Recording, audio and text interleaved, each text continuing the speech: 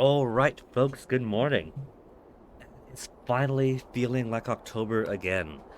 I don't know if this is just a temporary reprieve or if it's actually properly autumn. But that was too much heat. Before we jump into things, I just now noticed that we've got a gallery option. So we can go back in and look at all those delicious creepy haunts. All those delicious creepy haunts. Where was that one thing that I said to make an excellent CG? Ooh, we got a locked one already.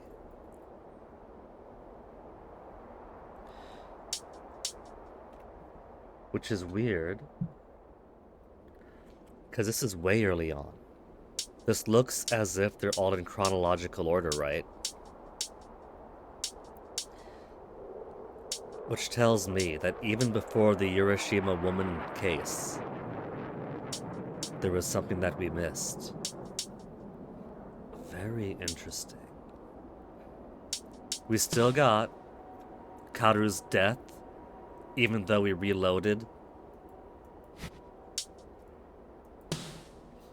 Even just the item get for the stuffed doll is a CG.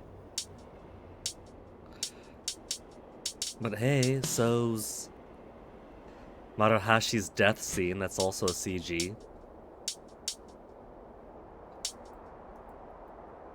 I don't know what this one is. Maybe that's somebody's death?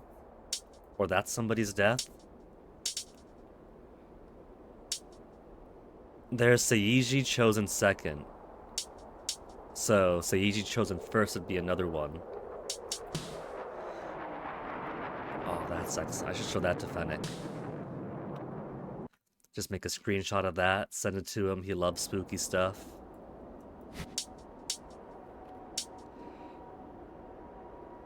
And then a whole lot unknown here. The mouths coming out of his neck. The one police officer. No, that was just a guard.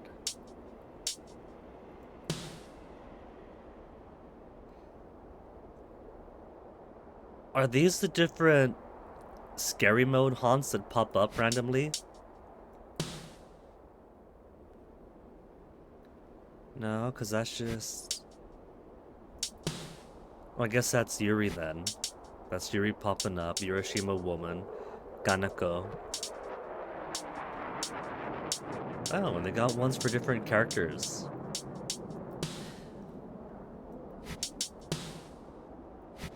I guess with even updated bits. Cool. And even got character arts there. Gallery's got all sorts of extras, not just CGs. That's neat.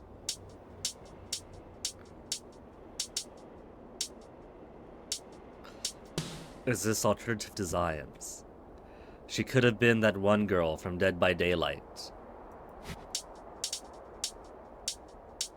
Ah, Maruhashi. The different hairstyles they were going with. He looks a lot more dumpy in this one.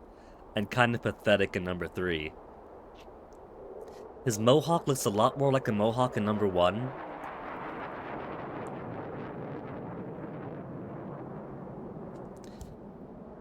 Because in his actual final design, I can't even tell that's a mohawk. I thought he was just shaven with one really long ponytail sprouting out from the front of his head.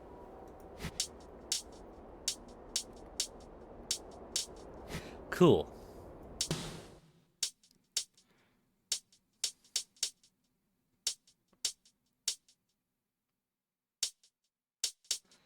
Kind of otogi horror. Cool. Anyway, that's enough fun looking at the extra stuff, since I just noticed the option and want to see what was in there. Let's get into the game itself, shall we? Where did we leave off last? 1658, 2039, 2106. Okay.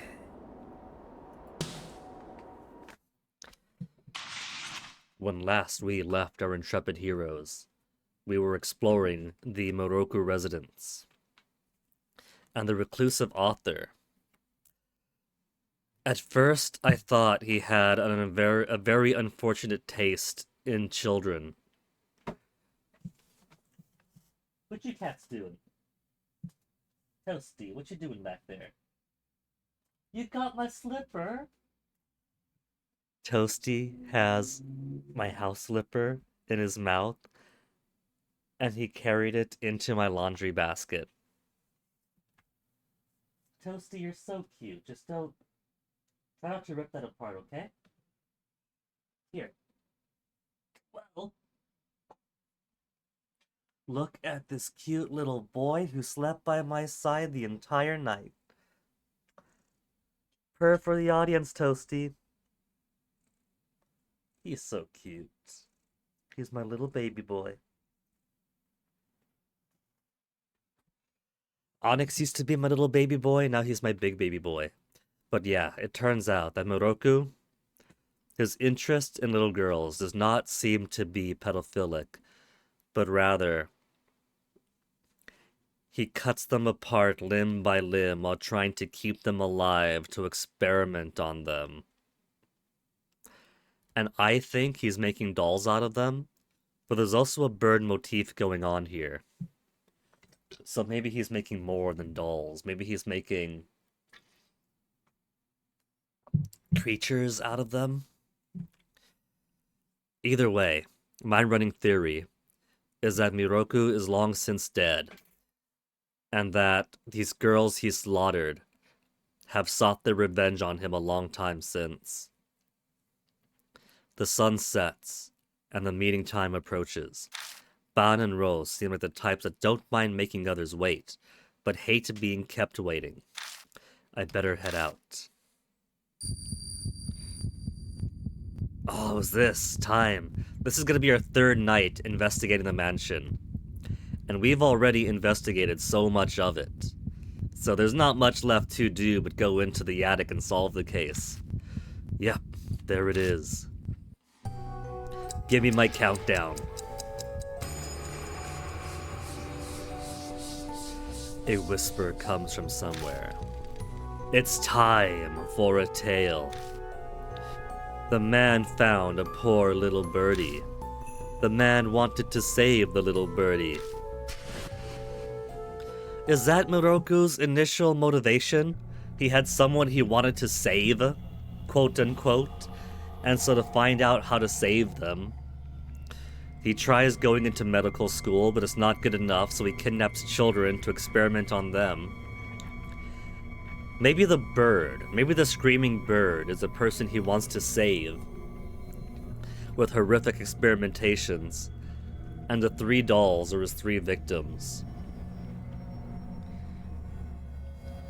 The whispering stops. Cold sweat slides down my cheek and drips off the peak of my chin. Hey, Toasty.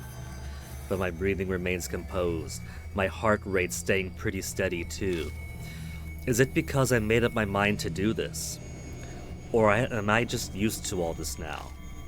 Even I'm not sure which is true.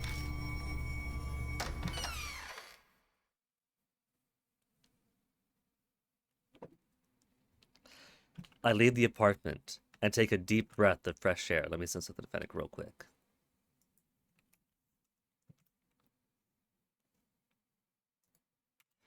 Tonight, I'm going to put an end to this. He says that, but there's gonna be more ghosts after.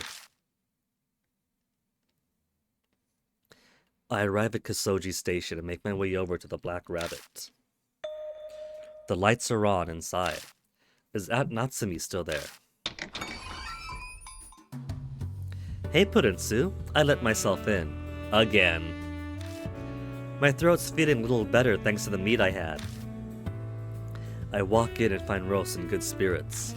Aunt Natsumi is nowhere to be seen. Just making a habit of breaking it in places. Did you break into the place again? Alcohol is a salve that heals life's wear and tear. You could even say it's a life companion. You'll understand when you become an adult. Hey, so you're both here already. Pour me a glass too, Purinsu.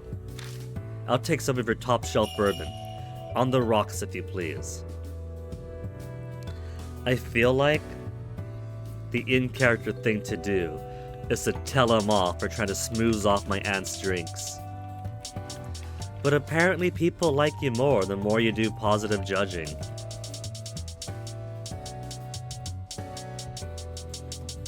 And apparently, you get like bonus information in their character bios if you give them positive interactions a lot. But I'm gonna play to character. The hell am I getting you, my aunts? I'm not a bartender here, I'm not the waiter. You're probably not even gonna pay for these drinks. Fuck off, old man. Why are you giving me that look? What an inhospitable bartender. Our lives are on the line again tonight. Indulging in a good drink when facing down the situations to be expected. So come on, don't keep your customer waiting. This is going on your tab. I've helped Aunt Natsumi at the bar before, so I know what to do. I go behind the counter and pull a bottle from the back. I put some ice into a rocks glass and pour the dark amber liquid in. A burnt smell wafts up. Bon impatiently snatches a glass from me and pounds down the liquor. Lewd, right here on the counter. Whew, that'll put hair on your chest. So, Purinsu, did you get us some info about Miroku? More or less. I filled them in on everything Aunt Natsumi told me about Yakumo Miroku last night. I see. It definitely looks like that cruel hobby of his definitely made its way into his work. But I'm finding it hard to believe that he'd abduct and kill young girls just for his writing. She wants to find a greater motivation. I think the teeth on my neck have given me more motivation for Miroku than our investigation has so far. I tried following the thread of those previous abductions. Over the past few decades, 4 girls went missing near the Miroku residence. Half a year ago, a middle school girl named Tsubasa Aoi vanished. Not Tsubasa? Tsubasa. She was on her way back from ballet class. She was a pretty girl who people had expected to become prima donna in the future.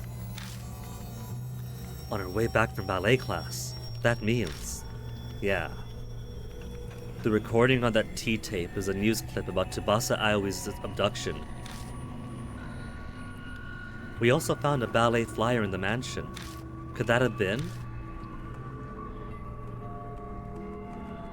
The girl in the attic is apparently looks like a crane to people who see her shadow, and makes crane noises.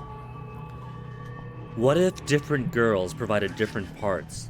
Like the first girl, the first of 4, is the one being worked on. From the ballet student, they took her legs. And then from the other girls, they took other parts. Let me see. He keeps saying Tsubasa.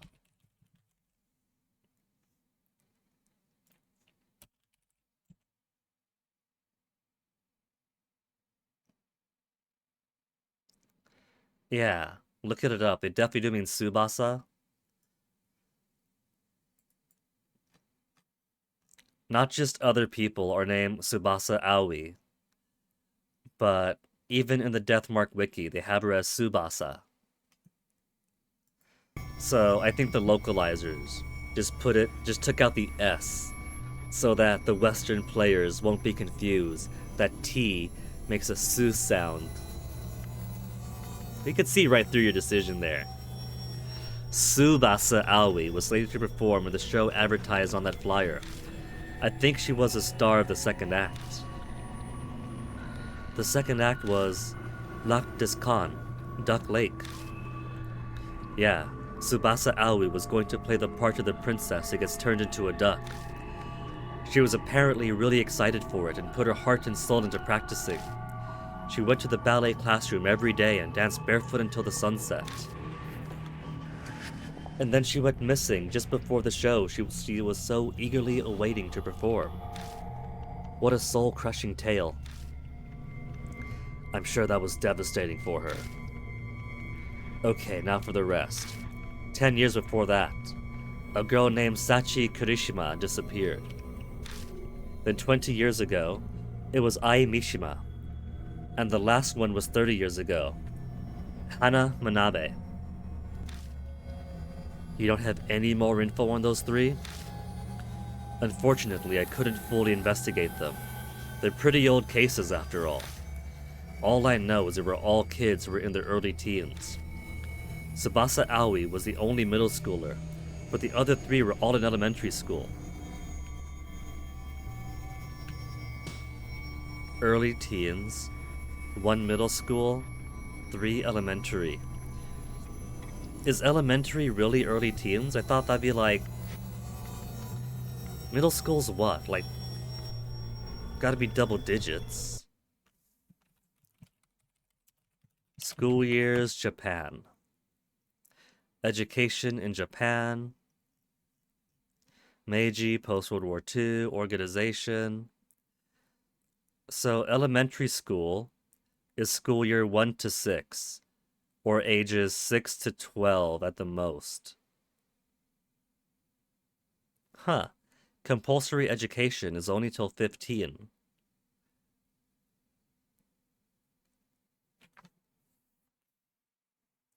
And middle school is 12 to 15. I wouldn't count elementary as early teen, though, if it's only up until age 12.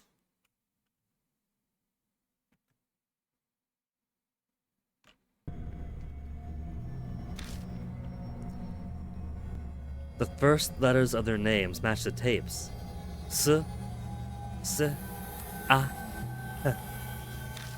The pieces are all starting to fit together. I think we could safely assume that Yakumo Moroku abducted all those girls. Once every 10 years, a young girl around the same age was kidnapped by a children's author. Almost like some kind of ritual. It really piques one's curiosity. Moroku must have had some nerve. He kept kidnapping girls right by his house, and no one ever put 2 and 2 together. I'd say it's the opposite, actually. For him, his neighborhood was the safest place to do it. Didn't your mother tell you? Most of Moroku's relatives are famous. Some of them are on the Sinja Ward Council, or they work somewhere in the government. They probably all kept the heat off Moroku, just to make sure they didn't get any blowback. If people suspected a relative of theirs was a criminal, they could lose their positions. And such is the disgusting state of the world. People really are the worst monsters of all. For me, scumbags like that are a great business opportunity. Enough of that, though. Time to get to the mansion and put an end to this. Yeah, we kinda have to, given the clock is ticking for us now. Notification. Oh. I'm expecting you two to earn that free drink you just had. See, that's why I made him do an unhappy answer, because it was free. Ban is mooching off of us, and he wants a top shelf whiskey. Yeah, I'm planning on it, kid. I leave the Black Rabbit with 2 tipsy adults in tow. They'll probably sober up by the time we get to the Moroku residence. A little quick tech check here, and it all looks good. I walk alone down a path that I'm already far too familiar with. Just before I'm inside to the Moroku residence, that horrifying presence appears once again. We're getting teeth already? Apparently are. This is gonna be a quick one then. Countless mouths surface and begin crudely laughing. It's almost the finale of the tale. The birdie becomes a crane and repays the man. Tonkarari from beyond the door. That's an onomatopoeia, right?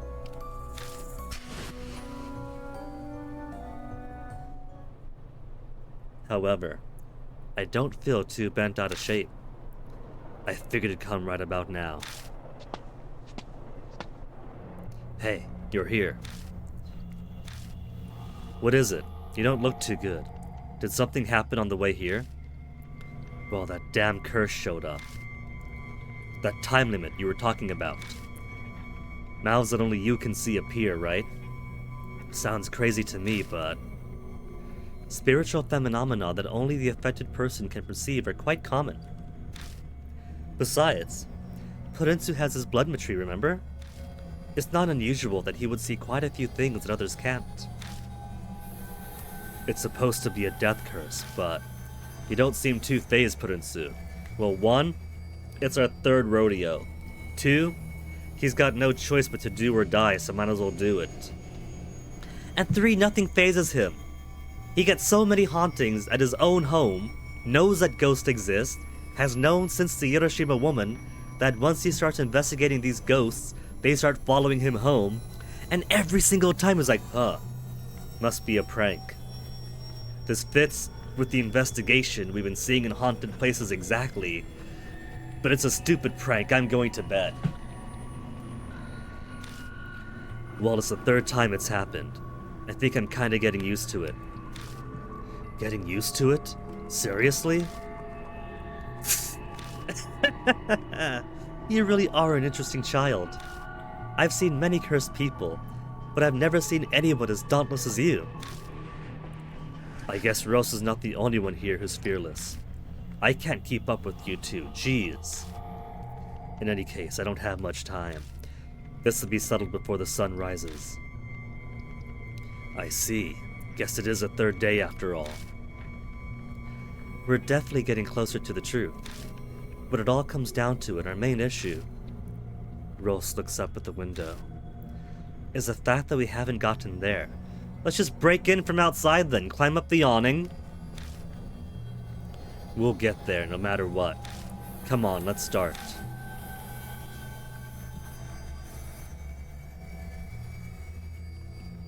Oh man, I was gonna say that I bet... Didn't I say last time? I was going to say let's bring Rose with us, in case we need her screams again. But she hurt her throat pretty badly, didn't we? Didn't she? Screaming to match the crane.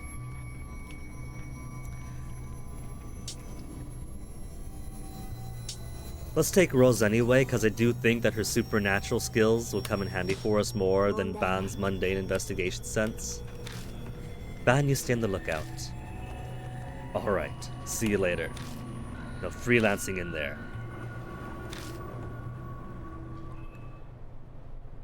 Okay, let me see if anything's changed on the outside. Probably not.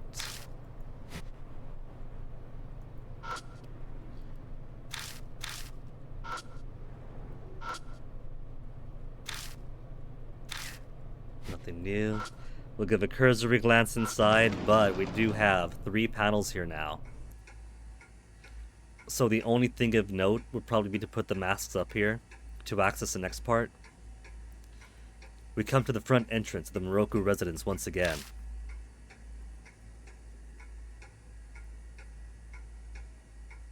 Three frames. That must mean we're supposed to hang the masks here. That seems to be the case. But the issue becomes where we place each of the masks. Well, let me scan around first. Nothing in the shoe rack? Any hints here? Decorative wood frame. Examine the frame. Nothing's in the left frame. How about the charm? This probably represents the mask that needs to be set here. Moroku is a fairy tale novelist, so this is likely to involve fairy tales.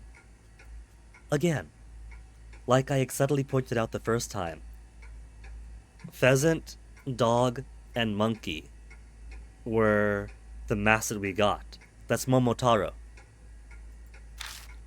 The quintessential Under the Blooming Cherry Tree story would involve a dead body, but none of the masks are of a corpse. And that story by Motojiro Kaji isn't a fairy tale.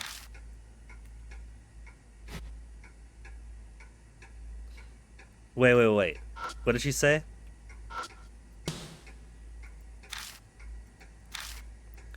Under the Blooming Cherry Tree. Is that what it says?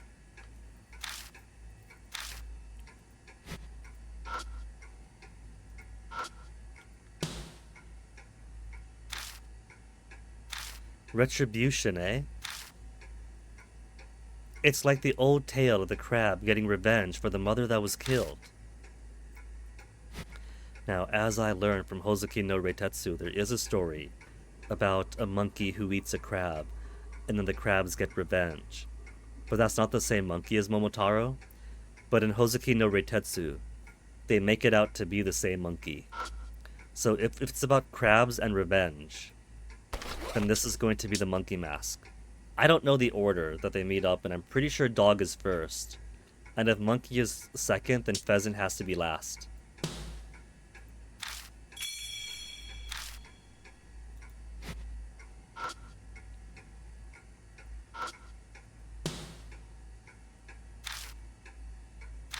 The last could be anything. Well, thanks! Well, let me see if anything's different in left and right. The bananas, and nothing else.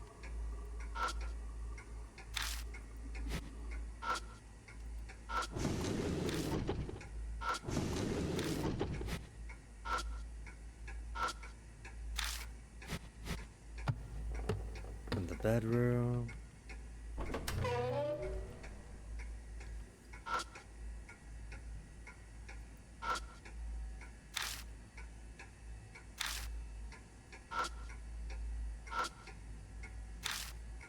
Absolutely nothing new.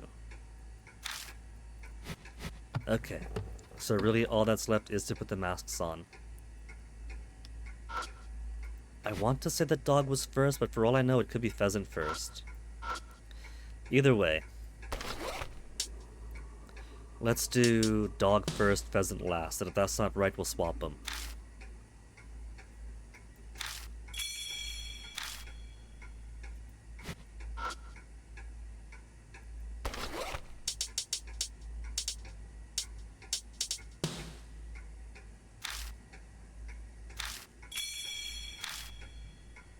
Then, got it right. Oh ho! The entrance to the secret passageway opens up once again. Wonderful, you're quite perceptive. I was just lucky. Now we know our Momotaro. Did you know that while Momotaro is a quintessential classic Japanese national hero story about the child hero that rises up to adversity with boldness and Nippon spirit. In the original tales, he's like 30 years old, something of a loaf, and then goes off in his adventures. And I think it's like, is it Meiji or post World War II, that he becomes younger and younger to kind of become like the child boyhood role model kind of thing. Come on. There's gotta be something pretty important up ahead. Could I get my masks back? I can't get my masks back, my souvenirs. And there's ladder. Something appears at the secret passageway. It's a ladder. Hehe, it's finally appeared. The final act is upon us. It's certainly giving off a dangerous vibe. We'd better be prepared for anything if we're going to climb it. Speaking of which, let me put a save down, because I want to get the bad end, and then get the good end.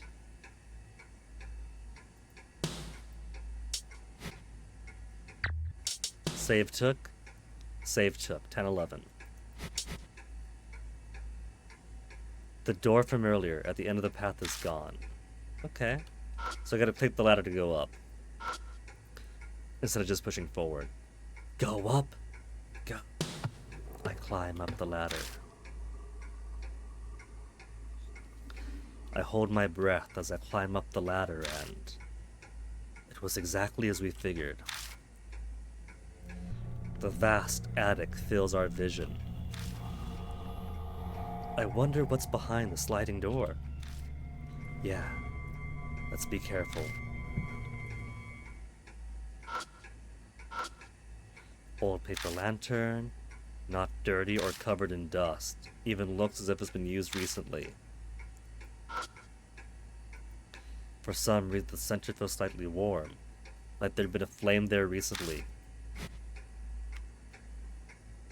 Well, there's a ladder. We're not gonna climb down. Nothing to do but look inside. Don't look inside, don't look inside, don't look inside, don't look inside, don't look inside. I quietly edge over the sliding door, and as I extend my hand to open it... See, she's totally being suspended from the ceiling. Also, she's looking a lot more skeletal. Those legs do not look like they're in good condition. What the? An odd figure appears as we hear the voice. Is this the screaming author? Open the sliding door? Of course we're gonna open the sliding door! I know it's dangerous, but we have to do this. No matter what is lurking behind the door, we can't just turn our backs here. I forcefully open the sliding door in an attempt to rid myself of my fear and doubt. And what we see is a grotesquerie of an abattoir. There's nothing here. That's what it looks like. All we see is a completely empty room. It doesn't look completely empty to me. One, there's a massive blood stain that splatters all over the room. There's a mirror, and there's a chest. A dull antique mirror. Nothing stands out about it other than the fact that it's so cloudy it doesn't reflect well. Let's look in the chest before the blood tree. There's a lock on the chest. It's a pretty old lock. I'll need some special tools to open something like this. That means it's probably faster just to look for the key. It looks like even Rose can't do anything about this right now. We're about to leave when I notice a sheet of black paper that was under the chest. Don't tell me Moroku got involved in the game too. What's this? Carbon paper. It's copying paper. Ever hear the words carbon copy? It's used to copy words. I've only used carbon paper once in grade school when my teachers felt that it was a skill we would need to learn for the future. And that was the only time I've ever used or seen carbon paper. It was already on the way out. We had Xerox by then.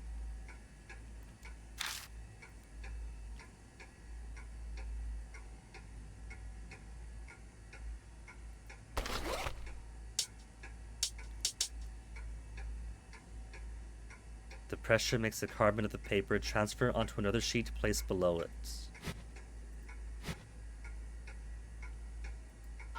Any keys in here? Any keys in here?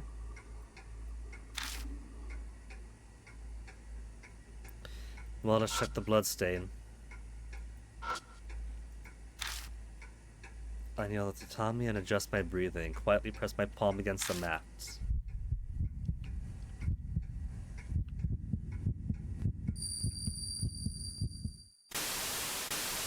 But nothing? A mass of jumbled images fills my mind, and I can't tie them into any single image, just because this is the remains of 4 girls in one. It seems like this blood doesn't just belong to one person. It's going to be really hard for me to get anything useful out of it. Blood seems pretty big. Something terrible obviously happened here. Anything we can do to it? Spray paint. No. What else do we have? Stiff hair, cute socks, a hand towel to wipe it up, sparklers. What if you use a hand towel on the mirror? We can't use anything on it. I guess we gotta go back down then, because we don't see anything else here. And we need a key to get into the chest.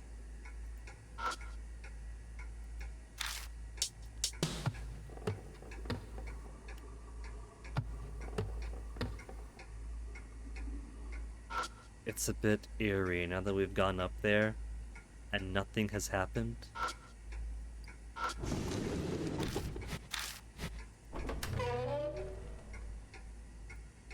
Spooks, anybody got a key for me?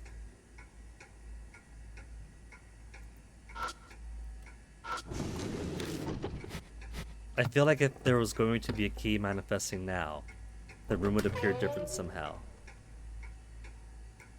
Like a typewriter and all these papers.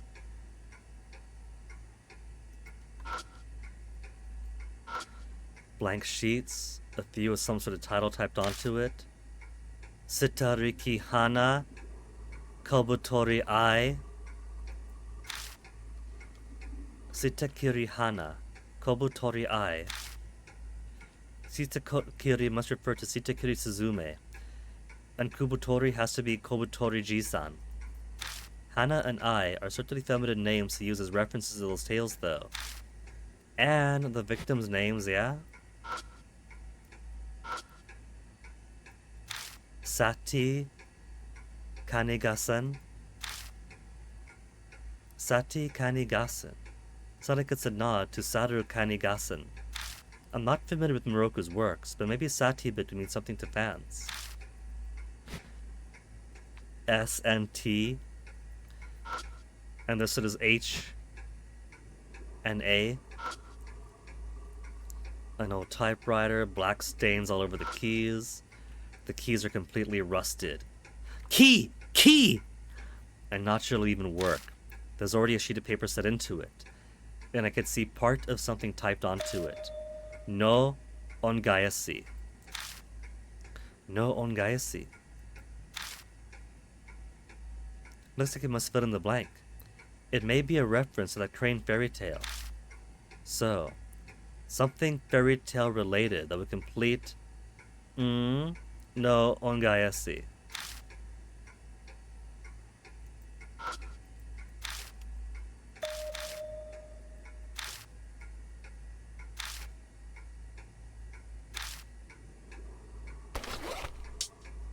Oh, my carbon paperwork here.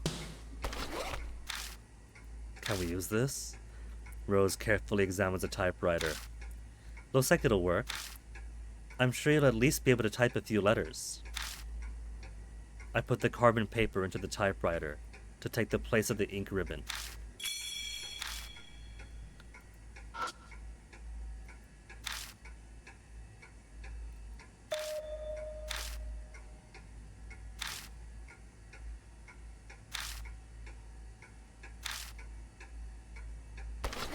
Something fairy tale related.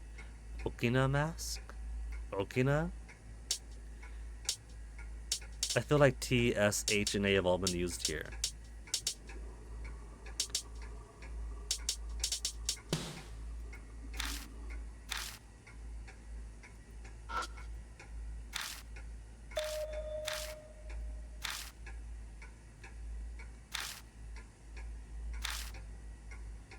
I'm wondering how my input is supposed to work.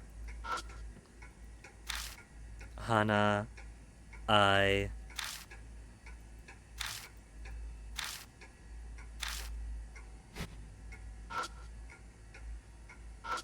Hana, I, Sati. If I assume that Sati is 1, then Hana, I, Sati, and then T should be the last one.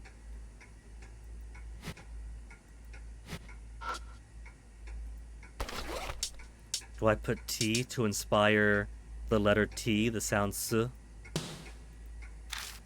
No. The rust on the keyboard actually seems like it could be dried blood. Give it a shot. A section of keys that looks particularly dirty. Blood it is after all.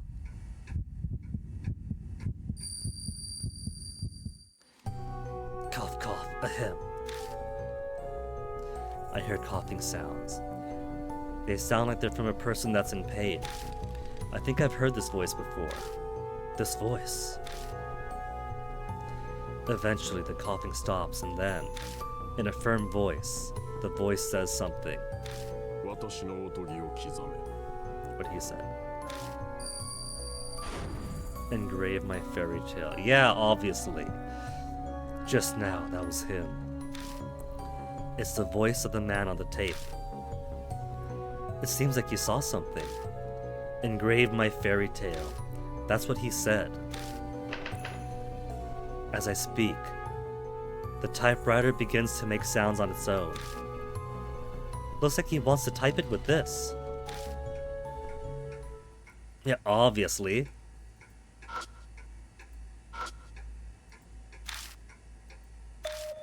Blaikno ongaisi. Absu are the only working keys. So the words must only use those letters.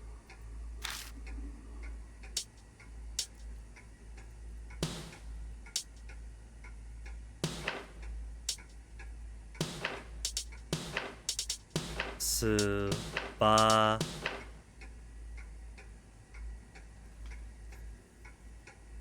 Okay, it wants you to put Tsubasa.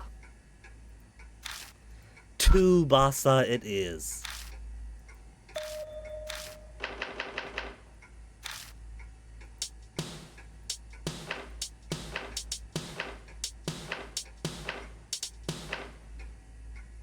Tsubasa. We'll pretend it says Tsubasa. I fill all of it out. Whoa! The keyboard starts clattering on its own again. So Tsubasa is his crane wife, huh? Even the keys that were stuck fast earlier are now smoothly typing onto paper. This is impressive. I've never seen such a clear case of psychography. We gawk at it as the paper fills with sentences and rolls out of the typewriter. We pick up the paper and look it over. This is what was written on it. I failed with many of them in the past. However, I've managed to save the fourth birdie. Okay, so there's not an original girl that he's trying to save. Each kidnapping is an attempt to save the girl that he's kidnapped and mutilated. Though it is their role, all birdies have lost all four limbs. It's truly saddening. The fourth birdie wails that it does not want to be seen, and it wants to die. Truly a pity. I should at least give her wings and transform her from a little birdie into a beautiful crane. If she becomes a crane, I'm sure it would show me utmost gratitude, even if it died. That's all that the typewriter writes. And now there's a lump under the sheets. Prinsu. Suddenly, Rose points at the bed. Look over there. What is that? When did it get that way? There is now a bulge in the bed that looks like someone is sleeping in it. Well, deuces. Left the bedroom.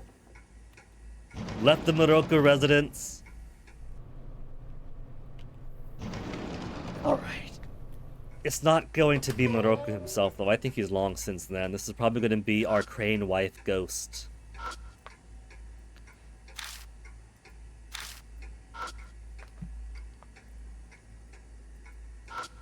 The bulge is about the size of a grown man lying down sideways. It smells pretty awful in here. Yeah. A powerful stench violates our noses. We had been in this room several times before, but it never smelled like it did now. So my two guesses, one is that this is going to be the Crane Bride ghost. Maybe it smells bad because a girl died being fused into a bird or whatever. But I think, with how the house has gone through several states to get to this final one, I think we are now finally seeing the true Moroku residence. The ladder up to the attic, and the corpse of Moroku that has gone unfound.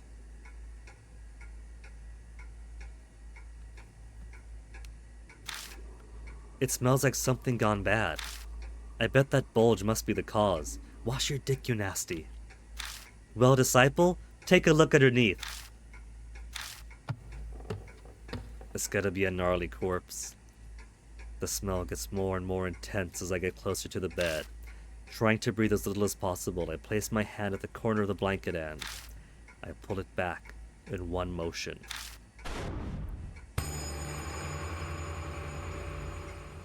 Oh, no, that is an assortment of limbs all stitched together. A scalpel, a gnarly head. Is this the rejects pile? What the fuck is this? Bask.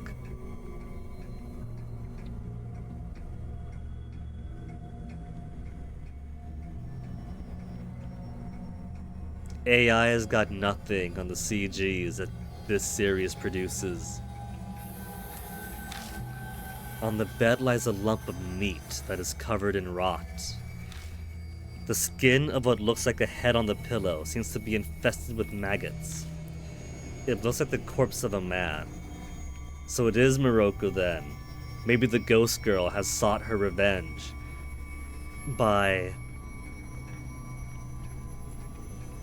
returning all their absconded limbs to him. He wants their arms and legs, he could have them.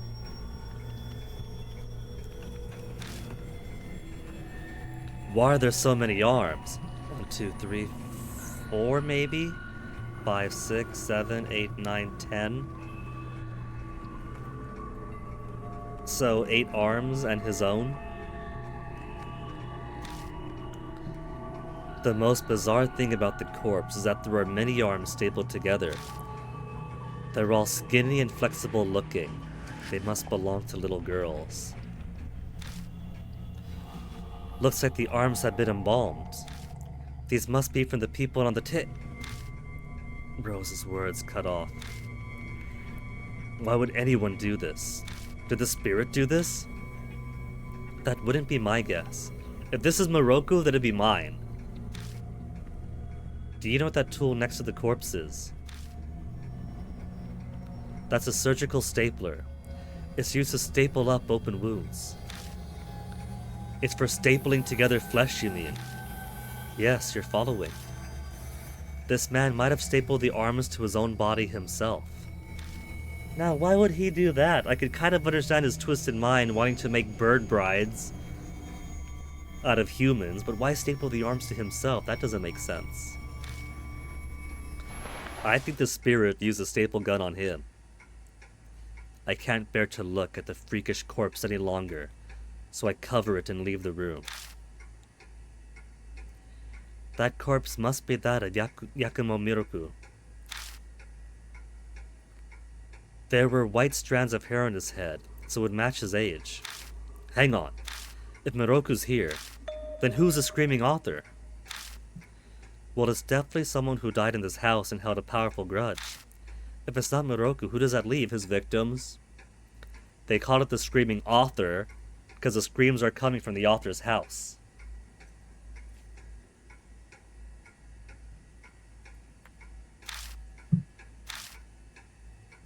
Hearing the word grudge, my mind immediately thinks of the tear-filled screams and pleas of the girls that were recorded on those tapes.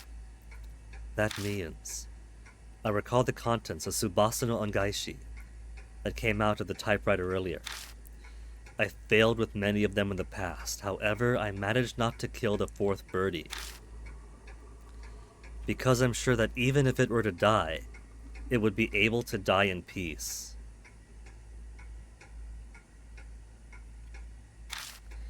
We haven't found the fourth girl doll, and what the title Tsubasa no Ongaishi indicates. The spirit must be Su, the last girl killed by Miroku. I feel my stomach turn once again. Yet another time it's happened since I entered this place. I'm sure any sane person would feel the same, but I can't allow myself to look away from it. I have to face a tragic reality. If I can't, then I may as well just embrace my coming death. Ah, that's right. I'll let you hold on to this. It was next to the pillow where the corpse was. Scalpel?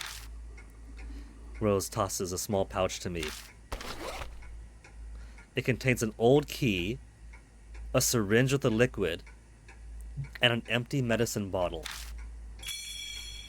Well, oh no, the fourth doll's gonna be in the trunk. The label on the bottle reads, Medalozam. If I recall correctly, I believe that's a sedative. He probably used it while performing surgery on the girls. The key is probably... It probably goes to the chest in the attic. The size matches with the keyhole. The old chest sitting in the back of the attic that seemed like it was hidden away. It seems like it's finally time to open it.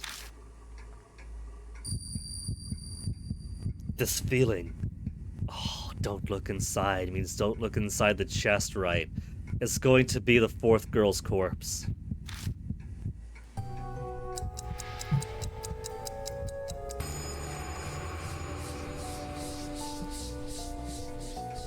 You know, even if I didn't know the story of Momotaro, I bet you that the order the girls were kidnapped and killed probably correlates to their masks. Something for me to keep an eye on the next time I play, I guess. The screams from the mouths pierce my brain. The tale has reached happily ever after. Don't peek.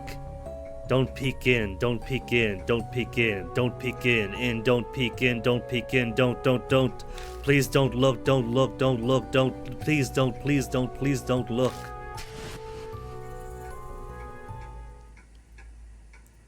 I don't have much time left. I gotta go to the attic.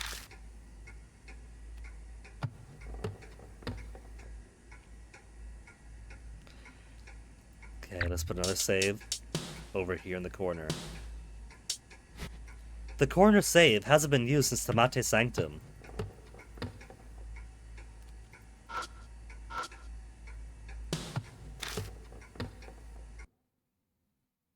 We return to the attic. The paper lantern is emitting a white light. What the hell is going on? We're being welcomed by the birdie bridie. The sliding door is now completely open, and I hear what sounds like pained breathing.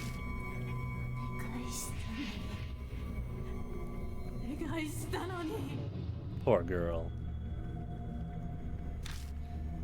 What do you mean you pleaded? She begged us over and over again not to look inside. She even called us at her own house to tell us not to look inside. And here we are, about to look inside the chest.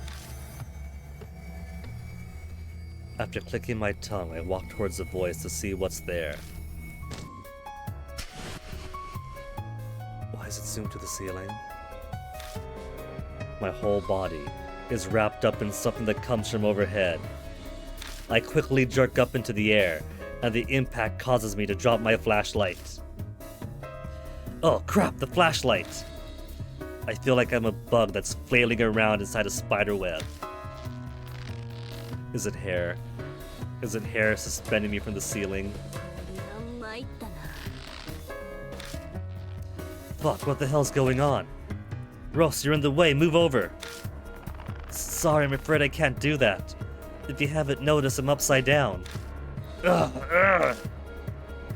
I squeeze my head against Rose's body so I could actually see. I bet she's enjoying that.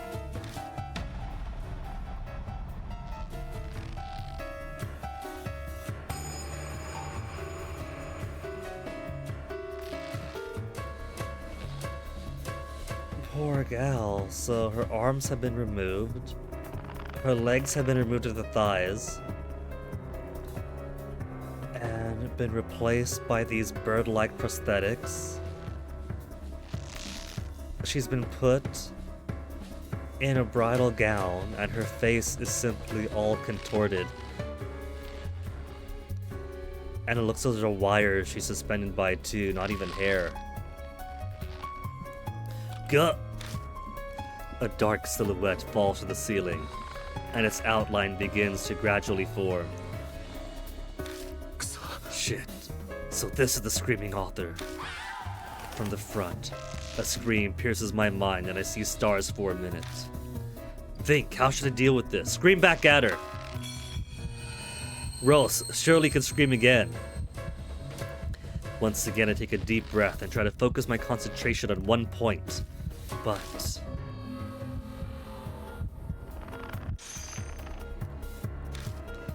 I think the fact that I'm all tied up like this is preventing me from fully concentrating. You gotta be kidding me! Survival, escape. I get the time limit, don't I? Scene 1.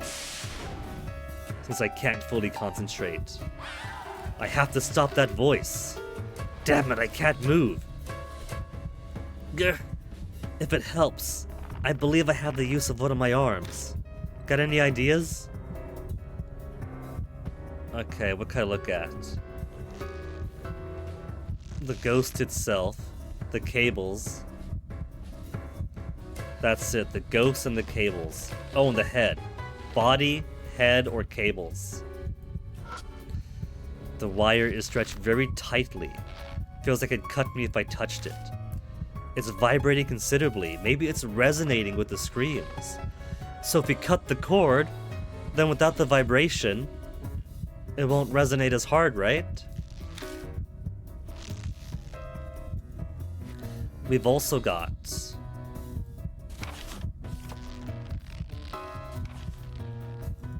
I want to access my inventory. I can see the torso of the screaming author. It's within reach and looks like a good target. We've also got the horsehair that's often used to make instruments and strings. So that reverberation might be able to help us.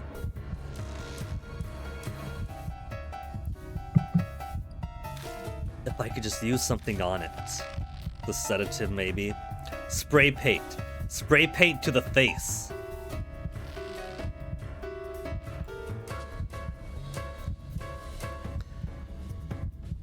I see the screaming author's mouth. You have to point it out to me. Is that an eye or a mouth? Is that the mouth down there?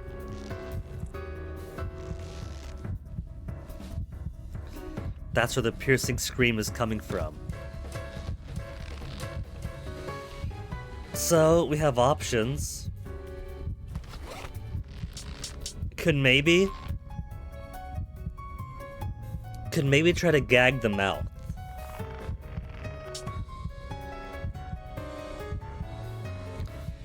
Paper wrapping is damp and the tip is burnt. Might still light or might not. Either way, it's not going to immolate her. There's some liquid in it. Maybe try to sedate her. I don't think sedation is going to help. Stringing musical instruments, so it might be some reverberation.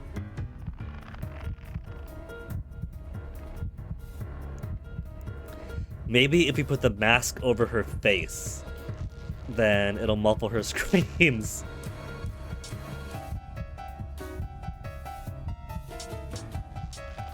It's a shame we didn't get the scalpel that was next to the corpse.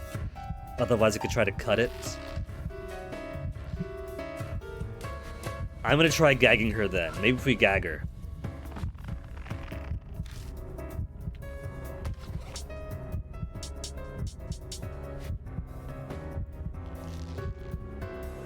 The face! Use a hand towel on the face! Got it! Rose sticks a hand towel into the screaming author's mouth, but an intense scream blasts me at close range. Game over. Got a targeted blast to my skull. Heart fills with sadness as I descend into darkness. Okay, so wrong move.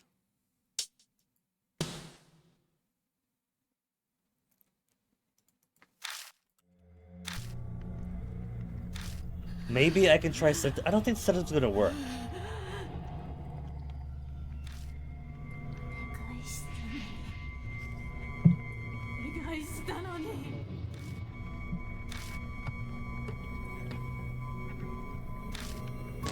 I feel like the biggest clue we have is that the cables are helping the reverberation.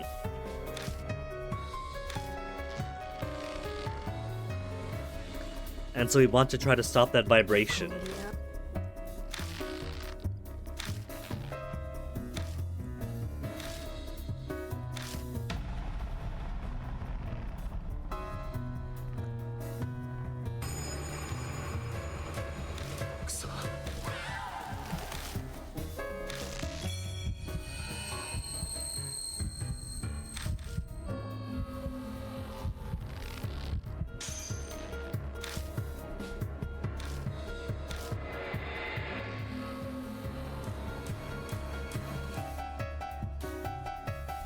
Scene 1.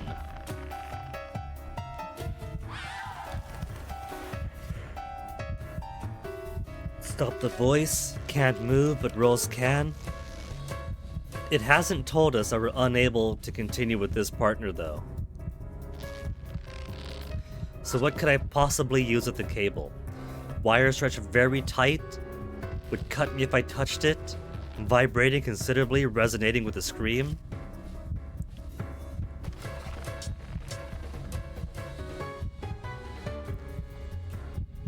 Maybe the hand towel to pull on the strings, and the hand towel to wrap around the hand, so it can't cut you as you pull on it.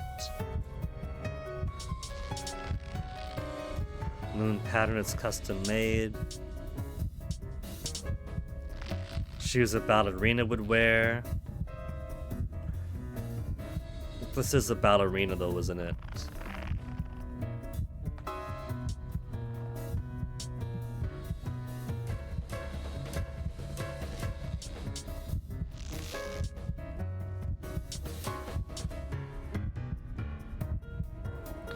Whose feet will be painted yellow. We have cute socks. We have ballerina shoes. We have yellow spray paint. Okay, how about hand towel on the wire? Can't use hand towel.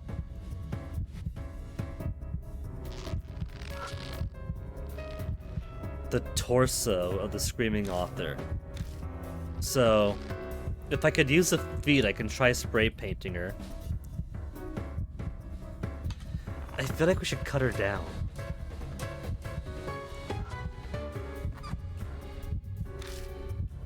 If we could just use something on the torso. Okay. What about the clumps of stiff hair? What if we use a stiff hair on the wires here?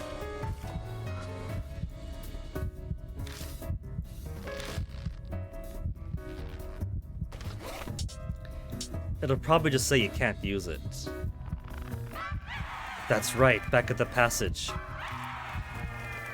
Rose mimicked a communicating cry, and we managed to survive. Hurry, hurry! Hey, take the clump of stiff hair out of my backpack. Clump of stiff hair?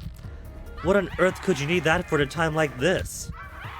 Stop talking, just hurry up and get it. Got it, what should I do with it? Rub it against the wire as hard as you can. If you say so, here goes nothing. To disrupt it?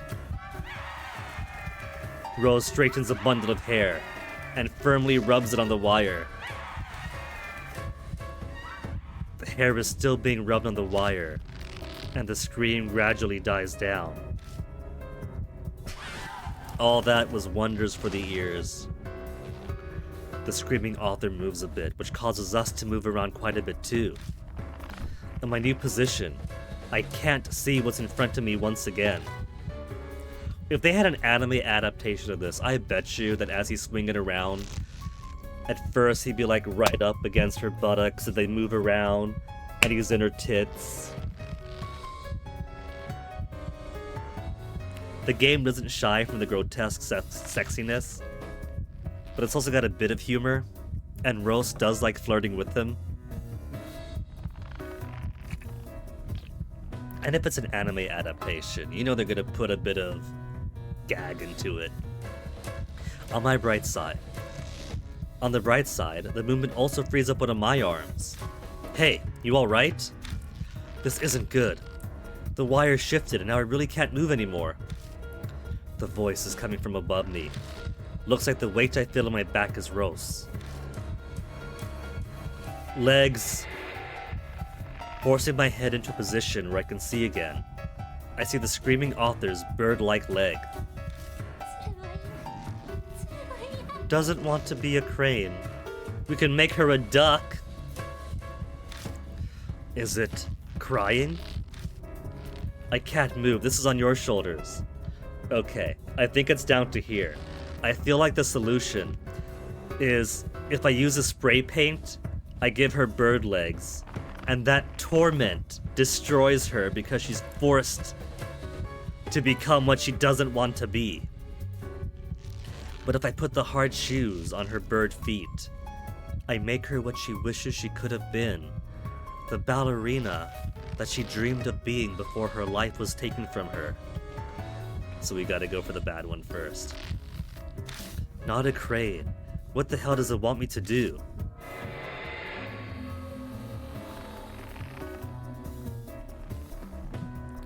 Scene 2.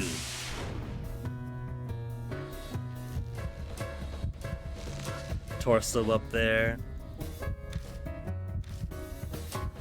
Legs over here. Creepy looking legs look like a bird's. Don't say that out loud. Perhaps because it notices me looking at his legs, the screaming author gets noisy. And there's nothing else to interact. The lantern. Paper lantern uses fire. It'd be a powerful weapon for us if I can find a way to use it. The fire, we can use this. It's too far from here, can you reach it? No, can't move at all. So we can't use it yet. If we could... We have incense. We have bamboo charcoal. But let me spray paint her legs first.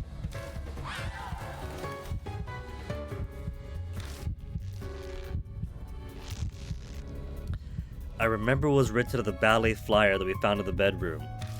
First act, collection of pieces, ballets, others, second act, lac d'escant. Please enjoy their energy and spirit as they perform adorned in adorable colors.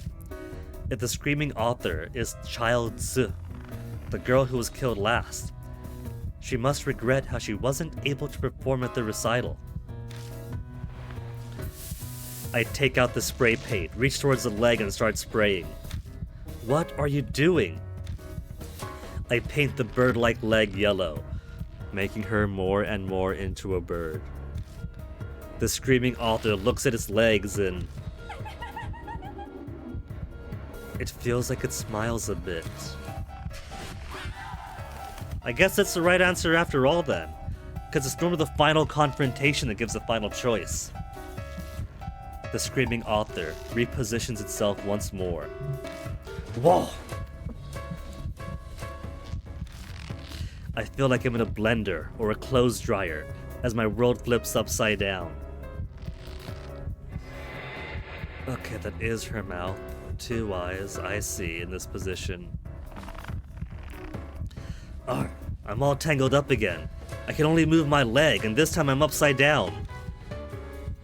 The wires got looser so I can move now.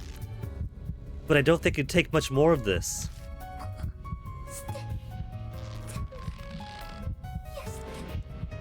She wants this entire damn place burned. What's it saying? What's wrong? Let's hurry up and do something. It'll flip us over again if we dawdle. I know. Let's do this. Survival, escape, final. Scene 3. She said to burn it all down. Head, torso, not so yellow legs, and the fire.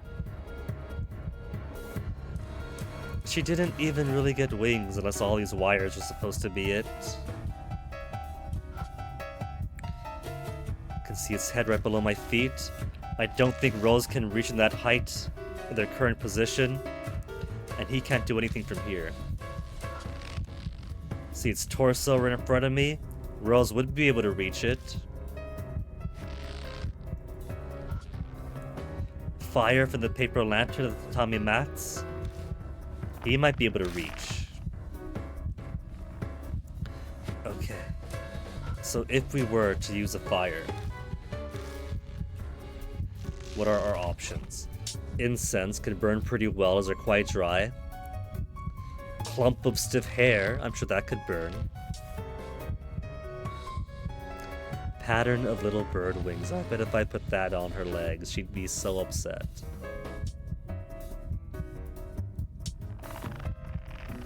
Hand towel. Sparkler. Let's try the sparkler. Take the incense from my backpack and light it on fire with the paper lantern. The lantern, huh? It's a bit far though. Rose tries to reach the lantern. Tch! The incense just can't quite reach the paper lantern. But in that case... Hey, this is gonna hurt a bit, but focus and power through, okay? Just what exactly are you scheming? My reply to Rose is a heavy kick to the back with my free leg. Ow!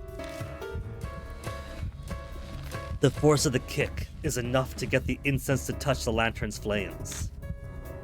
Smoke creeps out of the incense where it touched the fire, and it quietly starts to burn. We did it! Lit incense. I thought I'd pick Sparkler. Oh well. Screaming author flaps again. World spins around once more.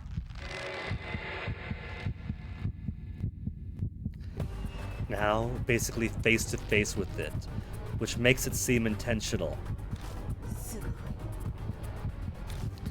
Ross is rendered speechless. The screaming author sounds like it's trying to tell us something. I'm unable to move again. Hold it. I'll end this.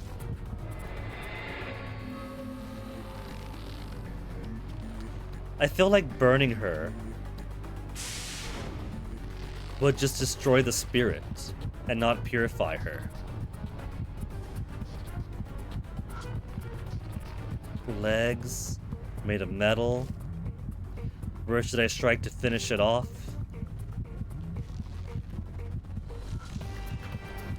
Torso, the screaming author. It hurts to see its tattered clothes. The screaming author's face is pretty close, eyes staring sadly.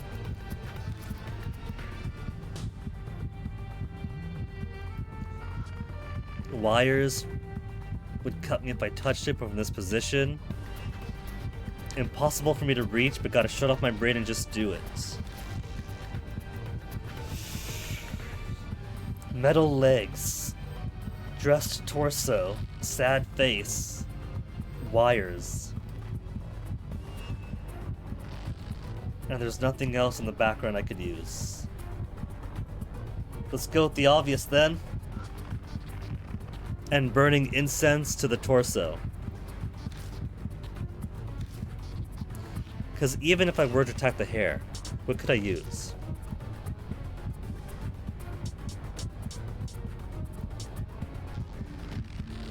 We have lit incense. I can't see this burning very hot. Shrunk cute socks. Hold on. Oh, by trunk they mean the torso, not the case back there.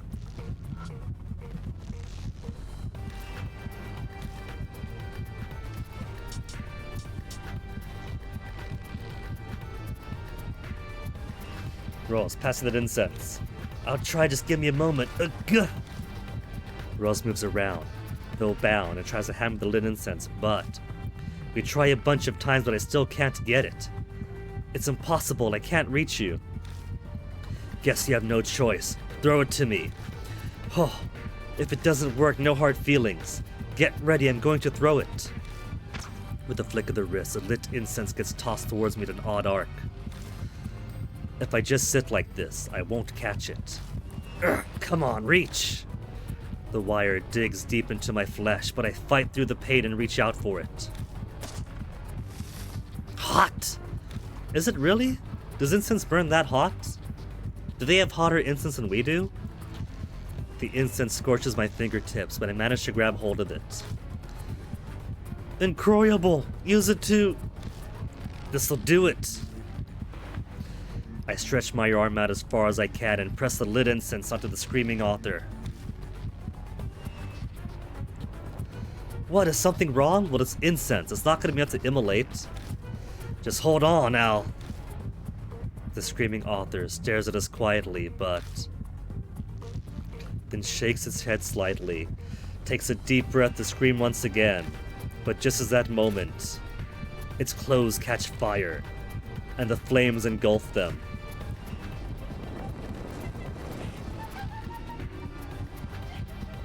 She's giggling. Purification. Screaming author burning brightly.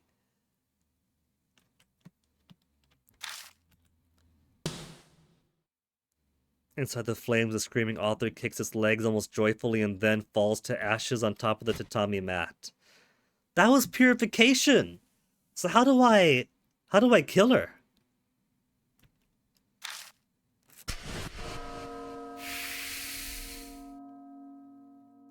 Whoa. The wires that held us tight are cut, and we drop pretty roughly. Phew, well, we're still alive. Maybe it's because we used incense. And incense purifies, right?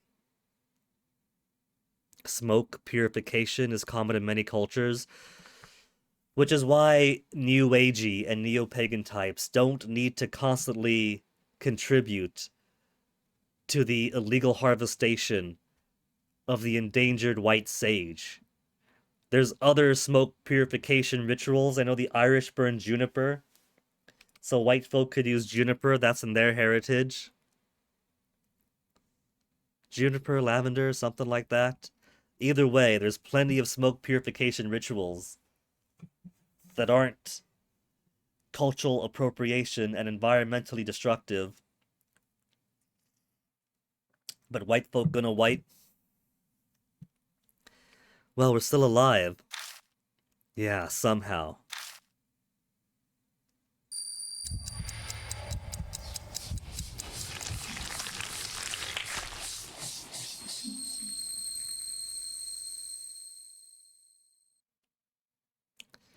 Maybe this one is a sum of the choices. Like if I put the bird wing socks on her legs and then burnt her, she'd burn as a bird, and she would hate that. Like usual, the curse disappears, but wondering how much long this is going to keep happening makes me depressed. I look at the floor where the screaming author fell to the ground, but it had disappeared. Now there was just a pool of blood in his place. You'll learn more about Miss Ami if you use your blood matrix on this, correct? Try it now, quickly. Yeah. Getting closer to the pool of blood, I slowly press my fingertip against it.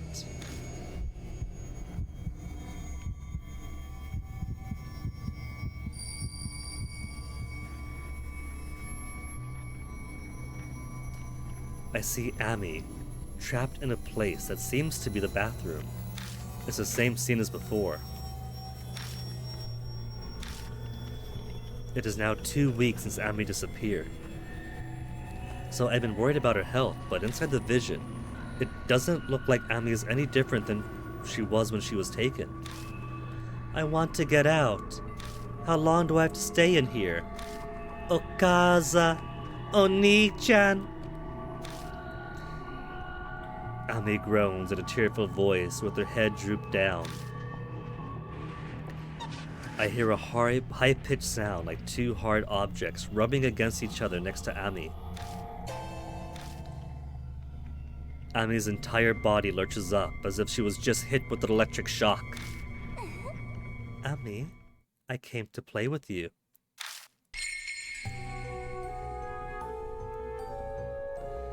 Kakuya's got a lot of arms here. 2 small doll arms and 2 bigger, dirty doll arms coming out from further down the road. Kakuya appears and gently pets Ami's head. At the same time, a doll arm under her sleeve tightly grips Ami's body. If Ami is now a participant of the Kakuya Games. You see how it even puts action lines. So it's not just gripping her body, but caressing her as it does it. No, hold on, because there's also those same lines here, here, here, and here. So unless all of her clothes are just like really fast sequencing, maybe it's just effect then. Unless it is cloak pulling out of the way while the arms come out to grasp. Because there's no such rush lines along these arms, they're probably more immobile.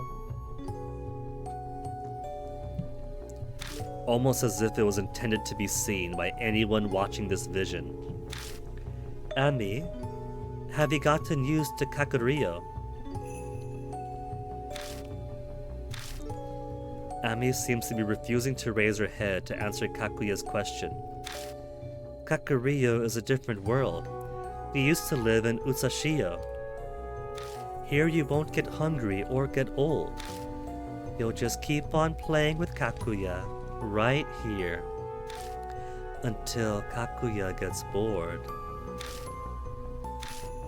If you get bored, will you take me back? No, I won't. I'll break you.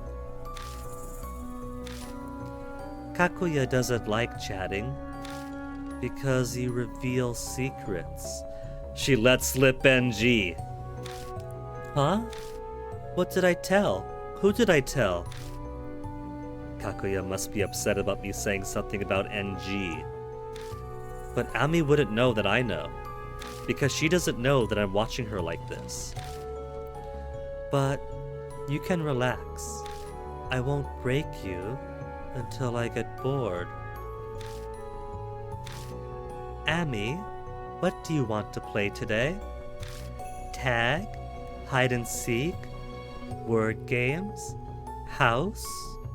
Or... The vision ends before she could suggest old maid. Ami. Seems like you saw her. What did you see? From what Kakuya said, it sounds like Ami is trapped at a place called Kakuryou. Kakuryou. She must be talking about that Kakuryou. Which Kakuryou? What, you know something about it? Just a dictionary meaning of it. Kakuryou is also called Tokoyo. It's a Shinto term for their view of the world. It's what they call the realm of the dead. Put more simply, it's the afterlife. The world of the living where we are is Utsushio. I cannot be certain that Kakuryou she was talking to was the one I'm referring to. Talking to. That she mentioned? That's not what I'm interested in. How do I get to Kakuryou? Well, by dying for one. Unfortunately, I don't know either. Obviously, Ban wouldn't have the slightest inkling. Firstly, we need to ascertain what Kakuya means by Kakuryou. Now I know that Ami is in Kakuryou. Unfortunately, I don't know what or where that is. Am I really powerless to help her? I know that you're in a hurry to save Ami, Purinsu, but we can't do that right now. Let us take the little steps forward that we can. Like checking out the chest. Why don't we open up the chest? That's what we came here for.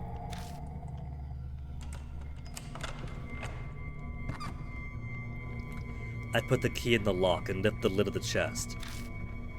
I saw a small, oddly shaped doll in a thick envelope. What?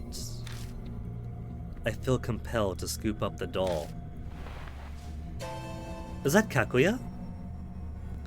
It's an odd design, with a girl's head on top of a stringy body. The face is a familiar hairstyle and hair color. It does a very good job of looking like Kakuya. Why is a doll with Kakuya's face here? My initial guess, seeing all the dolls, is that Miroku was trying to create a Kakuya. Huh. So this is what Kakuya looks like. You know, she's quite adorable looking. She doesn't look like the evil creature we know. But why is this in Miroku's house? Don't ask me, how the hell should I know? The talk of the doll reminds me of the dolls with the girl's spirits that we found. I wonder if there's some sort of bloody source related to this doll too.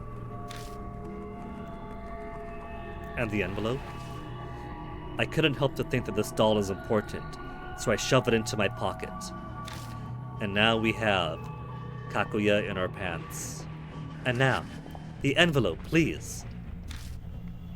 I open the envelope at Rose's request. It contains scratch paper with detailed descriptions of things, and some photos of girls. It's a memo left behind by Yakumo Miroku. It looks like he wrote about the girls he killed. But even with this, we still can't figure out why Miroku did such a horrible thing. And these photos are... In the photos, I see a girl dancing on the stage wearing a white ballet outfit. A ballet recital. Oh, that's right. The victim went missing when she was coming home from ballet practice. She was... I recall the appearance of the screaming author. Turned into that. What the screaming author actually didn't want us to see. It was probably... I see. That's why she came up to us here. Because it was painful for her to see us. Compare her with her former self. We leave the burnt-smelling attic, all of us full of dreary feelings. Took you long enough. As much as I want the scoop, patrol's about to start. We should get the hell out of here now. Let's meet at the Black Rabbit. I'll tell you what happened at the bar. Ha, sounds good. We managed to survive after all. It's time to celebrate our victory tonight over a good drink. I part with the other two and head to the station. Because I run to the train, I manage to reach Kasoji Station earlier than they do.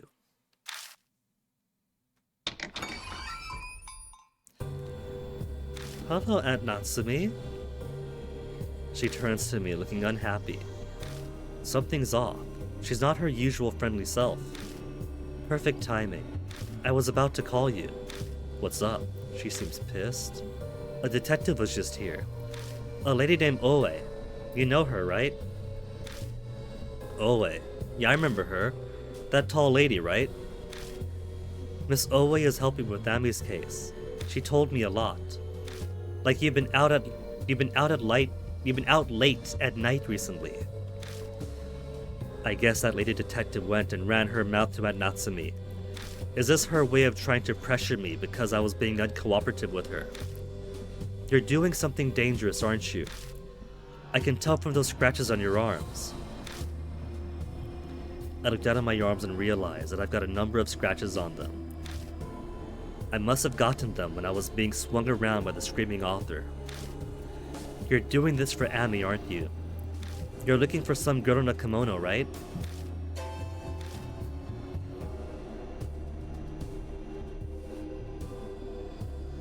Miss Oe told me what you said when you talked to the police. After Ami suddenly vanished in the bathroom, you met a girl in a kimono. And the girl said she kidnapped Ami, right? Yeah, that's right. So, it's just like Miss Oe said. The other police I talked to didn't tell me anything about that. Probably because it sounds so absurd. But why didn't you tell me yourself? Isn't it obvious? I didn't think you'd believe me either. Yeah, I probably wouldn't have taken you seriously. But now that a cop says so... But I haven't learned anything these past 2 weeks. At this point, your story about her being spirited away is my best lead. Ginea, you'll tell me, right? She looks at me with burning determination. The desperation of a mother who's lost her child. The persistence to find that child. I can't keep hiding it from her. Okay, I'll tell you everything. Give me a few minutes, I've got some people who are helping me. If they help me explain it, it'll make everything a bit easier to believe. When we bring a burnt-out, middle-aged, gambling, shady journalist, and a cat burglar magician who hits on younger boys, and by younger, I mean teenagers. Eventually, Ban and Rose arrive at the bar. After formally introducing Natsumi to them, we start talking about everything that's happened. We tell her about Kakuya, our investigation, spirits, Kakuya's game. When I'm unsure how I should explain something, Ban and Rose help me out. Natsumi listens quietly until the very end, never interrupting. So that's what happened. She seems shocked. That's not unexpected. I've actually faced a number of spirits now, and I still wonder if it's all just some nightmare. I understand you don't believe our story, but every bit of it is true. Your daughter was kidnapped by this Kakuya doll. We and Purinsu are pursuing it. I don't want to get your hopes up for no reason, but at least your daughter is still alive. According to Purinsu, people don't get hungry in the realm of the dead. My daughter's in the realm of the dead! Realm of the dead. Kakuryō. She repeats those words to herself quietly. Natsumi, if there's anything at all that makes a connection for you, let us know. We need all the information we can get. Right. I don't remember it very well, but I think Moroku once wrote a story about the realm of the dead. Oh. Yakumo Moroku again, huh? This guy seems to have quite a few connections to Kakuya. Could it all be mere coincidence? How fascinating. When I hear Moroku's name, I remember all the disgusting and grotesque things I saw tonight.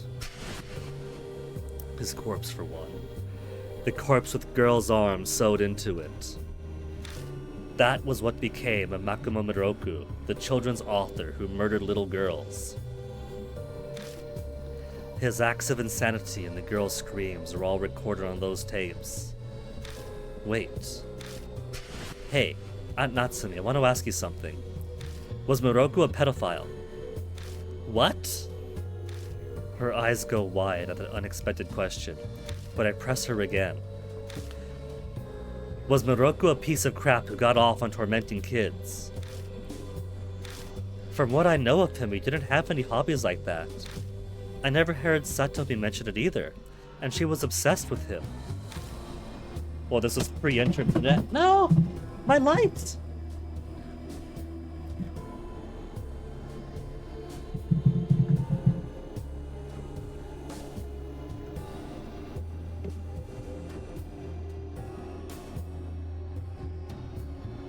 The ghosts are trying to stop our investigation. Pre-internet, so harder to get the scoop on people, and less easy for them to put their dirty secrets proudly into the open. I'm sure he hid his guilty pleasures that no one else would find out, but the way Moroku sounded on that tape still bothers me. I can't believe someone who spoke so calmly could be doing something so depraved. Hey Purinsu, what's bothering you? You can't explain what we saw there without concluding the guy was insane. Yeah, I know, but something's bugging me. It's on the tip of my tongue, but I just can't figure out how to put it into words. Anyway, I've got a request for you, Miss Manager. Could you look into that book of Miroku's that references the Realm of the Dead? Just in case, you know. Yes, I'll do my best. Ban, Rose, I'm putting Ami's fate in your hands. Natsumi shudders and breaks out into tears. We won't let you down, miss. We'll find your daughter. As a reward, I'd like a bottle of Blood Red Grand Cru. Gania, I'm so sorry I'm putting you in danger, but there's nobody else I can turn to now. Please, save Ami. You got it, Mom. Thanks.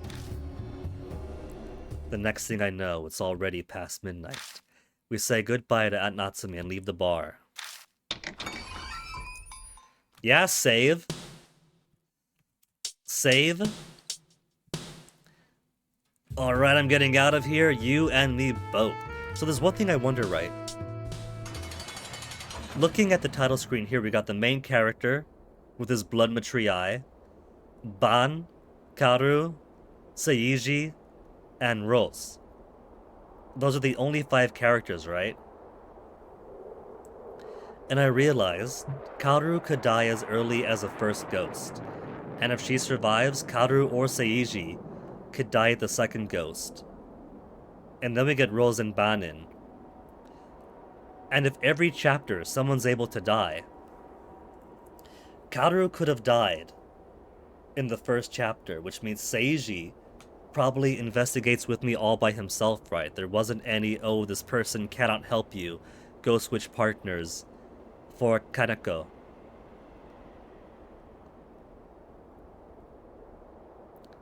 And then for the third case, there were things only Ban could do, or things only Rose can do.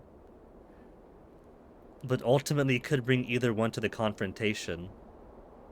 So, could die. One chapter could die, next chapter could die, next chapter could die, next chapter could die.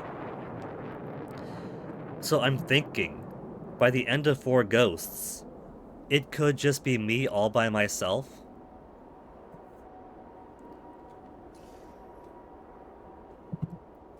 It feels like we could totally do a second playthrough that straight up kill them all.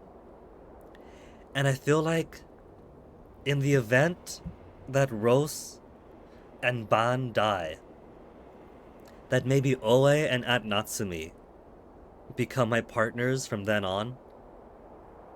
Or maybe, because these two only followed for 2 chapters, maybe these two only follow for the subsequent 2 chapters too?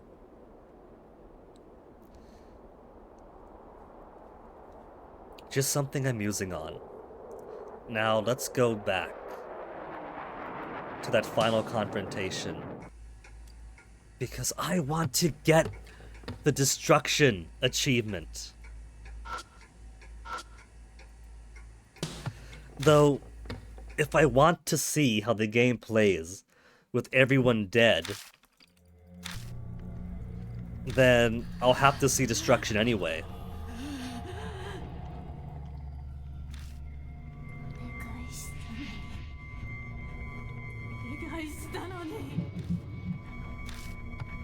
But hey, whether I do it on stream or off stream for a second playthrough for Kill 'Em All, I'll count this as practice so I'll know what to do next time.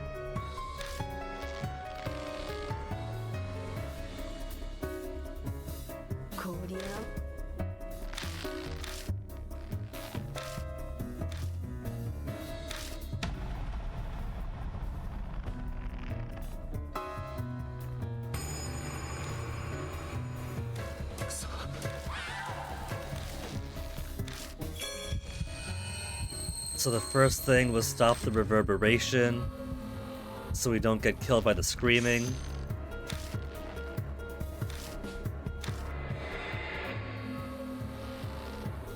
But maybe destruction is making her more bird-like, right? And if I cancel out the screaming, then that's one less bird-like thing.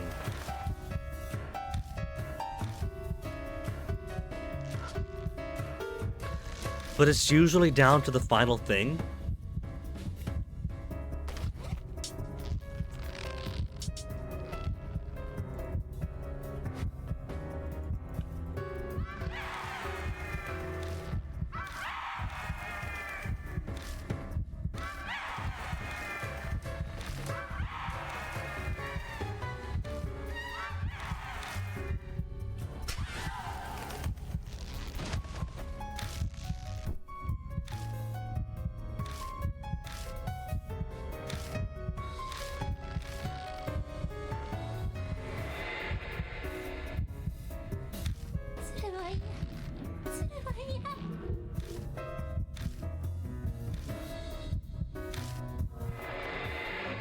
You know, I'm reminded of On Blue Sky, right?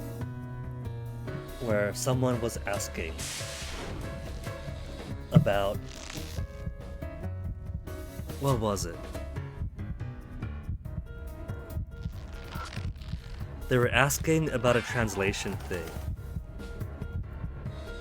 About whether something had translated lolicon as pedophile.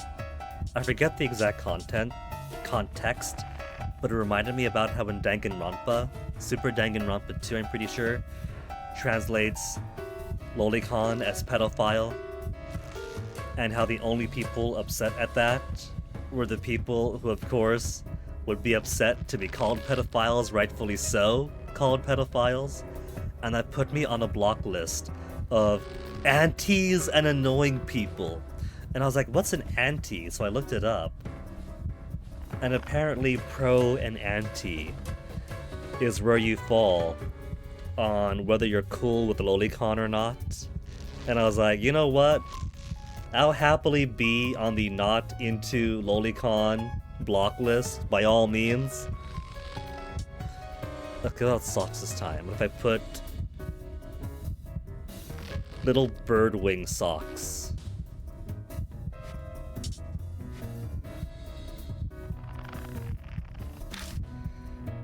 Don't like people seeing your legs. I could use this. You force it on. It doesn't get covered up. Glumly stares at his legs. And screams more intensely. Okay. So, much like with the Hiroshima woman, there's different options. But you're only given one thing to do until the end. One route, one correct route, one linear correct route. And then the final choice determines whether it's destruction or purification. Now the item descriptions for the socks do say they run easily.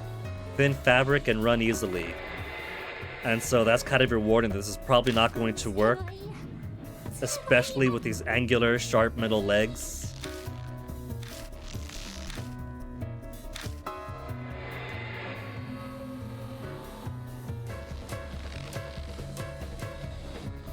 What if I try ballerina shoes? They probably won't fit on the legs either.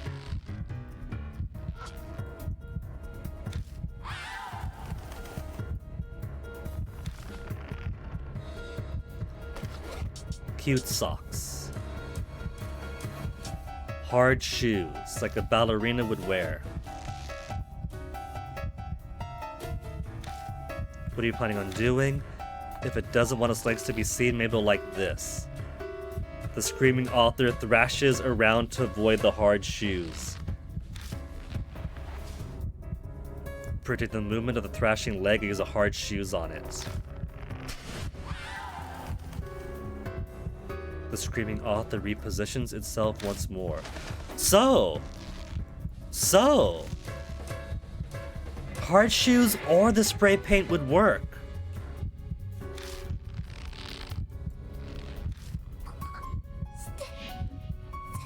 So unlike the Hiroshima woman, you got two correct answers.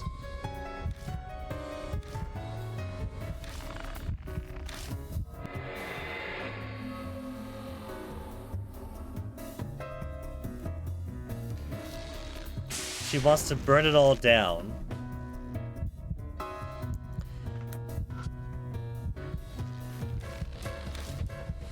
So incense was that option. I meant to use sparkler, but I forgot to swap it over. What if I use bamboo charcoal instead?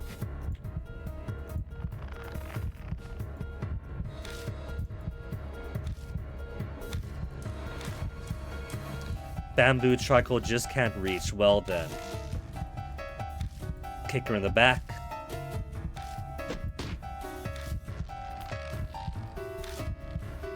Smells like it's burning but won't ignite. Come on, hurry. With a sad look on his face, screams some more. So we do need a quick burning thing. I'm sure the charcoal burned beautifully, but not as fast as we need. And the sparkler probably burns out too quickly. So destruction or purify then.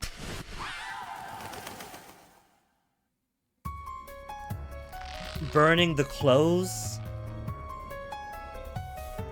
burns all of it all at once, right? She starts lighting on fire. And it burns pretty much all of her. So maybe it's burn her face to destroy. Or if I burn the cable, she'll fall to the ground and remain as this grotesque abomination she doesn't want to be.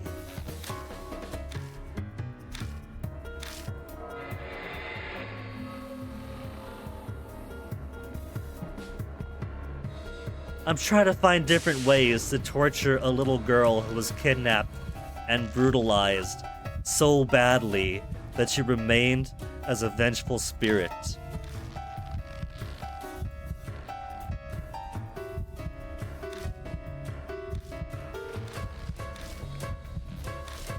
Will they go through all this? I'm gonna check on the internet real quick. Nothing new there.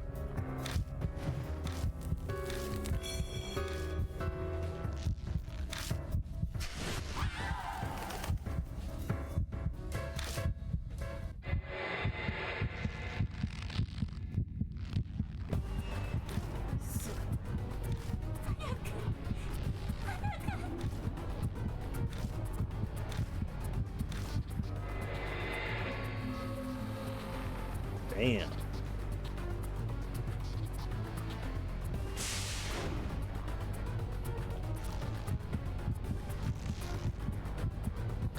Okay. Let me try burning the cables then.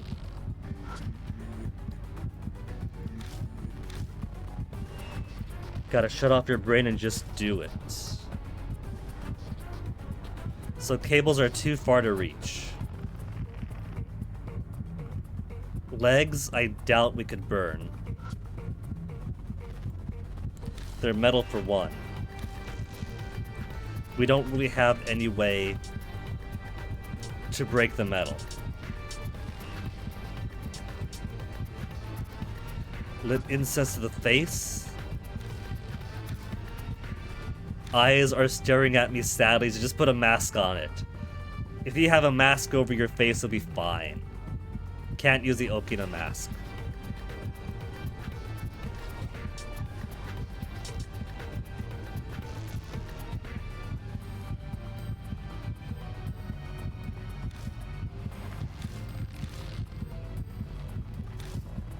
Gotta throw it.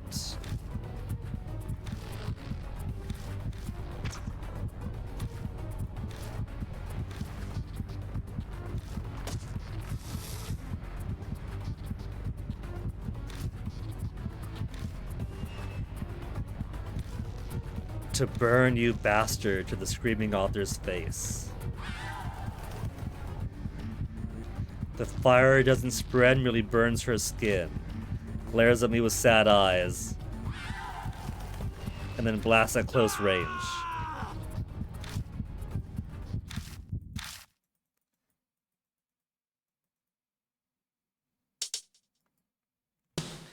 What if the only option then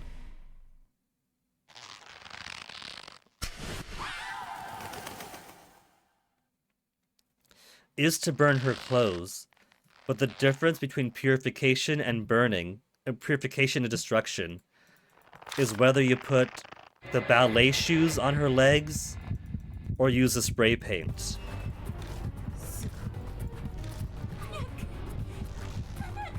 Maybe for this one, the choice of purification or destruction comes earlier.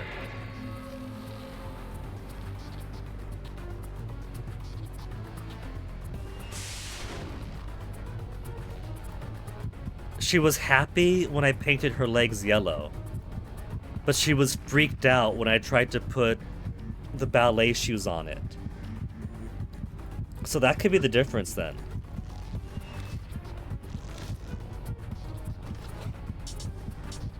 There's not really anything else that I can do.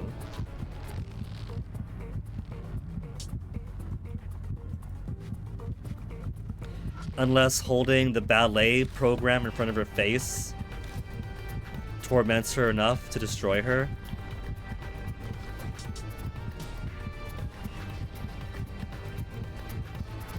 No. Then let's see if it is the difference of what's on her legs.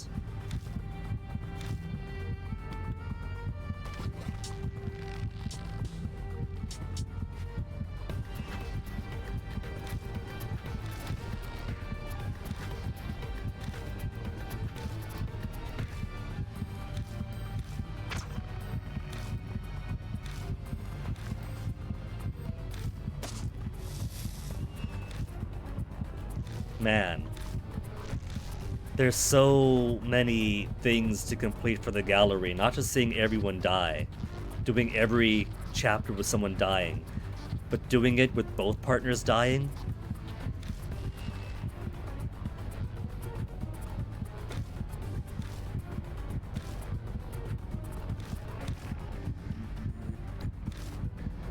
A flash of red, a flash of white. This time she's wearing the ballet shoes. Screaming Author's destruction. You burned the Screaming Author. I can't wait to see what happens. So, for this one... So once again, it's linear what you're allowed to do, with the only deviation point being destruction or purification. But the difference is destruction or purification is earlier on and not at the end. Well, we got the achievement, so...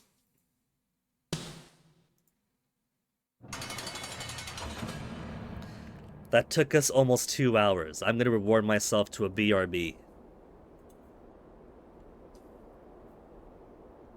Gonna refill my water, stretch my legs. And then when we get back, we'll journey into the 4th ghost. With so far every single character alive. So look forward to that, and I'll try not to take too long.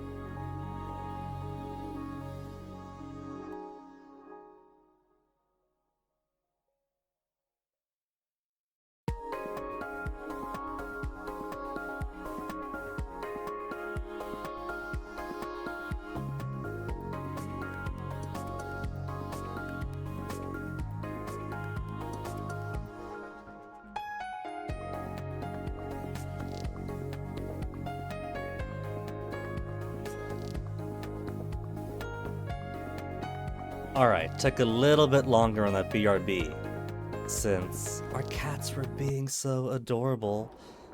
So... why is my button not working? There we go. Hold on.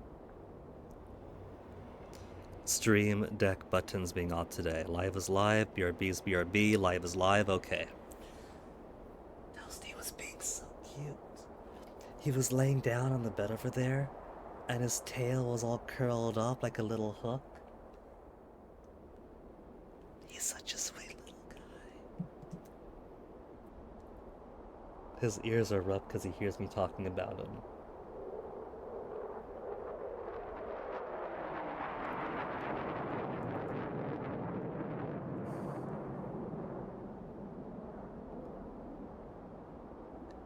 His head is up to pay attention, but he's still sleepy-eepy.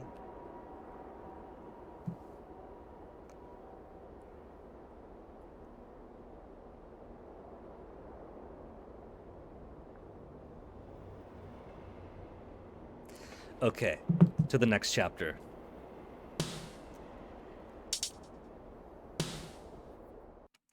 Alright, I'm getting out of here. I got a table I need to be at. It's not gonna be Hanahuda. He doesn't play Koi Koi. Mahjong again. All you ever do is get sharks, so why do you keep falling for it? Are you some kind of findom masochist? Findom? What's a findom? I know femdom. Oh, financial domination. I never thought of truncating financial domination. Man, I don't understand financial domination. Like, I understand people who are like in a lifestyle domination thing where maybe they live with someone, and like if it's a cohabitating partnership, I can understand having someone else control the finances because you're basically living in the same project of a shared life. But if it's someone you're seeing, either dating or professional dominatrix, I can't quite understand financial domination in that context, because you kind of need your money. I mean, sure, paying for the service is one thing. I think I just don't get it because I can't afford throwing my money away for someone else to control. I don't have enough of it. Just because I lost today doesn't mean I'll lose today. Each match is just the luck of the draw, and the draw is gonna be in my favor this time. That sounds like something I'd find in the pamphlet about gambling addiction. You're quite cautious when it comes to your work, but you're completely reckless with your money. Hey, Purinsu, if you see Kakio again, let me know right away. If you try to hide anything from me, I won't let you hear the end of it. Ban disappears towards the ticket gates. People like him make me wonder if humanity is really nothing but hopeless fools. But I suppose that being so doggedly flawed is admirable in its own strange way. I have no idea what you're trying to say. Fine. I suppose I should have expected that from you. She's saying we're idiots, but that we continue to struggle to try to overcome is respectable. Why don't we switch topics to something that'll be more interesting to someone your age? Come on, Purinsu. Let's go on a date. I was close. What? I'd rather just get some sleep. That's the worst response you can give a lady. As your teacher, apparently I need to instruct you in that regard as well as the supernatural. First off, where do you even want to go? Knowing you, it's not going to be any place normal like a park or coffee shop. I wonder if this is different depending on which partner you took for the final boss confrontation. Like, because she was with us for the Screaming Author, it ends with us going on a date. But maybe if we chose Ban for the final bit, he would take us out gambling. Maybe. Oh, are you interested now? Then I'll tell you. The Moroka residence. I go back to the Moroku residence with Rose. On the way, I ask Rose repeatedly why we're going there, but all I get is some lame reply like, just to take care of some business. Or maybe this would be Ban, taking us to the Moroku residence for some final hunch? Maybe depending on who saw the envelope and the attic? I guess I'll see when I get there for myself. Why do we gotta do this now? 'Cause she likes teenage boys and the house is empty and the patrol's already passed. I don't like walking around during the day. I'm a creature of the night.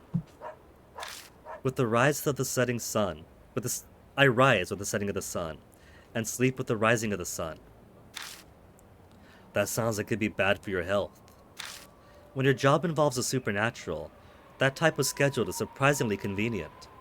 Even magicians tend to have more performances at night. Besides, do you really think the daytime suits me? I imagine Rose walking around town in a dress with the sun shining brightly everywhere. Yeah, I guess not. Sunscreen hasn't been invented yet. Precisely. I'm glad you've seen the error of your ways. Now then, let's head inside.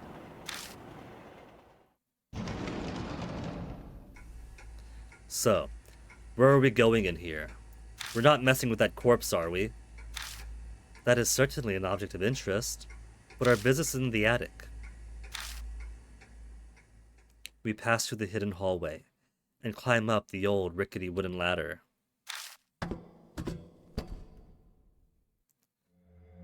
We're back in the attic again. I can still faintly detect a burnt stench. That's what I'm interested in.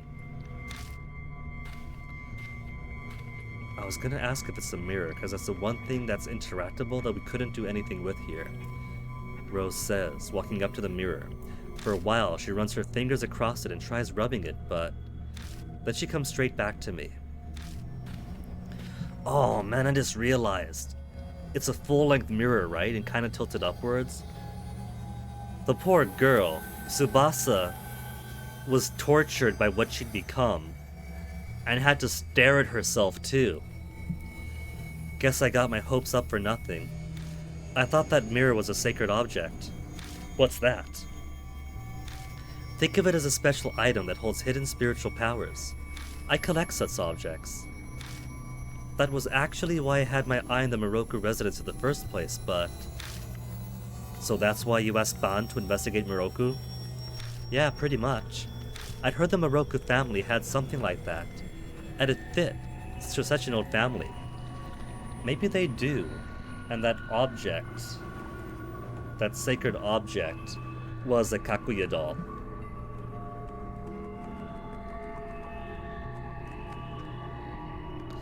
He saved the photo of Toasty up like this, but not.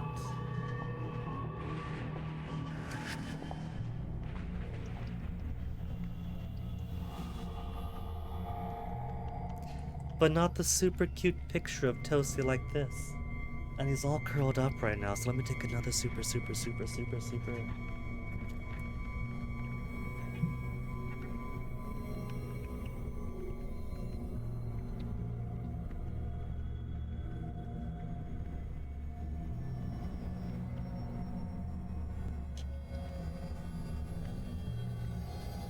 Look at that little turkey leg.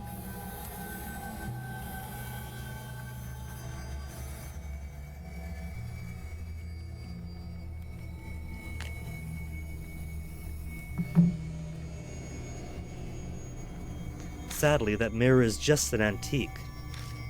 It looks like it used to have spiritual power, but for some reason it lost it now. I guess there was no point dragging you out here to carry it. To carry it. You brought me here just to be your delivery boy. That's not the only reason I brought you here. I want to ask you something. How do I look to you? What kind of question is that? Come on, be honest. Short and sexy. Annoying. A fine woman. I mean, objectively, apparently she is short. Going by the gallery we saw, she's shorter than Gania. Even if he has no interest in her, Like, my appraisal of her was glamorous, right? She's a girl who is very clearly leaning towards the glamour end of the spectrum. Is that so? I'm honored by the compliment. Well, then I have my answer. Let's get going. What was the point to that question? Yes, it was very important, to me at least. Anyway, I'm done with this moldy place. Let's get out of here, Purinsu. I shine the flashlight down at our feet as we make our way to the ladder. The bloodstain from the floor emerges from the darkness as the light catches it. What an achingly beautiful shade of scarlet. By the time we reach the station, the last train had already left. I've read these dojins, and so they have to go to the hotel. I got no other choice, so I take a taxi to take me back home. Or that. Of course, I had Rose cover the fare.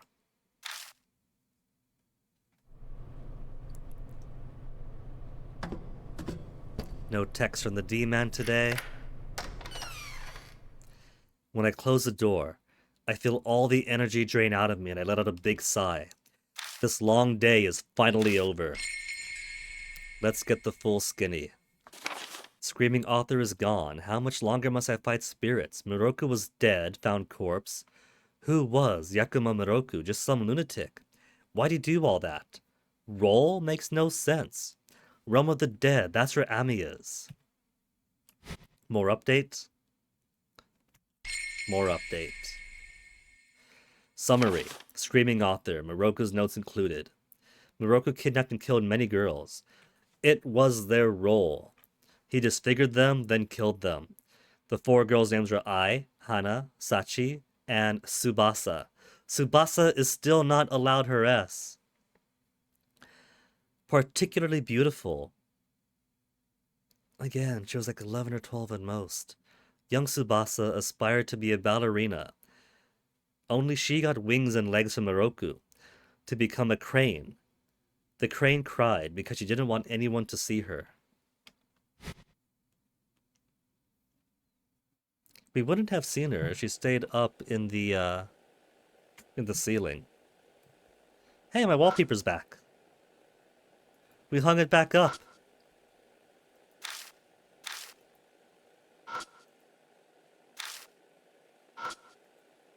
Ah!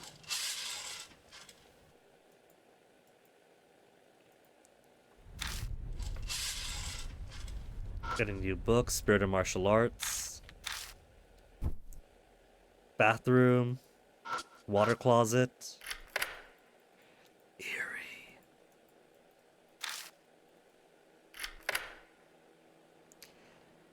I've spoiled myself looking at the tropes page. Turning spoilers off, glazing my eyes over if the unmarked spoilers show up. But I did end up catching that nothing happens in the toilet, that this unique CG area, this unique background and everything is a complete red herring.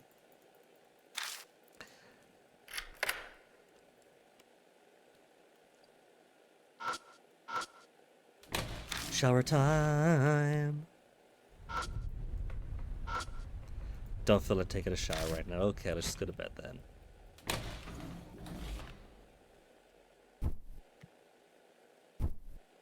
I guess the window's always been open. I thought it's been closed. And I do remember the Hiroshima woman putting her hand in.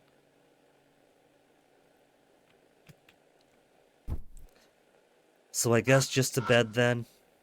Bed, another save, and then on to the 3rd case.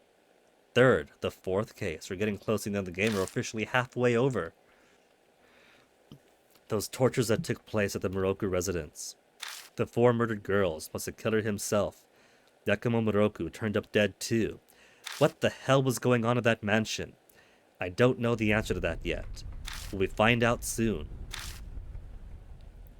My thoughts run away from me, and before I know it, the sky's bright out. I really should get some sleep. Aw, Toasty's sleeping pretty well.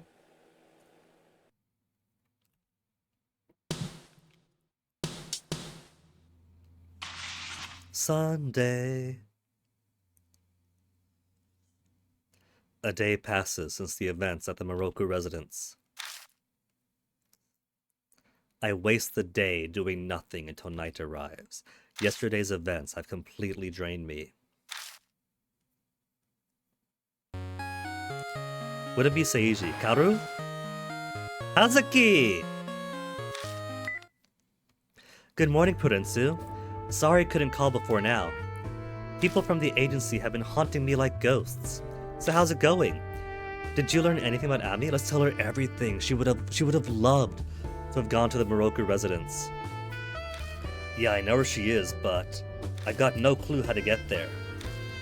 I'm not sure what that's supposed to mean. I didn't get telepathic powers yet, so could you try to explain it to me in more detail? I tell Hazuki that Ami has been trapped in the realm of the dead. I include the events at the Moroku residence too. Realm of the dead? That's right up my alley, but unfortunately, I don't know how to get there. I do, but it's a one-way trip. Sorry, but you're gonna have to leave that up to a specialist. I've got no idea either. I just gotta trust in Ban and Rose. Reading a route is frustrating though. Yeah, I know what you mean. The agency's watching me when I go out, and my family's watching when I'm home. What if they both died by this point? If they both died, her and Seiji, then there'd be no one to call me. So, that leads me to believe that everyone alive and everyone dead are probably two completely different stories. Which is a bit more narratively flexible than Deathmark. Gameplay feels a bit more linear and rigid, but if this is true, then narratively it's a bit more flexible. The only time I'm alone is when I'm going to the bathroom or on the toilet. Or taking a bath in the toilet. That's still going on, huh? I was one step short of a scandal after all. I guess the agency covered it up though. If I get a chance, I'll definitely get out. Don't be reckless. Looking forward to it. Do whatever you want. Looking forward to it. You got it. Who else is gonna help you with all the supernatural stuff? A short, older blonde with huge tits who has a thing for teenage boys. Yeah, say whatever you want. By the way, Amanome is still sleeping. Both his body and mind are working normally, but he still won't wake up, so he's healthy. If the coma is Kakuya's doing, then the doctors won't be able to do anything about it. Will Amanome wake up if I keep going after Kakuya? I just gotta trust that'll happen. That's all I can do to help. Okay, I've gotta go. They'll suspect me if I'm in the bathroom too long. Talk to you later, Purensu. It's 1999, so all she's gotta do is bring her Game Boy with her. And she'll be like, so sorry, I was playing Link's Awakening. Hazuki doesn't look like she's changed much. I only met her 3 weeks ago, but it seems like we've known each other for a lifetime. I wonder if I'll ever live a normal life again. Yawn. I guess hearing Hazuki's voice has relaxed me. I'm suddenly sleepy. I might actually be able to sleep now. May as well lie down.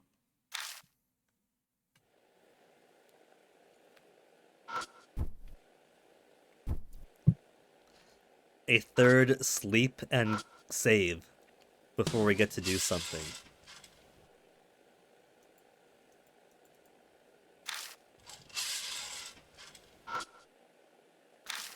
Oh hey, knock at the door. So actually something to do after all.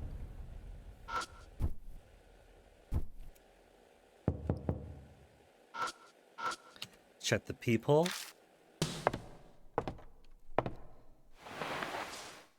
See what I mean? Like, that's graves outside the window. Isn't it? Looks like no one's there.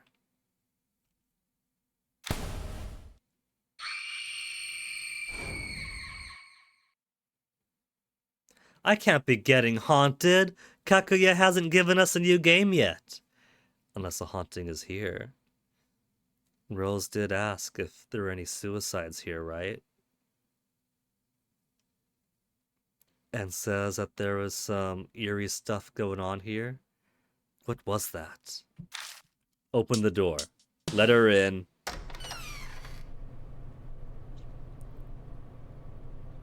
The door looks normal. The hallway looks normal. I don't feel anyone nearby. Was I imagining things? Maybe I'm tired. Yeah, that's it. You're just tired. Anybody outside the window this time? No one. I guess this ghost isn't very aggressive. It's just a one-time thing.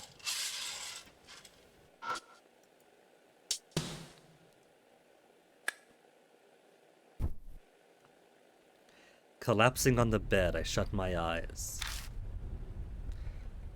I bet it's because I didn't get much sleep yesterday, but I find myself dozing off. And then we'll save again, having gotten spooked.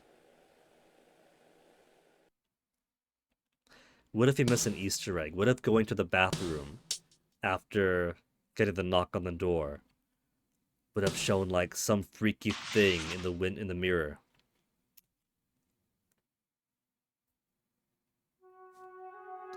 Kakuya.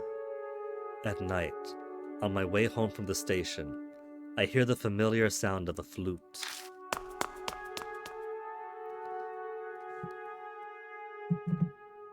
It's like Kakuya lives in this underpass. When I reach the underpass, the sound stops.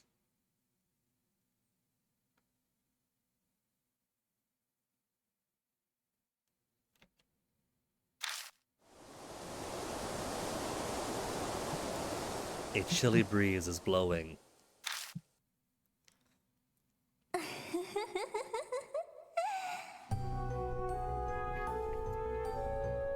Kakuya, how many arms have you got? Are you another Kanan soldier? Good evening, mister. So, we meet again. Kakuya is so happy. So happy. That's what she says. But her voice carries no emotion at all. You know, mister, I've gotten bored of Ami. What's that supposed to mean? It means that she knows that you saw her say that if she gets bored, she'll break her. She's saying you better die quick or solve the game quick.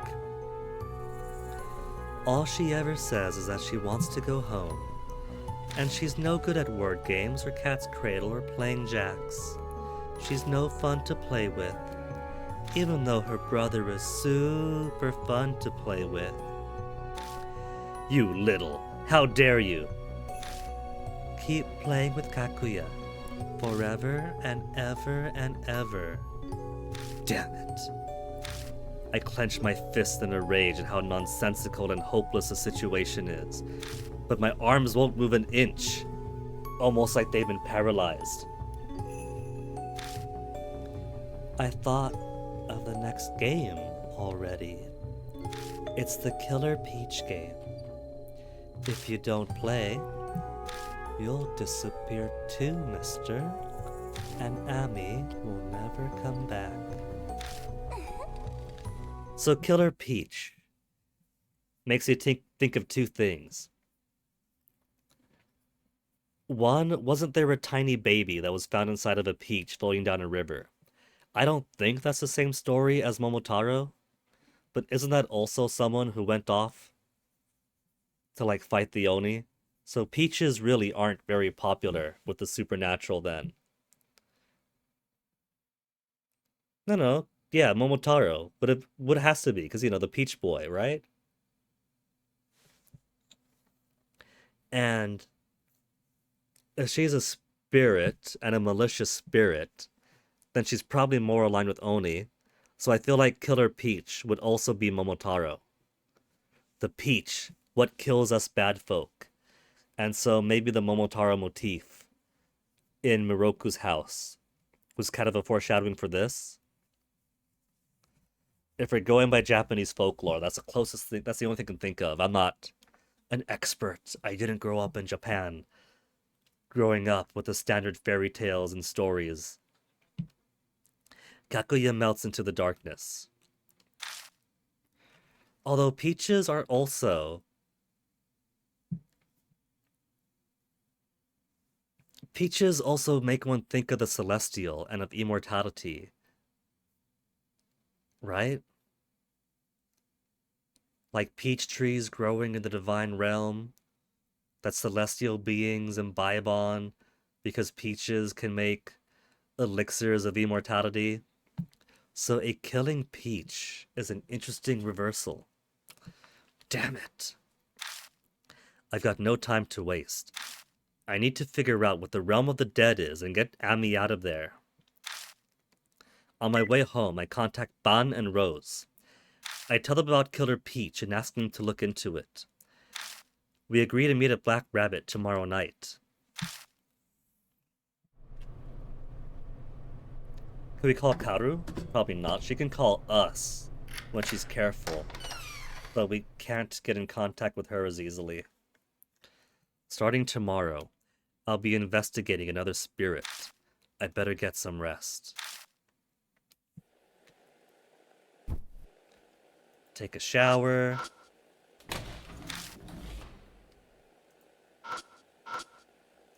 Doesn't feel like a shower, Stinky. That's 2 nights in a row. Check out on his toilet.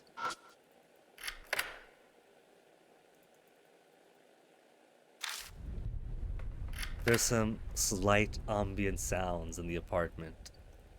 They don't mean anything, but they're really eerie. Check the window, because it can't just be Kaneko-chan. The window scare was Kaneko-chan and very early in the game, sadly. And then never again will the window do anything.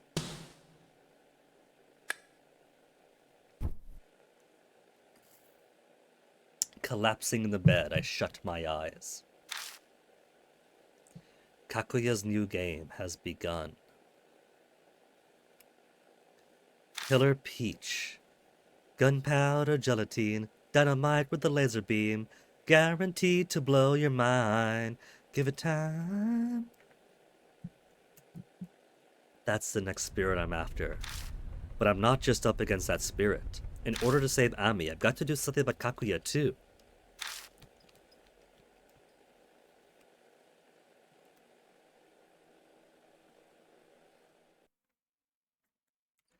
Another save. Without playing game. Tuesday. During the day, I decide to head to the library, even though that's not really my thing. In the middle of everyone trying to study, I look up Killer Peach and the Realm of the Dead. All I got to show for my work is a headache. That's what I get for trying to do something I'm bad at. I arrive at the Black Rabbit a bit ahead of time. There's flowers on the counter, but no laptop. It doesn't look like Aunt Natsumi's around. She said she'd look into that book by Yakumo Miroku that mentioned the Realm of the Dead, but has she figured something out? I zone out and watch TV until the evening time. So today's guest is Love and Hero. They got their big break after doing a collab with a drama, and they've blown up in a big way. I guess this is some music program.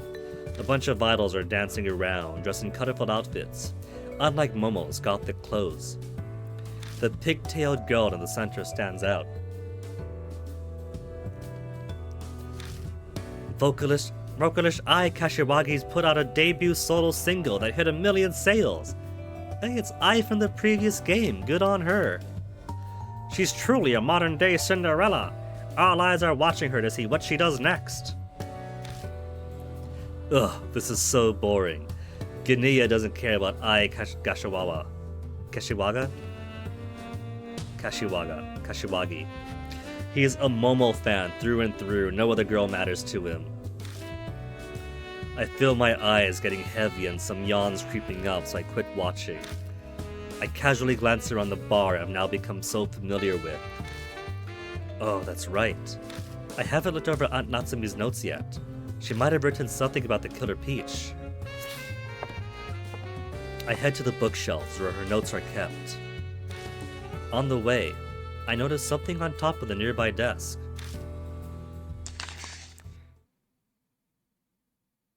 Oh no. A black postcard. We're already playing the game. Don't tell me Aunt Natsumi is now too. This is Kakuya's.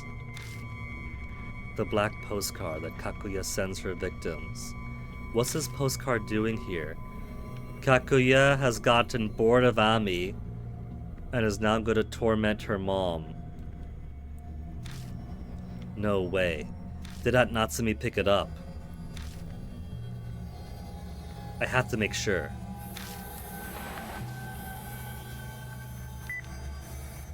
I frantically call her. Hello? I just got to your... Aunt Natsumi, listen to me. I found a black postcard on your desk. Where'd you find it? It was on the ground in front of the bar.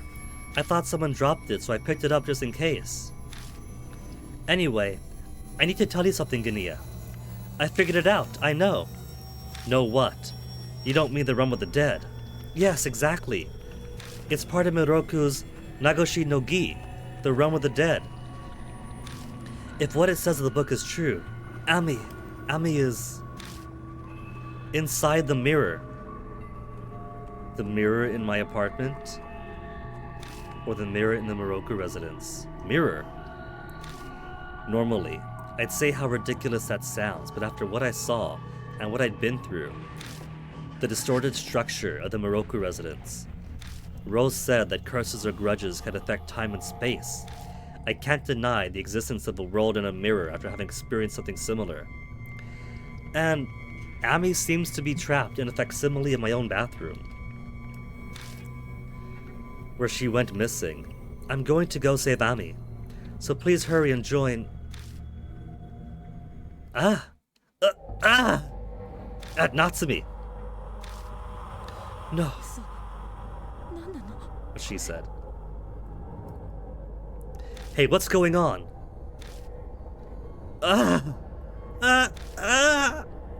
She's trying to tell me something, but I'm having trouble making it out. All I hear is her groaning in pain.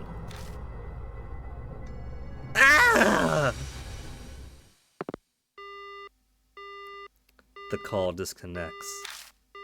Just before it ends, I think I hear a hard sound as the phone fell to the floor. What the hell's going on? Something must have happened to Aunt Natsumi. But where is she? Calm down, Genia Prudensu. I'll figure it out if I think it through. I try to remember everything she just told me. She was coming to my place. She said she just got to my... She said she figured out where Ami and the Realm of the Dead are, and that it's in the mirror. And to save Ami, she was trying to do something. She must have been close by the mirror that she thinks Ami's been trapped in, which means she's gotta be at... I don't know, my apartment? Once I've got an idea, I rush out of the bar. At Natsumi. I dart through the crowd in front of the station and sprint towards the underpass. It shouldn't be that far away, yet it feels like I'm running for miles.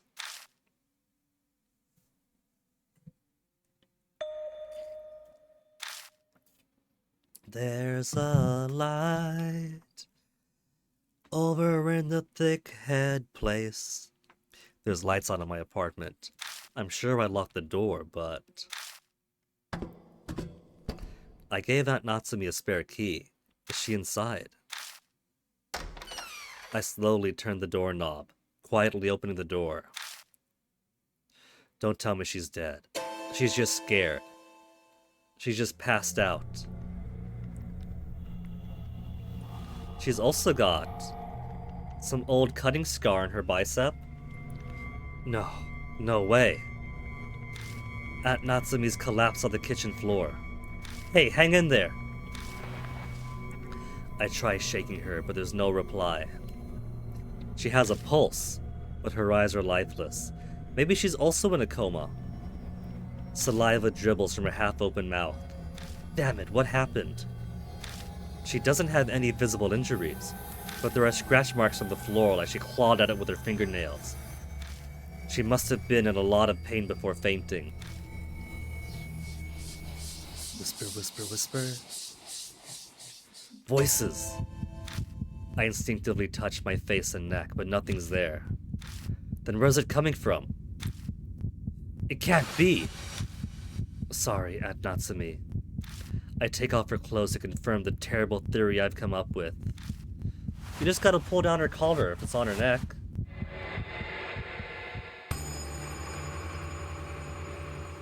He didn't have to go so far as to strip his aunt. They're on her belly, they're on her arm. This is terrible. There are mouths all over her body. Why does she... It's obvious. It's because she was trying to save Ami. She kept trying to find Ami, and she actually got close to the truth. Kakuya probably didn't like that. So she sent a black postcard and took her out. Damn it! She said Ami was in the mirror. Is Ami somewhere beyond here? But how do I save her? What was Natsumi trying to do? Are you there, Ami? Of course there's no reply. The only thing reflected in the dull mirror is my own face as usual, equally dull. I caught an ambulance for Aunt Natsumi. It arrives quickly and I get inside to ride along with her. A lot happened after that. I was asked a ton of questions at the hospital, and Aunt Natsumi's parents are notified.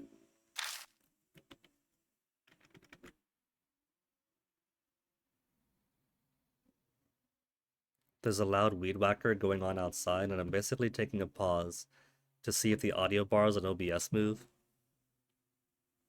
They don't seem to.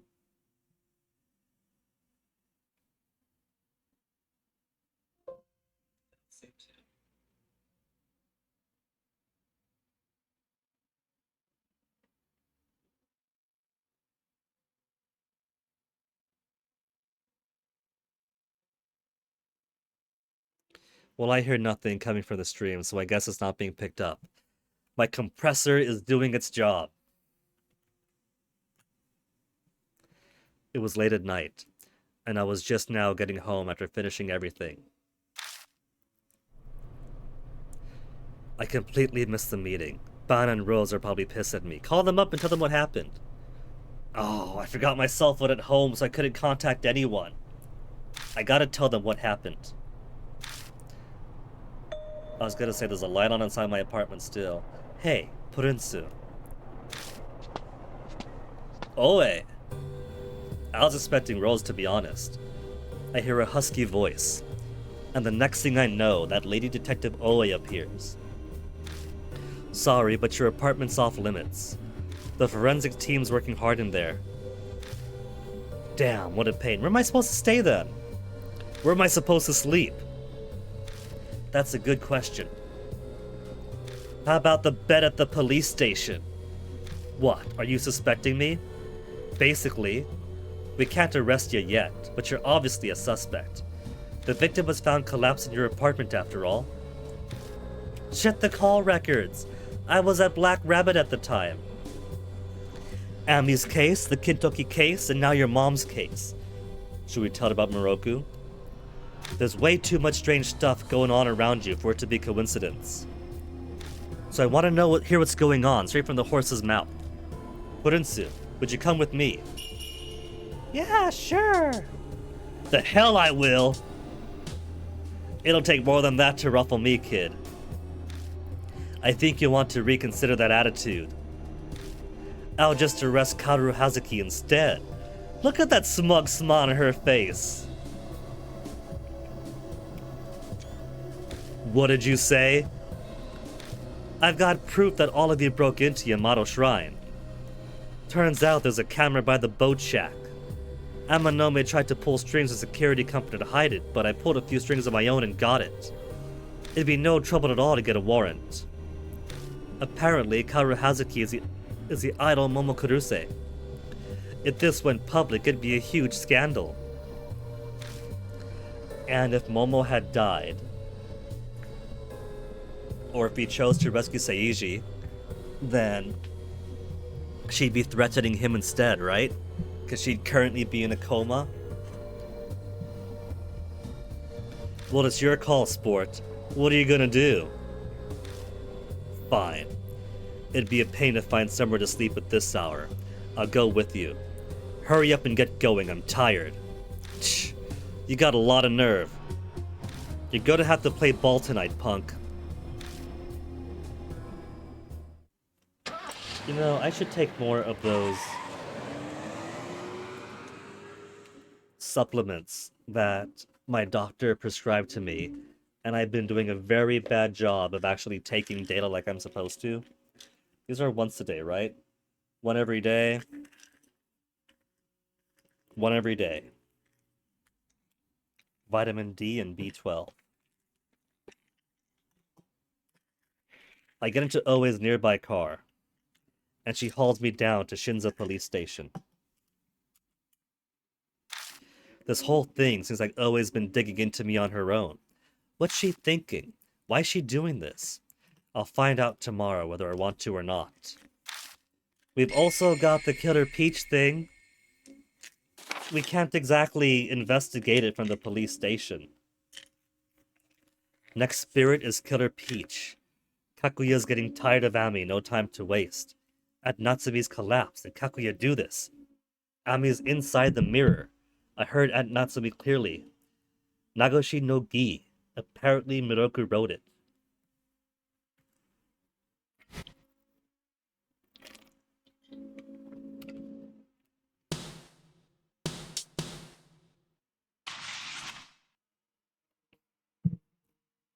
Wednesday. I spent the night in a cell. I feel like this is overkill for a minor like me, but she's worried I'll escape or destroy evidence. In other words, I've got my bad habits to blame. I finish off a not half bad breakfast and wait for the questioning to begin. When suddenly, it arrives. Don't tell me, their mouths are appearing already! A whisper comes from somewhere. It's time for a tale. Let's go right now, let's go. Off to slay the ogres. Forward, keep going forward. Crush all the villains. Now, we've done no investigation. The time limit to my death has begun ticking down. I gotta get out of here and start chasing down the Killer Peach. Afternoon finally rolls around and Oe gets around to questioning me. She's got a rough style of interrogation. She's been watching too much TV. How long are you gonna stay quiet, huh? She asked my name and age, described how I found Aunt Natsumi. All stuff you should know already, so I don't really feel like saying anything. You didn't bring me here to ask me basic junk like that. Just get to what you want to ask already. I've got stuff to do. Where's his shades and stubble in the CG art? Oh, you do you? All right, punk. Get ready for the real questions. Warning! Incoming game. She's got me on trespassing and Maruhashi's case. If I fiddle on everything, I'm just gonna end up stuck here longer. If I want to get out of here and start making progress, I gotta choose my words carefully. So what should I do? I recall everything I know about Oe and her personality.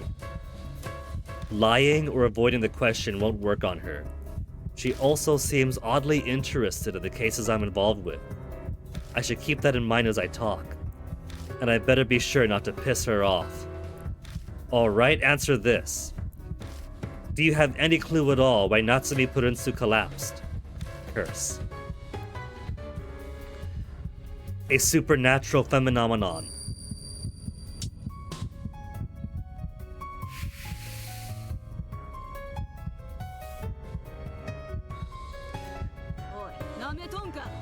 Hey, you think I'm an idiot? This some kind of joke? Supernatural, that's nonsense. That's what she says. But I think I could see her smiling slightly. Alright, next question. You know I was investigating that case in Kintoki Town, yeah? Were you investigating that case too?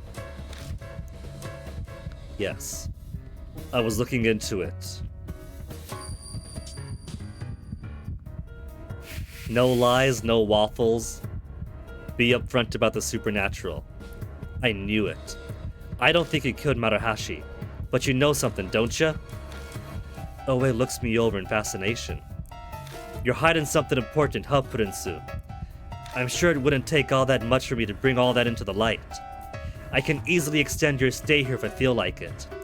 Either you fess up now or later, but you're not leaving till you come clean, got it?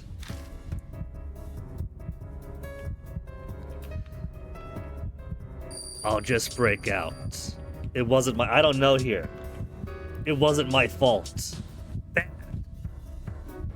I figured I'll just break out has gotta be it. I knew you were hiding something. Oe yells at me. We're getting nowhere. That's enough for today. Maybe you'll change your mind after you've been cooped up in that cell for a bit longer. We'll pick this back up in 2 days. In 2 days, I'll be dead. Crap, I can't wait that long. If she's really good at banning me here for 2 days, her curse will kill me by then. Damn. Is there anything I can do? 6 seconds! Strike a deal. Within 6 seconds. No! At any rate, we're done for now. The interrogation ends, and I'm once again locked in a cell. I attempt to break out a few times, but the cops are watching me so closely, they don't let me get the chance.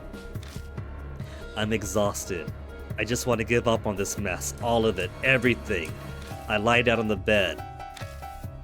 Midnight passes, and before I realize it, it comes.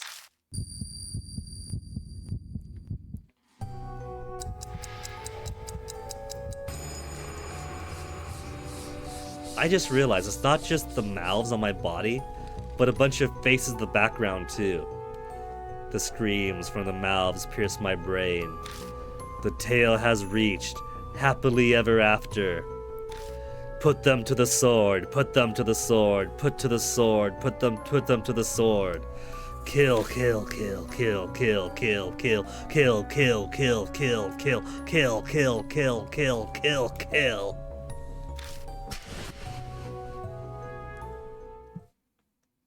But there's nothing I can do.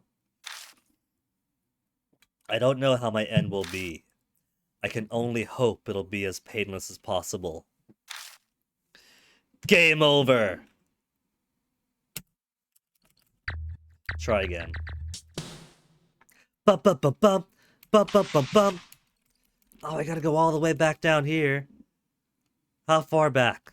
Not in the cell.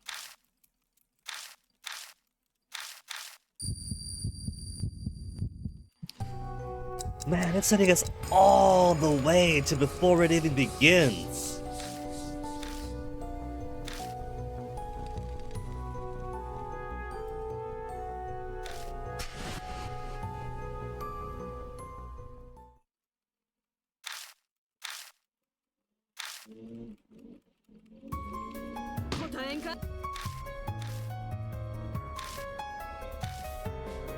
So, I'm pretty sure the correct answer is to threaten to just break out.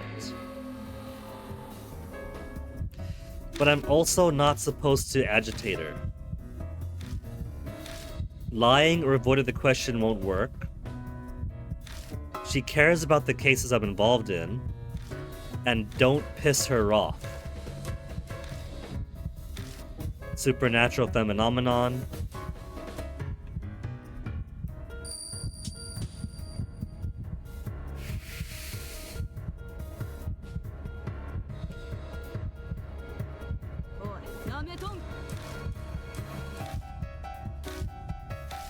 Kentucky Town. We were looking into it.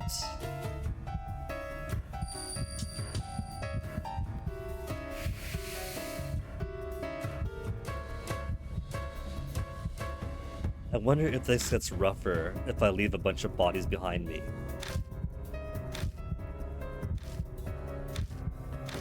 Mess up now.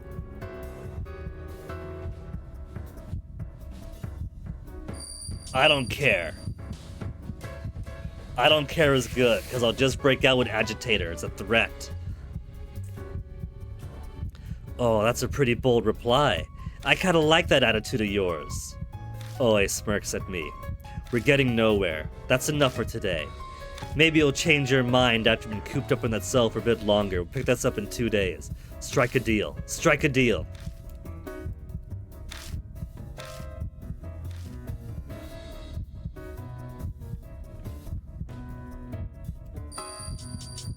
Don't say bad. Good. If provoking Oe after being advised not to provoke Oe for all the rest of that was the right answer. Huh? Well, would I need to make a deal? I'll just squeeze the info out of you. That won't work. You know how stubborn I am. Besides, you can't question me if I'm dead. Dead? What are you trying to pull? Just saying I'll be dead in a couple of days. I've been cursed. The heck? You had me going there, but I ain't falling for that cursed mumbo jumbo. Ha ha! Your mouth's saying one thing, but your eyes are dead serious, Oe. If you've really been looking to Amiya and Kubitaro, then you must have felt it. Some kind of supernatural presence. I'll make a deal with you. If you release me, I'll tell you everything you want to know about that world. But you gotta let me out now. Hey, Prinsu. If you're lying, I swear I'll never forgive you. I'll throw you in juvie, you hear? Hey, Hordian. You're just in time, Hordian. If the Yakuza series has taught me anything, it's that being interrogated by the cops like this, and finally getting to the conclusion means anything, it means we're going to get our katsudon. We are going to get pork katsu over rice, and cry tearfully as we get the taste of home to go with our confession. Yeah, I don't care about that. Clear!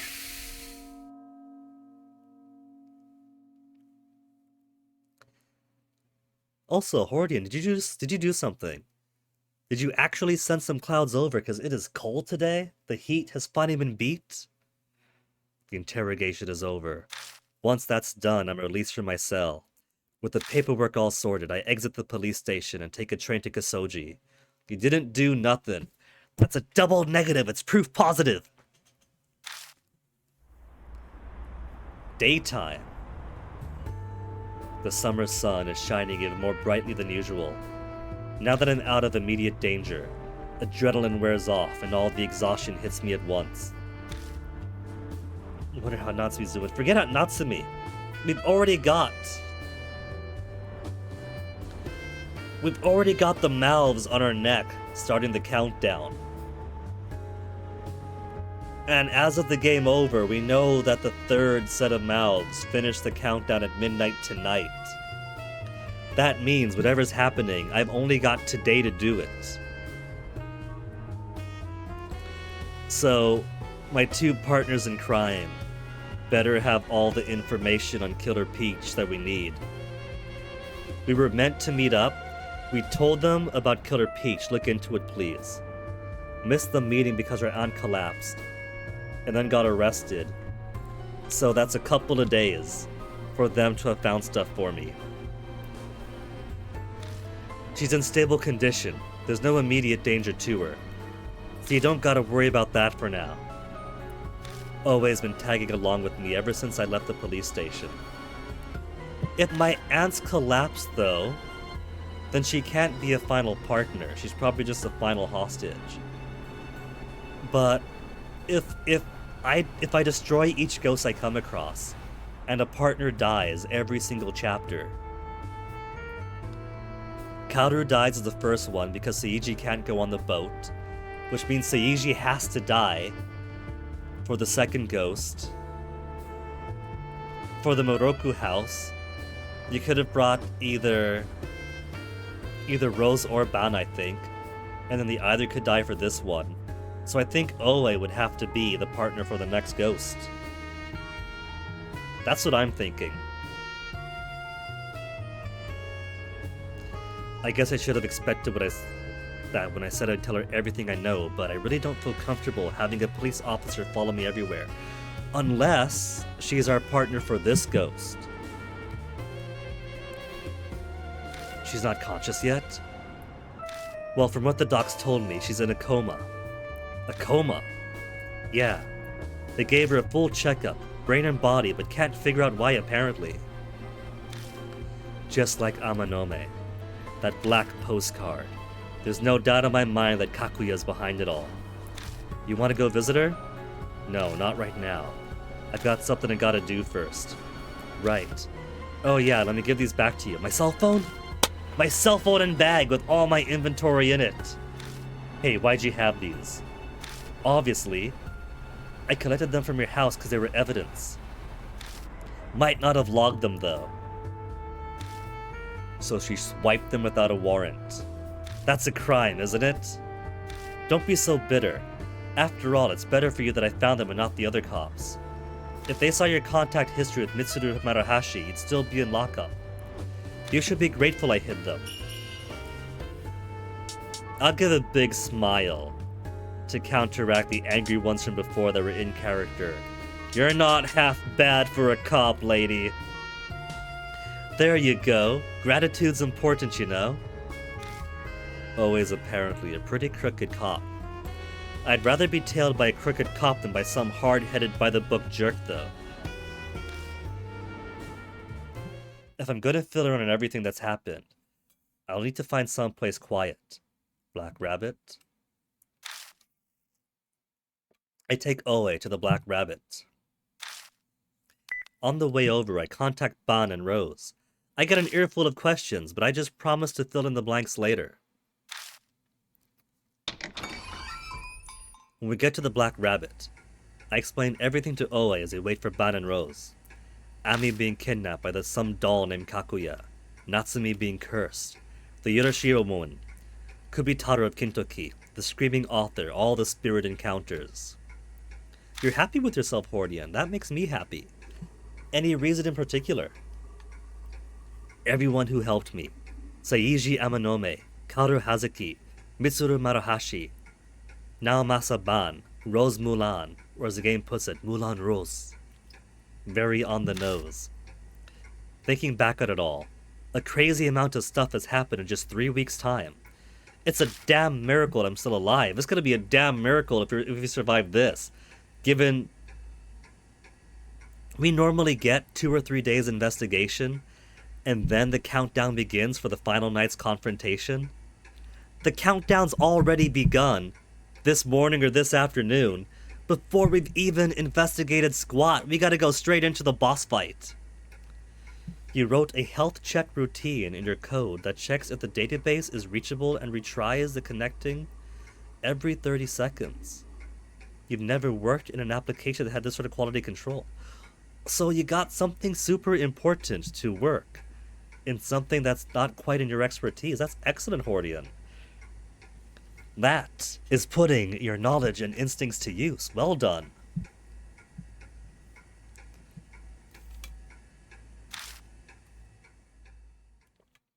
That's quite the tall tale. I can't say I believe all of it, but nothing contradicts any of the info I've got. It explains Ami's strange disappearance and all the inhumane events at Kintoki. It fits too well to be just made up. Which means it's true, basically. Also logs each 30 seconds if it was able to connect or not.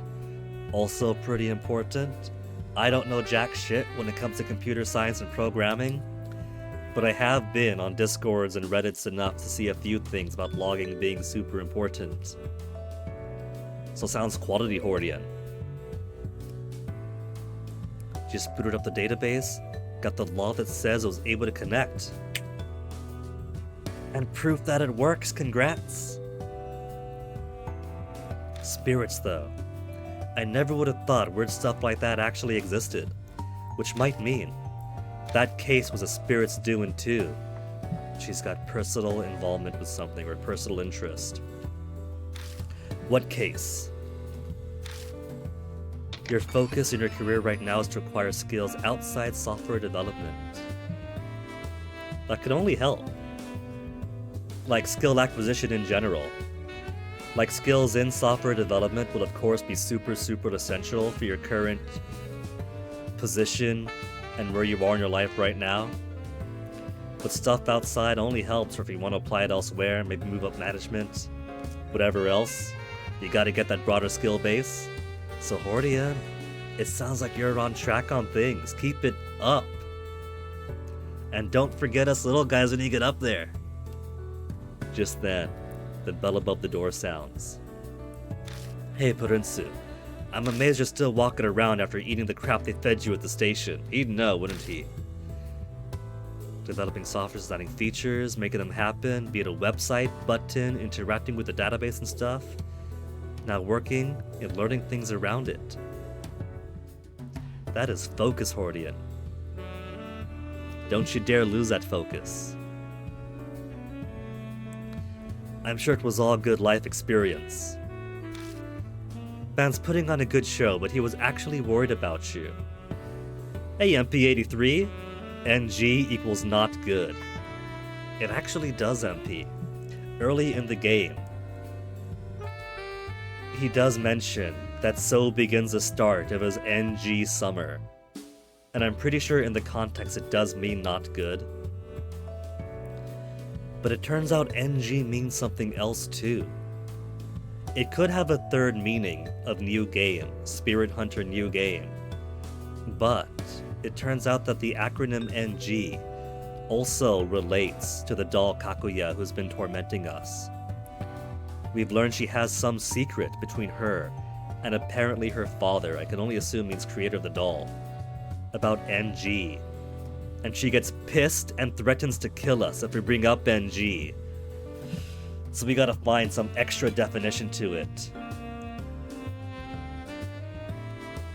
Of course, you talk about Party House. You're not having fun with Party House, MP83? But I hear you're making so many friends with it. You got wild buddies and everything, so it's gotta be a good time.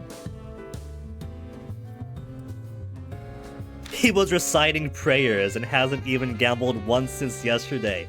That's how you know it's serious. Now Masaban, the journalist, and Mulan Rose, the so-called magician, I see. I'm Oe from the Investigation Division. Nice to meet you.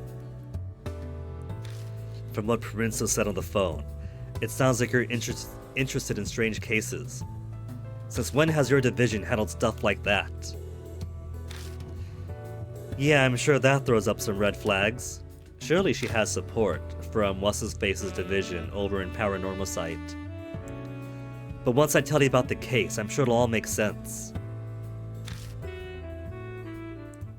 It's like this. We finally get info on Killer Peach. The same night we have to solve Killer Peach, no extra investigation days. I'm sure you know Moon Tower, that building close to Shinza Station. That skyscraper lit up with a special design. Well, something weird's happening there. Killer Peach rumor achievement, let the game with the Killer Peach begin. Kakuya's little asides in the achievements. It started a month ago in the dead of night. On one of the office floors in Moon Tower. This is just the account of an eyewitness. We'll just call her Miss A for now. One day, Miss A suddenly had some work come up and she had to stay late to finish it. When she finally got done with the stuff that got dropped on her, it was midnight. Obviously, no one else was around at that time. All of her co-workers are so lazy. Or at least, that's what Miss A thought as she walked down the supposedly deserted hallway. But then she heard the sound of someone typing in a neighboring office. She couldn't hear anything else, and the sound of the keyboard echoed across the floor. Miss A felt bad for whoever it was and walked right over to the door, but...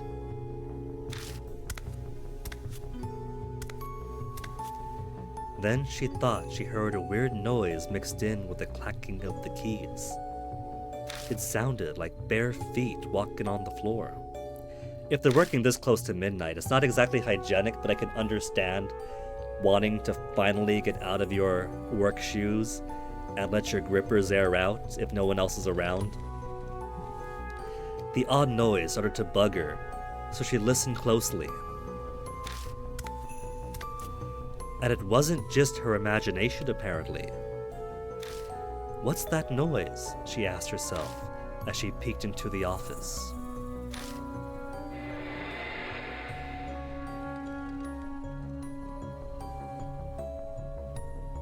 A slim, naked, monkey-headed figure with a head coming out of its mouth, attached by the hair, with the katana in hand.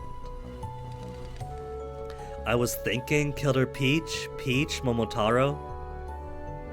And Momotaro does have one monkey association, but he's not monkey-headed, unless you're playing Momotaro Dengeki 1 or 2.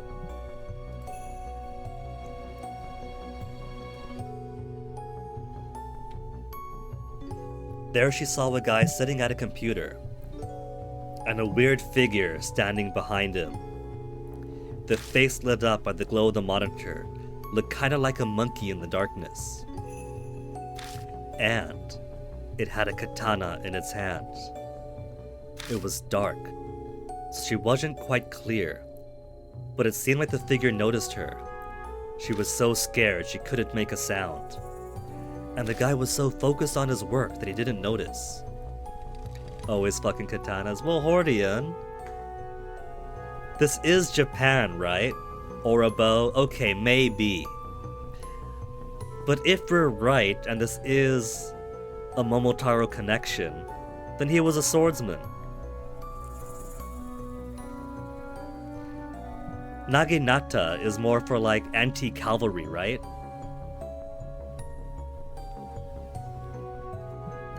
And maybe if you're like a super badass woman in a fighting game.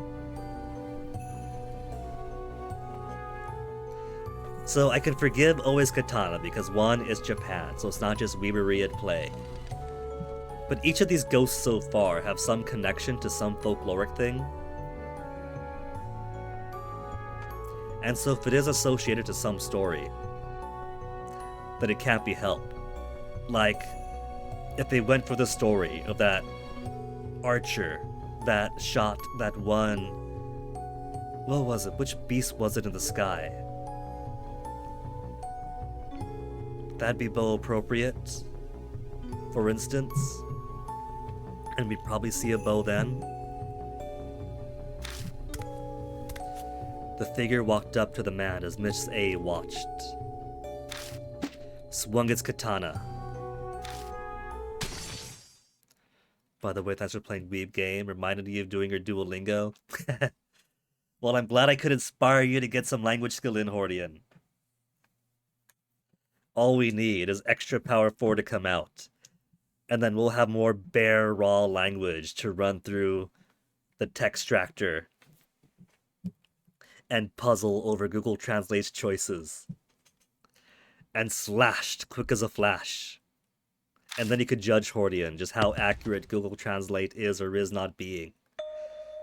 The next thing Miss A knew, the monkey-faced figure was gone, and all that was left was a man's corpse.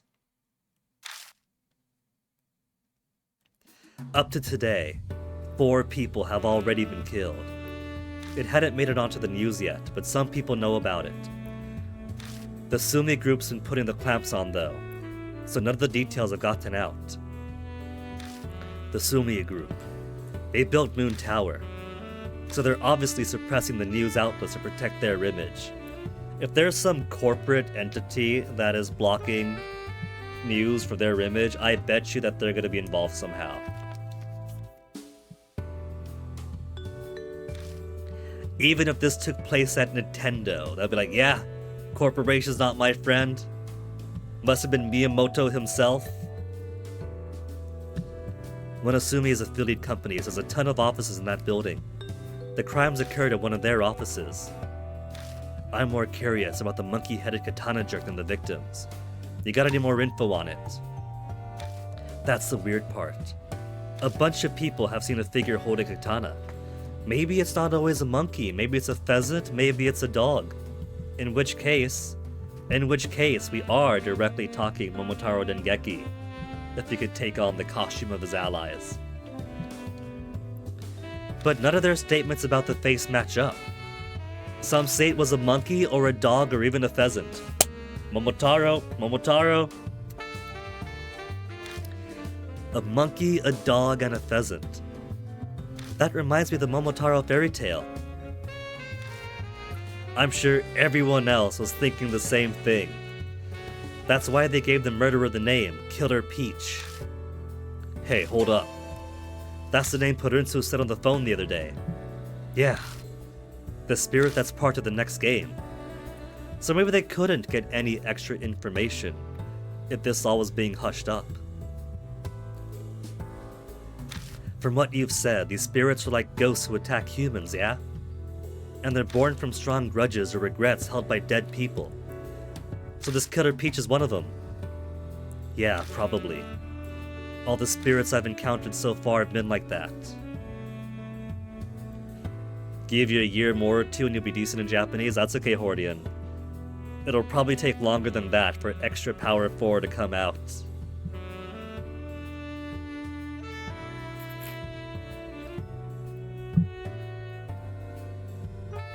Huh. Oi's face clouds over for a second. It seems we know where to go next, but Moon Tower is protected by a top-of-the-line security team. It's going to be tough to get inside that place with just my tools. Somehow I feel that she doesn't just mean her lockpicks. If you're really going to Moon Tower, I'll work something out. We've been issued a guest keycard as part of the ongoing investigation. I'll go back to headquarters and borrow it. Borrow it. Borrow it. Even Ganiya Purunsu knows. Sure, whatever. After the fourth death, the floor where all the killings happened was locked down. So we won't have to worry about running into employees. How fortuitous, it all occurs on one floor, and there's not going to be anyone there. They didn't tape it off until 4 people died? That's pretty shameful. Corporations aren't your friend. That ain't the police's fault. It's Sumiya's. They refused to let us intervene. In fact, I only convinced them to shut down the whole floor just recently. So there haven't been any more victims lately, but... Sounds like you're hiding something. What's up? Sumiya's put pressure on us, so we haven't been able to investigate the scene at all. They keep going on about corporate secrets, and they won't let us cart off any company property. Like pencils and erasers are company secrets. Hun, if there is a vengeful ghost around, the company's secrets are a lot more than just industrial sabotage worthy. They got literal skeletons in their closets. So you got frustrated at the situation and took things into your own hands, huh? I like your style. By the way, what about the other floors? I doubt the whole building is off limits. Since the first death, the businesses in Moon Tower have cracked down on all overtime work. They said they cut power to the offices, so there shouldn't be any employees around. Meanwhile, in the US, we cracked down on overtime by limiting the amount of payroll funds a branch can get. And if they pay their employees too much for too much overtime, they better cut back on hours. And if that interferes with production or customer satisfaction, oh well, those two things aren't important. That's almost considerate of them. Lean management all the way down. Those cheapskates aren't being nice. They only did it after we chewed them out. They've technically agreed to cooperate, but it's really just an order from headquarters. Perfect. That's the power of government for you. A government that's actually willing to regulate business? Don't underestimate the power of God. Though there's still one major problem. The place still has security systems with cameras and card key systems. So we have to Dino Crisis 1 this. Explore where we can, find more key cards, unlock more doors to get to more key cards. Fear of God doesn't work on a machine. Man, the government's useless! How quickly he's gone from, oh wow, the government's amazing, to shit, the government's not worth anything. If we sneak into Moon Tower and just get reported immediately, there'll be no point. Always with us, but this investigation isn't official. If we're caught, we're done for. So what do we do? She gave us our bag. We still have the spray paint can, right? We'll just do the old to the camera. Ban's got an idea. That's our only option. What are you going on about, old man? Hey, Purinsu. Just leave it up to me, alright? I feel like the natural in-character thing would be, what the fuck are you talking about? You're useless, you've been useless. You're gonna go to one of your mahjong buddies and waste the entire night. But I think by now we can give up an alright, old man. Do what you gotta do. Well, as long as you're for it. You're in my safe hands. Ban, what are you plotting? I can't say I'm comfortable with this. Ha, you just look forward to it. We've still got time before night falls. I'll settle everything by then. Maybe I'll get 3 partners tonight. Ban, Rose, and Oe. Or maybe whatever Ban's doing.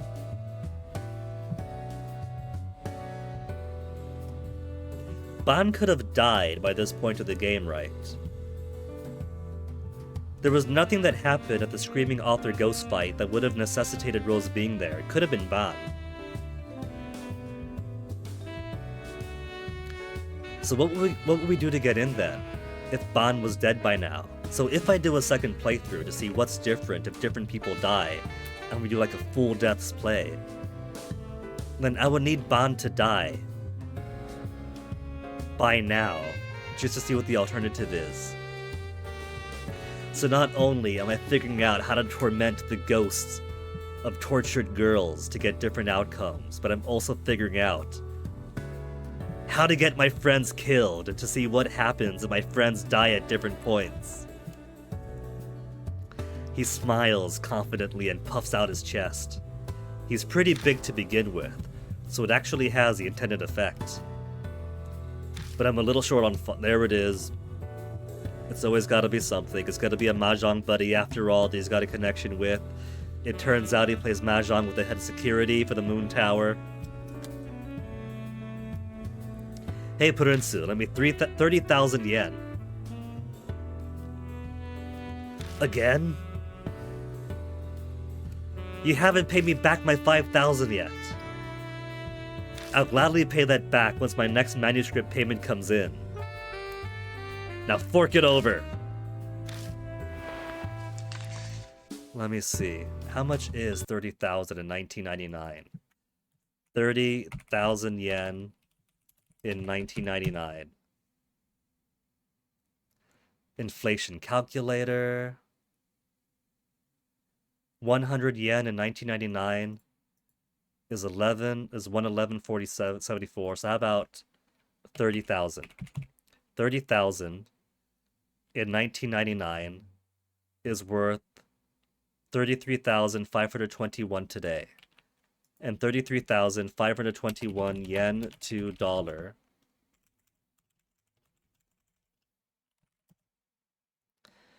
$224.73 US dollars.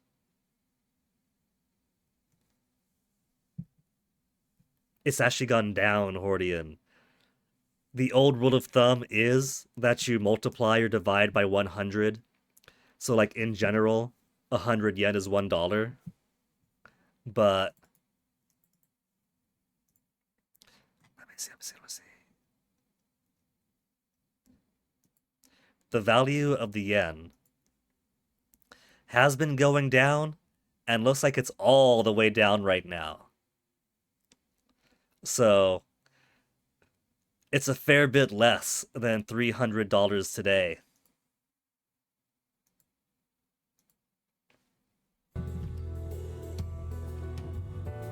Less or less than. I reluctantly had it at 30,000 yen. It's a cheap price to pay to get into Moon Tower. Thanks. Alright, I'm out of here. Man, so much time has passed since this morning though. We've already got the mouths on our neck. Literally breathing down our neck. Oh my goodness, is that a visual pun? Is that deliberate? That's brilliant if so. We've already got the mouths breathing down our neck, so the countdown to death has begun. We're not gonna get so much time in there. I should make it just in time for the last race. Hey old man, what'd you just... Ban leaves without answering. Can we really trust him? Don't ask me. It seems the die has already been cast. They say believers will be saved, so maybe we should all try praying. Though I must say that in this case, our savior seems even more unreliable than usual. Anyway, sounds like we'll be headed to Moon Tower tonight. Let's split up for now. I gotta get back to headquarters anyway. No objections from me. We'll see you later tonight. Yeah, sure. Rose and Oe exit the bar, leaving me all by myself. I can't go home, even if I wanted to, because it's still treated as a crime scene. And even if I did go back, I still have no idea how I'm supposed to get Ami out of the mirror. Maybe I'll find the answer if I can beat the Killer Peach and keep chasing after Kakuya. More info. Killer Peach rumors notes 2. Oe detained me, told her about spirits, got rumor about Killer Peach out of her. 4 salarymen butchered at Moon Tower. Sightings of a human figure holding a peculiar katana. But a human isn't capable of performing those crimes. Are they not? That's what the sword is built for. To facilitate performing those crimes. Monkey, dog, pheasant face different depending on witness.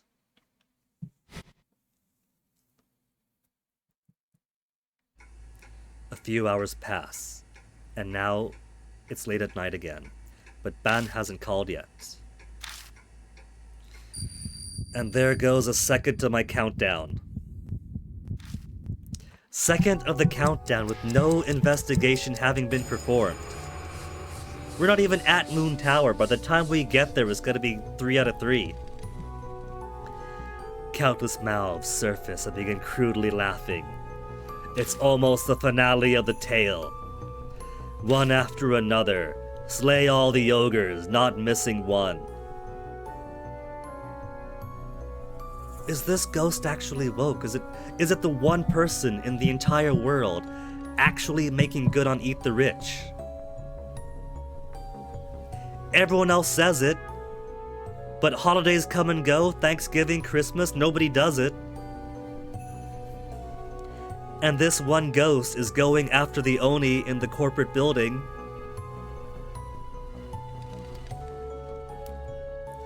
Yo-ho, heave-ho, yo-ho, heave-ho. I feel like that is a localization choice. Yo-ho, heave-ho probably sounds suitably old-fashioned shanty in English. But I feel like that isn't part of the Momotaro tale.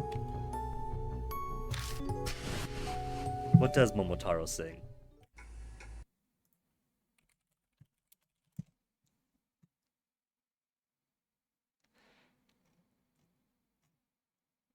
There's a popular children's song about Momotaro.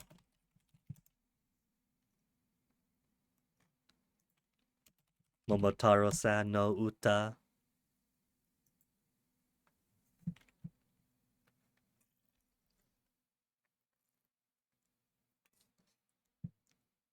Kibidan, kibidan, exterminate, exterminate the Oni. Is that it?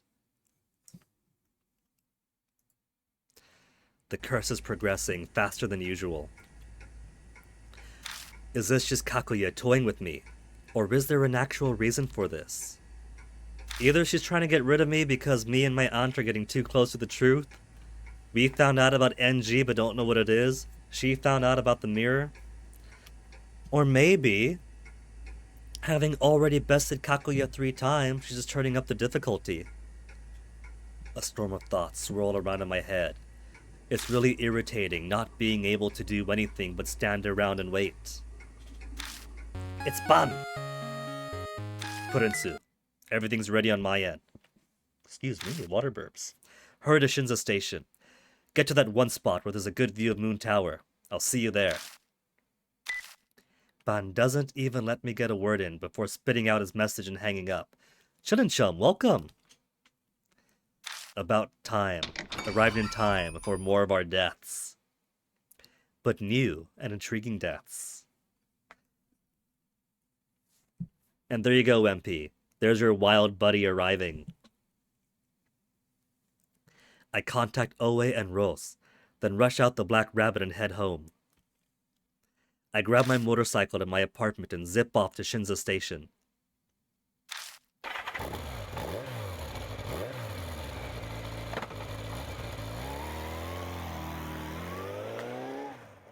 Hey, Prinsu. My, that was fast. How'd the Moon Tower thing go? Hold your horses, kid. I'll explain once everyone's here. We wait for a while, then Rosa and Oe finally arrive. I really am getting 3 partners.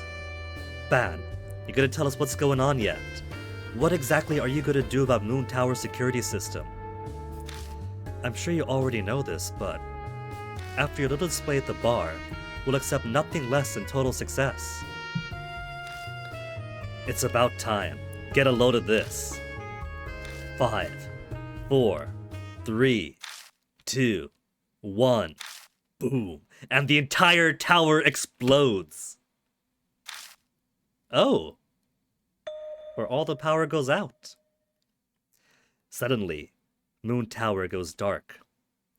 Whew, it worked. Honestly, I was a bit worried. He wanted to show off. He wanted everyone here so he could count down all dramatic like. What? You did that?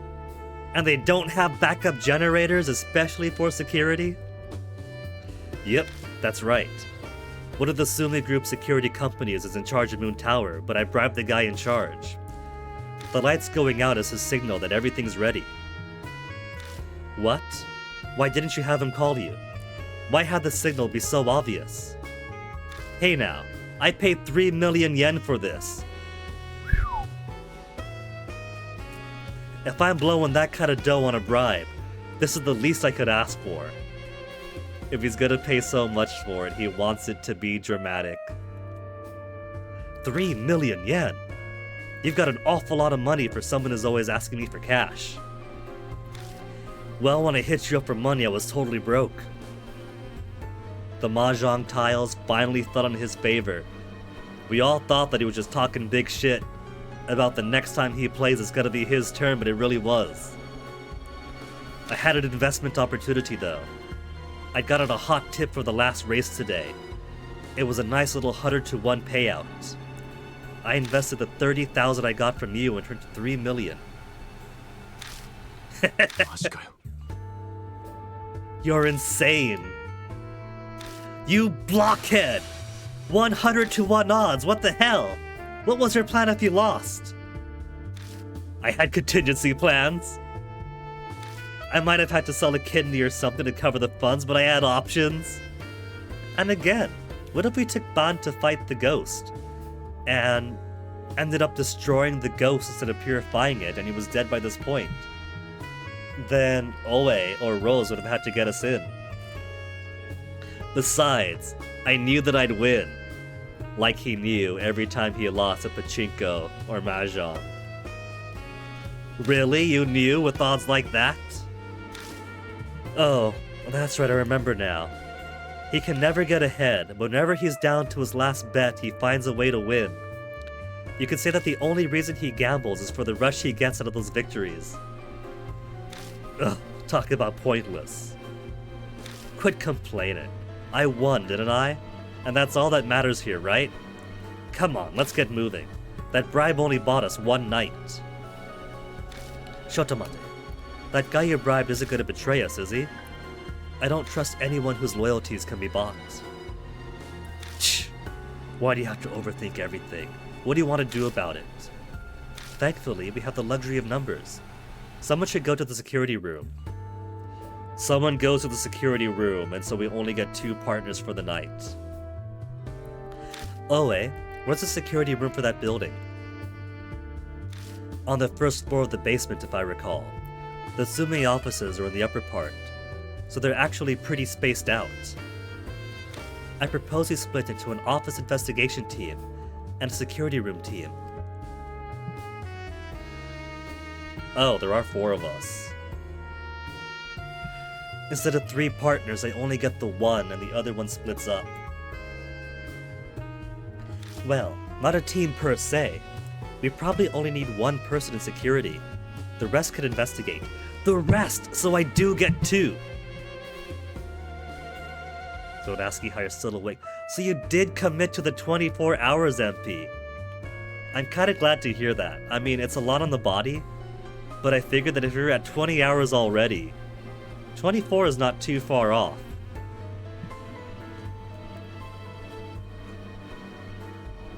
When I used to get pulled to do overnight duties, which of course meant the entire workday, and then the overnight duty, it's functionally 24 hours, and getting through the night is the hard part. Once you're through, and morning hits, suddenly you're wide awake. You made some solid trophy and cherry progress. Well done, MP. And Mini and Max is so much fun. I played a little bit of that, but didn't make too much headway with it. I had Rock On Island to play, and of course that was the one thing I bought the game for. But I've seen Schubert play a bit of Mini and Max, and he seemed to have a lot of fun with that. So it does look fun. I'll just have to devote more time to actually properly learning it and get my bearings. Because most I was able to just wander around aimlessly. I feel like Ban should go to security, since this is his partner that he bribed. Purunsu and Oe should definitely be on the investigation team. Purunsu because he's Kakuya's target, and Oe knows a lot about the Killer Peach. Putting it simply, either Ban and I will wait behind in the security room. Ban, I think, has played his most useful skills so far. Getting the bribe, securing the building, and so he'll put pressure to make sure his friend is on the up and up. Rose is good with the supernatural, and she's also got lockpicking skills, so it could be to our benefit in case we get more physical security that isn't keycards. Ban, this is your friend. You make sure we stay straight.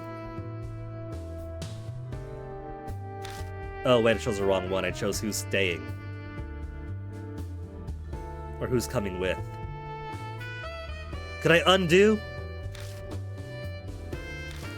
Oh yeah, the guy I bribed told me. Cell phones won't work in the underground security room.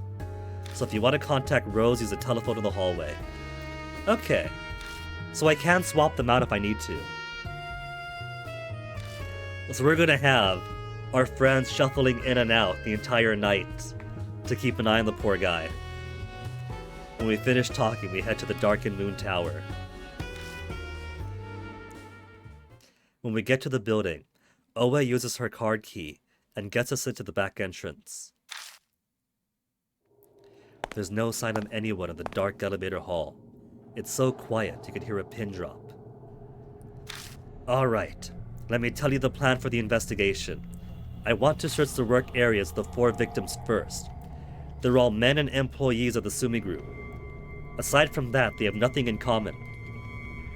The police investigation didn't really come up with anything useful. Do they all have Oni in their name? House Party says no. Or Party House says no.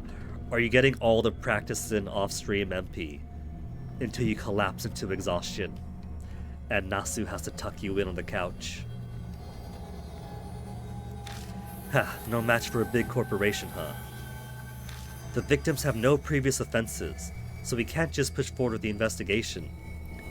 But we can probably assume they were targeted by Killer Peach for a reason. At least that's what I'm thinking.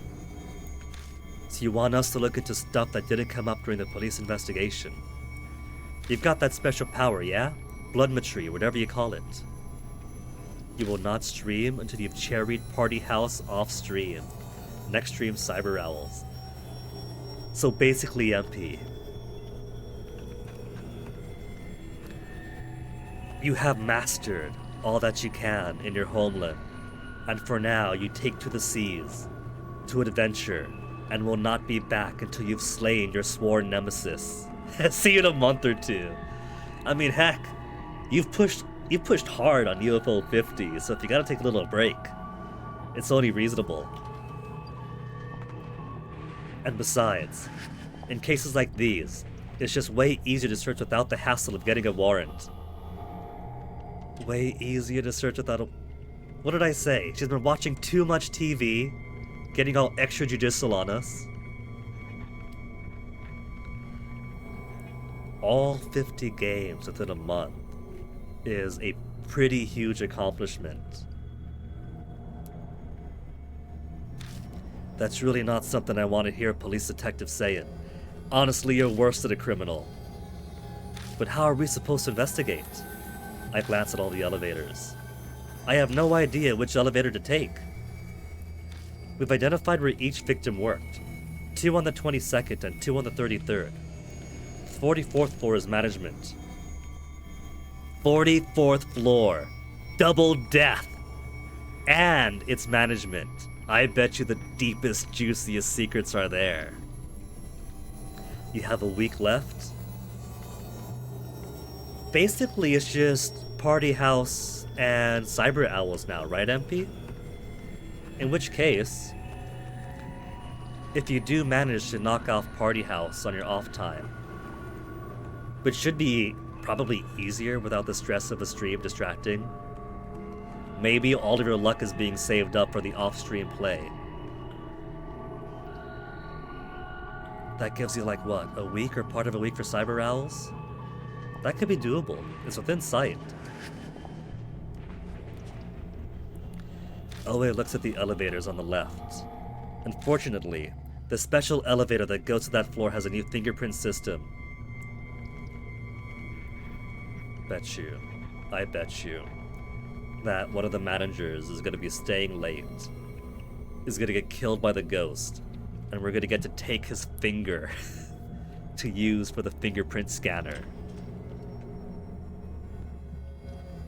Only registered personnel can use it, so let's save that one for later. Alright, guess we'll head up then. Well then, I'll go to the security room as we discussed. And when we get to the hallway phone, call her, and bring her back up right away. Because I meant for Ban to go down. Ban, don't cause any trouble for Prinsu. Rose takes the elevator to the basement. Where's the phone? I was promised a hallway phone.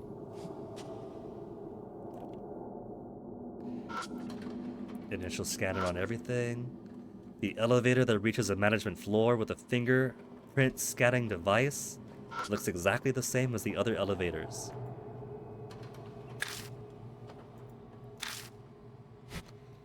Elevators turned off at night to save electricity. Hit the button to call the elevator.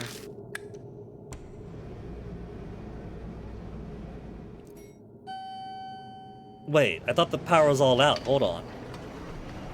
But first, let me grab a save in. We gotta get at least one save at the start of the investigation. What do you need to do to get me to add better TTV emotes of the Wild Buddies? Oh, let me see. BTTV emotes, right?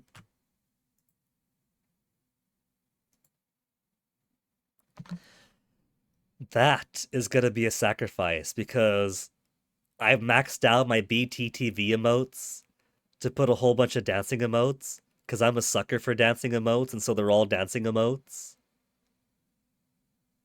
And when I say I max them out, unless they added more slots for casual users, they're maxed out. I would have to sacrifice a dance emote to put Wild Buddies. Now, Franker Phase Z, I'm not really using much of, so if there were Franker Phase Z emotes, then we might be able to talk. Wasn't there another one, like a Y something or a 7 something? I think Schubert uses that one also. I haven't jumped ship to that one. That would probably give even more slots.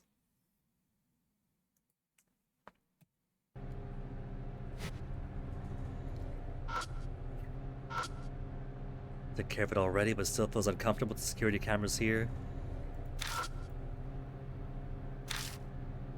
Buttons. Nothing else in the big wide elevator. And we haven't gotten a text from the D-man. Only stops at each office level and the roof at night. And the roof. 22nd and 33rd, right? Let's go to... I was gonna say 22nd first. We could also go to the roof. We have the option to go to the roof, so I'm going to want to go to the roof.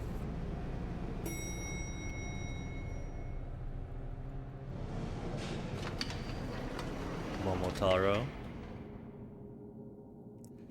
The floor must be past the aisle through that door. Hey, Oe. Overtime's been banned, right? So no one's supposed to be here, right? Yeah, that's right. Plus, this floor's closed off even during the day, since it's the scene of a murder and all. What about it? I see a figure beyond that door there. Huh? Where? I don't see anything. Blocked by her portrait, and when the portrait goes, so does a shadow. Huh? It was just there. You're probably just seeing things, she says to the person involved in technically 5 supernatural hauntings now, counting Yuri. There's no time to waste jumping at shadows. Come on, let's get looking. I was promised a phone. Where's the phone so I can call Rose to come up? Only essential lights are on. It's set us to the minimum number of lights turned on under midnight. After midnight. I should be dead then.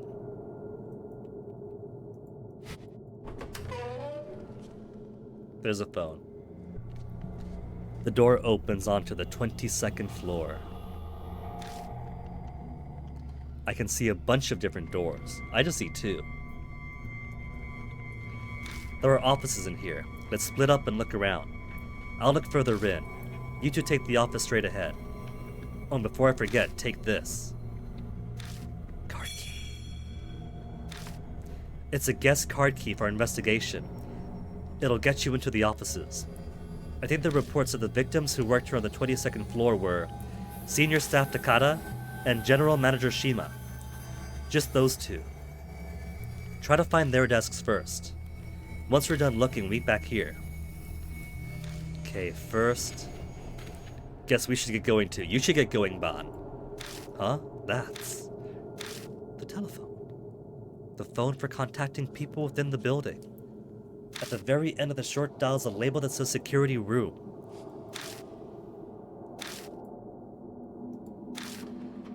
When you want to switch investigation partners, which I want to do, because I meant to leave Ban downstairs.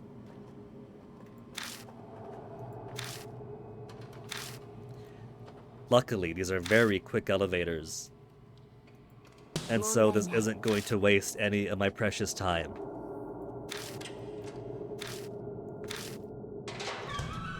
I bet Ban's friend in security is super upset that Rose is no longer hanging out with him all night.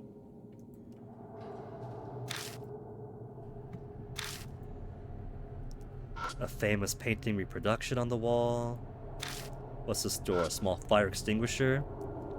Looks pretty new, like it was inspected recently. Like it'd be useful if a fire broke out.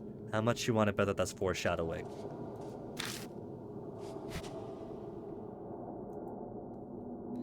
Sumi group sign. Card key reader. Card key reader. Always standing in front of it, looking grim. What are you doing? This door won't open with the normal card key. This is the sales department. They handled important customer info in there. I'm guessing it needs a higher level security card to get in. Oh. Is there any way to open it? I got a bunch of different card keys in case something like this happened. Anyway, I'm gonna try all of them. And each one is going to ping security until it eventually locks out. So what's in my inventory? Just the key card. I didn't bring all my other stuff. Didn't bring the spray paint. Didn't bring the Kakuya doll.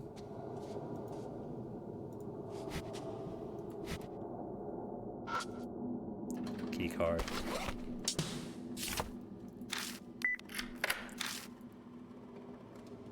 They're in every building these days. It'll relock after a certain amount of time.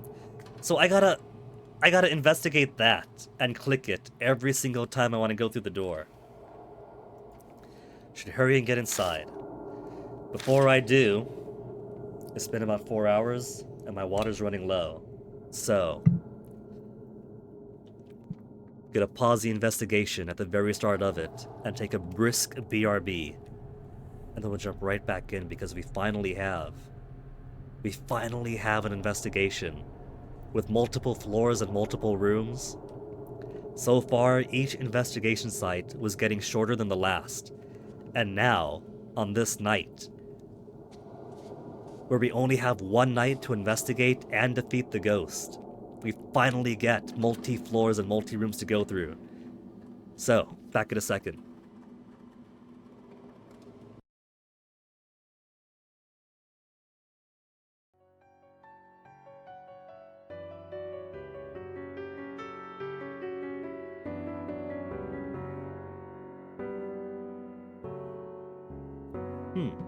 Plus, it's almost about time to feed the cats anyway.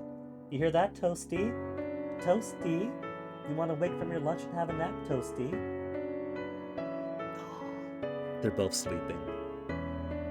Maybe it'll be a later lunch for them today, since they're being cozy kitties.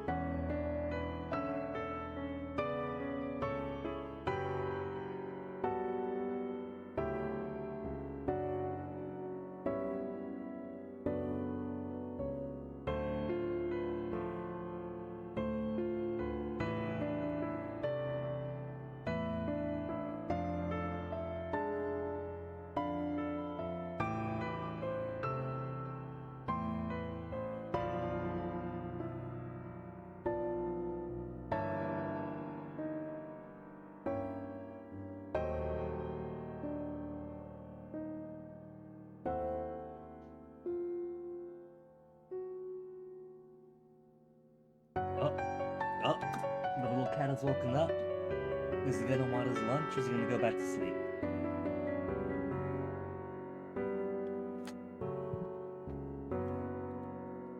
Thank you, Hordian. It seems like Toasty is quite content to just lay in bed this cool day and lick himself, which is fine. Cold days like this are perfect for just cuddling in.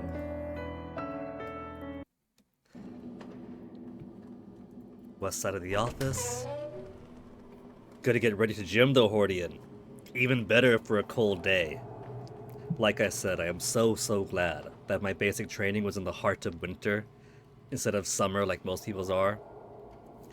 You get it super hot, and I'm miserable. Like, my runtime drops by 10 whole minutes. But when it's cold, it's like constant insulation all around, so you could work harder for longer, at least I think so.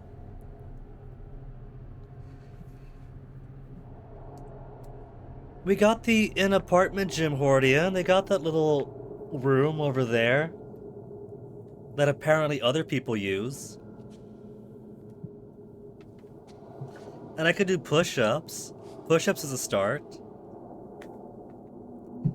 We actually do have bikes, but they're electric bikes with a pedal assist, so it doesn't really count. But you're right. Biking at night. Even though if I'm not getting as much of an exercise with the pedal assist. Which I'm still pedaling, doing lots of pedaling because gotta go fast. But like going 20, 25 down the streets with a bike, with the wind going through. The only bad thing about it is all the traffic lights. The traffic lights are absolute garbage and they stay red unless there's a weight of a car.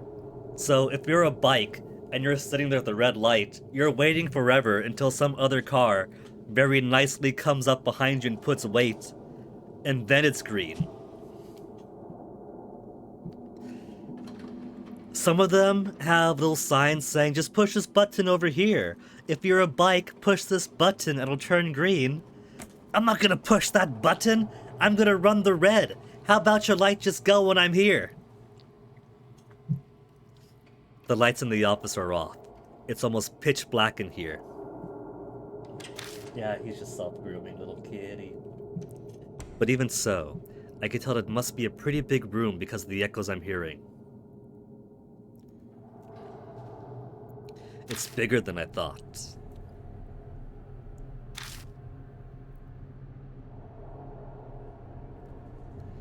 If there's no cars, why bother with it? It's the principle of the thing. It's the principle of the thing because it's nighttime and empty, and so I could afford to be pissed, because if it's daytime, it'll still stay red until another car comes up, and then I gotta be careful crossing. I'm pissed when the roads are empty, because it's dangerous when the roads are not. There are some people, I think it's weird enough that there's some car drivers that are like, you're supposed to drive this way. If you're at an intersection and you have the right of way, go, don't wave me over, I'm gonna yell at you. Everything has to be a perfect program, and if you're not a perfect program, you're doing it wrong. And strangely, that there are bike riders who have the exact same mentality. It's like, all of you guys need to behave predictably because predictable is safer. It's like, my dude, you can't expect people to be predictable. They're never going to be predictable. You have to be adaptable. You have to pay attention to your surroundings and adapt around the non-predictable people. And sometimes you gotta cross the intersection when it's not your turn, or weave between the car, or safely go onto the sidewalk. 'Cause drivers are menaces. You gotta do what you gotta do to stay alive. It turns out that biking is a very dangerous thing, even when you're trying to be perfectly safe. This is a very big company. It'd be unusual not to have office at least this size. Hey, I've never worked in an office yet, okay? Sorry for not knowing everything about the world. Anyway, we're looking for a desk, right? We're better off looking for a clue first. We won't find it by running around. Yeah. It might be a weird tangent to get off on, but weird drivers I can understand wanting predictability, because predictability is what makes roads safe for cars. You stay in your lane, they stay in theirs, you go when the paint or the light tells you to go in what direction. It's basically a program. But bikes can't really be afforded that luxury. Like, if you're a bike, sure, in an ideal world, the cars are doing their job so you do yours. But whether you're a biker, a pedestrian, or a car driver, you know firsthand that drivers are menaces and you can't expect them to behave. So I can't understand how bike riders of all people can get in the mentality that you need to be programmatic and not adaptive. It's so weird. I have no idea where the mentality comes from. A phone connected to a private line with stickers on it. A sequence of numbers that says Senior Staff Takata next to it. Is this his phone, or does that sequence of numbers goes to his phone? No, the short sequence of numbers goes to his phone then. That's the guy Oe mentioned. Yes, his desk is apparently in this office. First I gotta find out which desk is his. Why not dial the number? Dial the number, and then whichever one starts ringing is his. But I can't... Using it would require this, unless I have a tool to use it. So he's just not going to dial it. A small set of drawers is locked. And this is why I brought Rose, because she's the lockpick. Spiritualist and lockpicker. How could you not pick her to come with? She'd be wasted playing BS in security with Ban's friend. Sorry, but could you move? Sure. Rose takes out her tools, and the drawer cooperates in just a few seconds. Corporate espionage time. I'm impressed every time I see you do that. I'm not going to teach you how to do it. You'll need to figure it out by watching. Seiji would have taught us. I rummage through the desk and find a piece of paper that looks useful. It's titled Floor Guide for Newcomers and has a map of the office. Oh, that looks helpful. Would it show us where Takata's desk is? I spread it out on the desk and shine a flashlight onto it. It shows the locations of all the fire extinguishers and other equipment, as well as which employee works at which desk. I'm surprised, so no one moves around in desks, and every time someone gets hired or fired or transfers, they have to update this map. If I recall correctly, Oe said that Takata and Shima were on this floor. Is this the one? At the end of the third row from the window says Takata, Senior Staff. Bingo.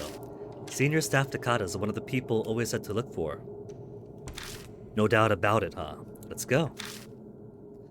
Let's go and investigate other things. Oh, there's a ghost there. What head is that? I can't quite recognize which head it is. Is that monkey head?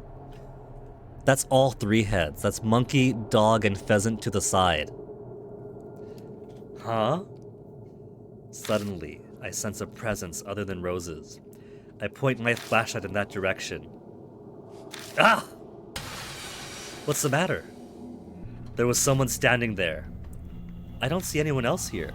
So far I'm the only one who could see it. Miss A saw the ghost. Also, so it's not just the victims who see it. Especially since I can only assume Miss A was a woman, and the ghost only targets men. So far. Perhaps he mistook that plant for a person. Someone was definitely there. The light definitely hit it. Could it have been Killer Peach? Well, first, anything else in the drawer? Nothing else. There's other drawers to look into. Windows and ceiling tiles don't have anything. A bunch of unused equipment inside, and that's it. And I can't search anything else but Takada's death. Desk.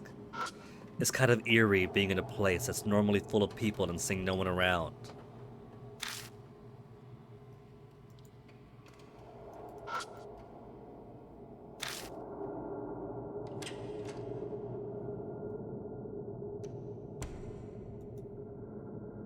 Oh, I see, gotta go forward. Minimap says I can go up ahead. Oh man, look at this! There are so many more things to look at here. 22nd floor, elevator, out, hallway. This room, back of the room. That room, back of the room. First floor's got elevators. 33rd floor we go in, then up, and then same, left and right. Roof has something. Where's 44? I don't see the 44th floor on here. Time to work out, enjoy it, Hordian. Get that swollenness in. According to the seating chart, Takada's desk is probably here. Let's go search it. Does he smoke? A cigarette brand called Mighty Five. You're too late, Chillinchum. It's goodbye, Hordian. He's already off at the gym. There are no cigarettes left inside, just paper trash stuffed in it. I can't believe he's got the new LX2000. The letters on the dial button are faded. Looks like it was used a lot. Files. Files containing overviews of plans and documents. It's organized neatly by project. Seems Takada was pretty good at his job. Other documents. A large binder. Inside are stacks of documents organized by project. Albatross, Rainbow, South Dragon, Island.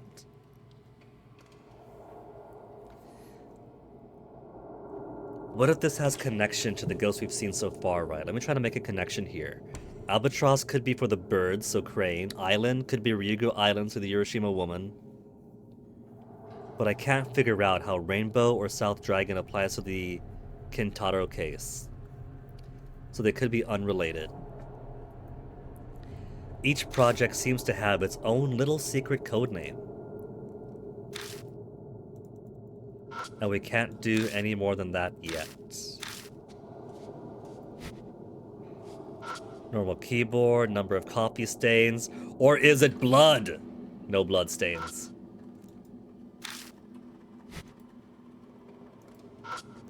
Nothing strange about it. Just in case you give a look underneath, something stuck to it. A label. Has aisle 25 written on it in pen. Aisle 25, like for island? What do you think this is? It's safe to assume it's some kind of password. People with bad memories often use such methods. It must be something important if they're going through the trouble. What's the point of having a password then? Honestly, I feel it's a wonderful habit.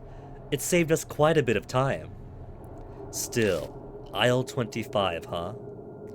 Now that I think about it, I remember seeing something aisle related somewhere. Aisle. Funny thing about this week, Chillinchum, when video shows up about there being more women in church, but religion channels have more male viewers. And today, a video talks about women leaving church. Just figure sometimes when there's information that's completely the opposite of each other. I would imagine that there's a whole lot to unpack there, Chillinchum. Like, a bit of it could be context, right? Like, which church has more women coming in? Which church has more women leaving? And there's probably a whole mess of reasons for that. Like, maybe some churches are more accepting, and so it's friendlier and more accommodating for women of religious leaning to go into it. Or maybe it's super conservative and there's more women because their husbands drag them in. And on the opposite side, maybe more women are leaving because it's a more secular area, and so they don't really care too much about it. Or maybe more are leaving because it's like a Jehovah's Witness super culty thing and they want out. But there's also like the Who saying. It could be that some are propaganda pieces, and so they want to say that more women are coming in the same sense that Trump says he does fantastic with women, and if polls say otherwise, they're lying. Something something, church is involved with yet being another avenue of male-female divide in politics. You could say that, but like, if you want to be cynical, and even say like it's a business thing, then, you know, demographics matter.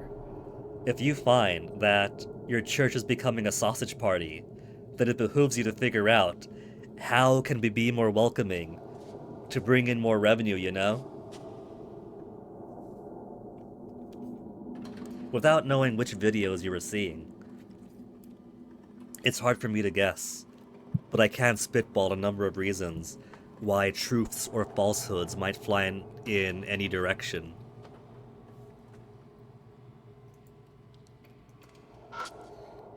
Island.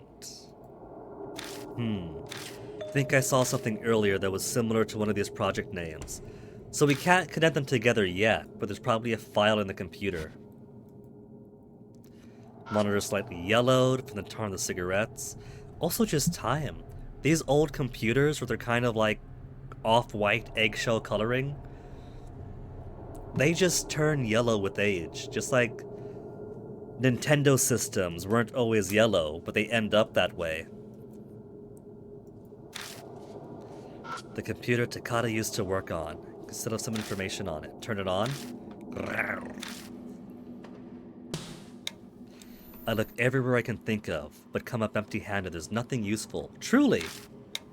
Even with aisle 25 in Island.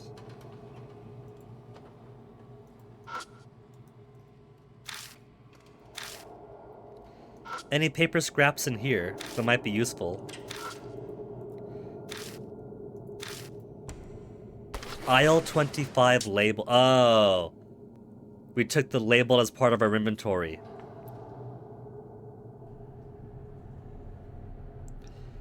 BLS anti-woman. Can't go for that unless you want to go against Bible literalism. Go against literalism. Just take pieces off it slowly. Become liberal church like you. Well, religious interpretation is religious interpretation. So even if one wants to be a conservative church, right, Chill and Chum? There's like 5,000 different flavors of those. So the past 2,000 years of Christian history has been about, even when you think you have one unifying idea, you're gonna get 20 different answers in a group of 10.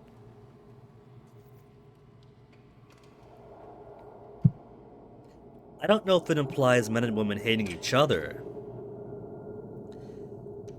but sometimes there is politics in play forward, like especially conservative stuff. It is very heavily men-centered, since it's an easy thing to focus on. That's why you often see more conservative sects pushing the men as a breadwinner, the head of household, the women more submissive thing. Often it's not always a biblical literalism thing, more so that it's simply a measure of power. And not just maintaining power, but making power attractive, especially to mediocre men or men who don't feel too much power in their life. But if suddenly you've got a thing where they're head of household and women and children are subservient to them, suddenly it starts feeling pretty attractive. Suddenly someone has power over something for the first time in their life, and if their relationship sucks, elders are gonna side with him.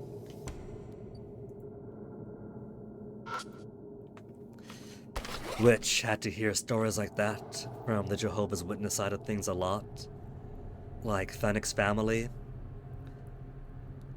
His dad would actually beat his mom sometime in the past, and if she went to the elders, it's her word against his, and men take the preference if there weren't two witnesses that it didn't happen. It's a miracle she remained within the Jehovah's Witness, but she grew up with it, and I guess she stayed for the kids. But if you're the hardline route, the only way you found to be unless you enter this gray area where eventually you get to be like you and think what if is even the correct interpretation. Just become agnostic, liberal, or just none, or all the above. See, I'm a simple guy, Chillin' Chum. I'm a simple guy, right? And the way I see it, for my faith, right, I grew up Catholic. Big man himself, Jesus himself says love your neighbor like yourself. Says things like, if you claim to love God who you cannot see, but hate your neighbor who you can see, then you're a liar and God doesn't know you. Then it really doesn't matter what Paul says, what Timothy says, what any of the prophets in the Old Testament or the evangelicals after Acts say. If the big man himself says to love everyone, I mean, the whole faith is supposed to be about him, right? So I think if he says to love everyone, then that must be pretty important. I take out the label that says aisle 25. I compare all the projects contained in the binder. Albatross, Rainbow, South Dragon, Island. Isle, right? That's gotta be talk about Island. I look at the 25th page of the Island project. As I turn to it, something falls out from between the pages. A dimple key. Is that like an archaic name for a USB stick or something? Like how they used to say dongle all the time and no one says dongle anymore. Is MP still around? MP is a little bit older than me, but also like from that era.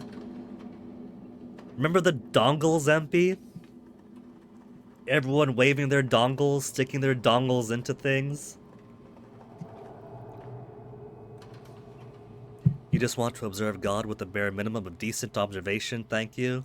You don't see a need to worship someone just because they have all the power. Ultimately, Chillin' Chum, the same way that everything is politics, an even more simple way to say that is everything is power. Like if you look at the earliest evidence we have of religion, and even religion throughout history, be it East or West, it's often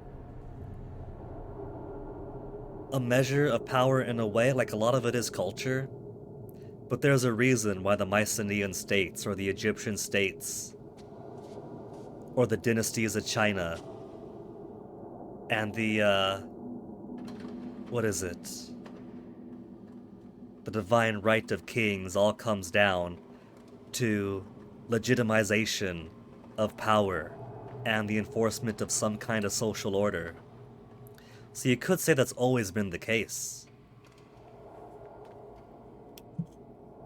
If you want to go for one version of purity, you could go for the cultural thing and see what messages, what ascribations the religion is putting out. But if you want a different type of purity, you could say it's always been about the power. That it's always been some type of governments, some type of control. Label was to keep track of the hiding place for a key, huh? He really didn't want this to be found, so I can't wait to see what we find with this key. Dimple key. A type of key that is less vulnerable to lockpicking, so it's not just a different type of USB stick. Where would you go to? There's nothing here it could physically unlock. And there's nothing on his computer. You don't like to think of everything being a power struggle or structure, even if it is true. You're speaking to a trained anthropologist, Chillin' Chum. What isn't about power? I mean, power doesn't always have to mean getting one up on somebody else or gaming a system. Cooperation is shared power after all. If certain religions are certain systems of power, there are different systems. Like, sure, for a lot of the big feudal and imperial areas, the religion and state marriage is one of authoritative power and the legitimization of authoritative power. But you got plenty of faiths that are more about cooperative power and finding ways for society to be a cohesive unit. Like, even if you look at Abrahamic faiths, as it passed through Europe, it became a thing of monarchs and kings, of popes and bishops, about maintaining a social hierarchy of the divinely ordained at the top and the sheep at the bottom. But you look at the notes, and so much of it is how to behave within the society as a cohesive unit.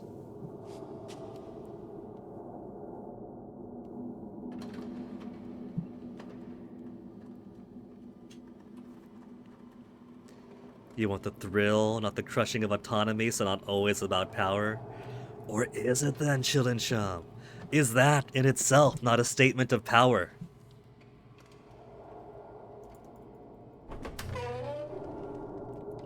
I'm just teasing you right now. Okay, how about the roof? We could go to floor 33. But I want to see what the roof is about first. We know management is on floor 44. So confrontation's gonna be either floor 44 or the roof.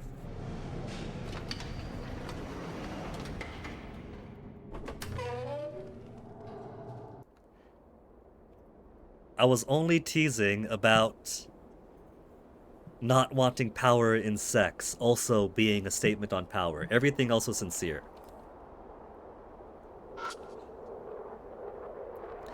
Kind of like how not wanting to be political is itself a political choice. 'Cause then what is not politics? A monument to the center, take a closer look. You made a post on the Ask Religion subreddit, wasn't satisfied with the answers.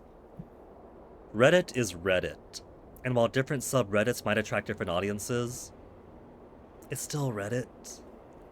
Maybe Ask Historian might have some different perspective than Ask Religion may or may not have. A monument dedicated to the victims of some sort of fire. Well, that's definitely not going to be relevant.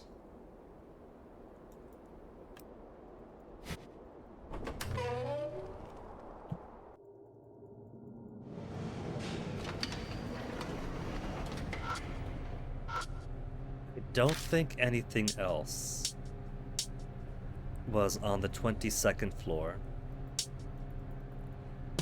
But I also don't see an option to go to 33 from the roof.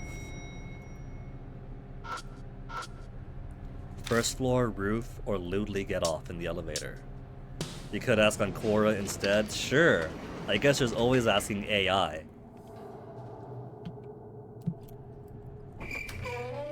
Are there any humans on Quora anymore?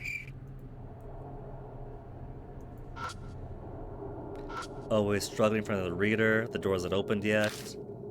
What if it takes a dimple key to get in?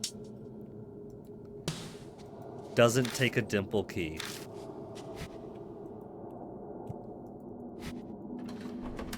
Then what else is there to do here? That's not locked? This is just as eerie to be out at night when no one's around?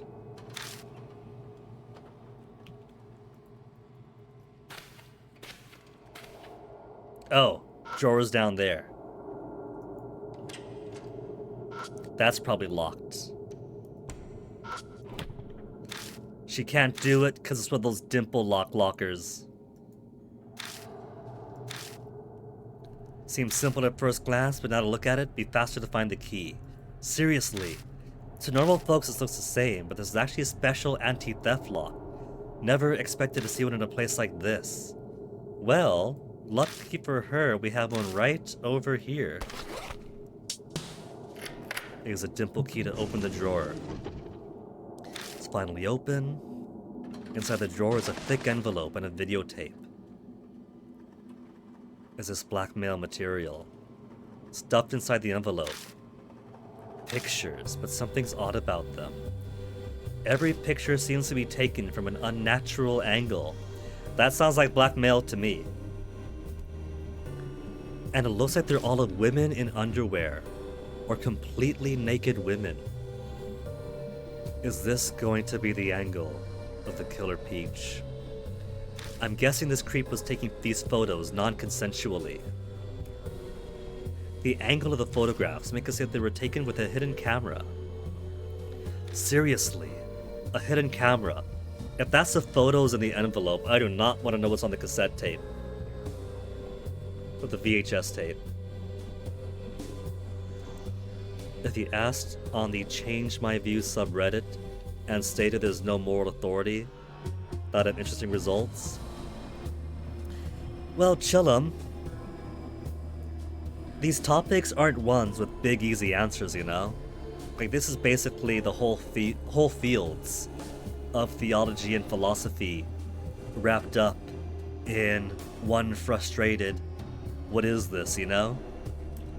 So, it feels like these are the sort of questions that you could chase after your entire life and find new answers all the time. Changing rooms and the women's toilet, these seem to have been taken inside the building, which means this is where he hid his collection of equipment, I suppose. That explains the need for that lock. What about that video? I do not want to see the video. Looks like this could have useful info. The description of the video reads, 5-5 Club, President Ishimaru's Memorial.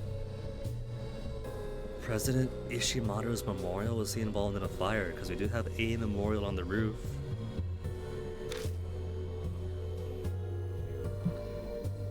President Ishimaru. Now that I think of it, I heard he died recently. She hears a lot. Who's he? The president of the Sumi Group. I recall reading his obituary half a year ago. Huh. Seems like this video was played during a gathering held in his honor. The label isn't lying about what's on the video. The beginning is a collection of reports of his death from each news station. Must have been big to be all over the news. Yeah, that's true and all, but why was this video hidden just as securely as all his illicit photos? Yeah, I get why he'd hide all of those photos, but what's the deal with this 5-5 Club? 5-5-5-5. This video was memorial held by the 5-5 Club. The question you should be asking then is, what is a 5-5 Club? In theory, in practice, once you dig down the basic assumptions, you find out how it's unsubstantiated shit. Like I said, shit and chum. Questions of power. And systems of power. Yes, that concerns me too. There's obviously some important secret on that video. Let's take a look. Let's take the video with us. You can leave the photos behind. Memorial video got. And I think that should be everything here, so maybe Oe should be finished with her side.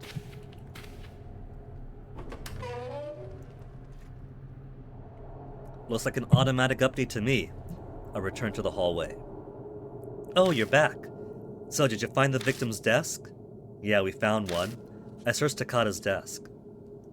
I tell her that Takada had a collection of raunchy, peeping photos at his desk. Huh. Guy's an even bigger scumbag than I figured. There was also a video that I didn't really understand. A video? It's a video made of the late president's memorial, made by something called the 5-5 Club. Does the club ring a bell for you, Oe? Nope, ain't got a clue. But big companies have little internal factions or groups. It's probably one of those. Yes, that's what I was thinking as well. What's concerning to me is that Takada hid that video for whatever reason. But that's just organization, contractualism, and might makes right. So what's the problem, Chillin' Chum? It sounds like you're getting answers. Answers you're unsatisfied with, but answers all the same, yeah?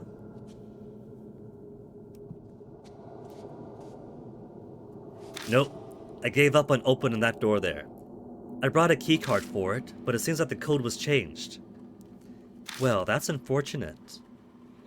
So that finishes up this floor for now. Let's move to the next. The 33rd floor, huh? Yep. Section Chief Bando. and Department Head Kagawa both work on the 33rd floor. We're missing one victim then. There were 2 victims on the 22nd.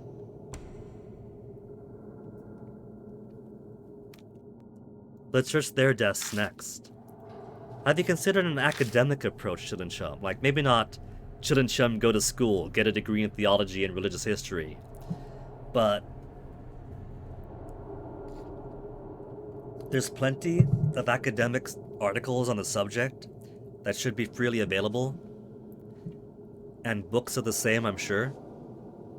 What I'm saying is that randos on the internet, even from dedicated subreddits or Quoras, might have opinions and might have some expertises, but it might be interesting to see what has been contributed to the sum of human knowledge on the subject from a somewhat more authoritative point of view. Whoa there, sorry, that's me. There might be some interesting answers hidden within. Oe opens her cell and starts chatting. Yeah, I've been waiting. What about the case I left you with? Yeah, the Sumi. What? Come on. I just can't win here. They really butted in this late, huh? Oh, wait a sec.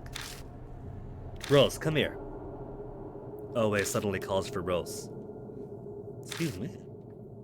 Me? What do you need? Just come over here real quick. There are reports about the 33rd floor. I'm leaving them in your hands. Reports of the 33rd floor. This call is going to take a while. Furinsu, go on ahead. Right, so about that case. Oe gives us some instructions, then quickly returns to her phone conversation. Could I have her collection of keycards too? Well, you heard her. We're going to have to continue on without her. She wasn't much help on the 33rd, on the 22nd anyway, so we'll let her finish her call and join us when she's more able.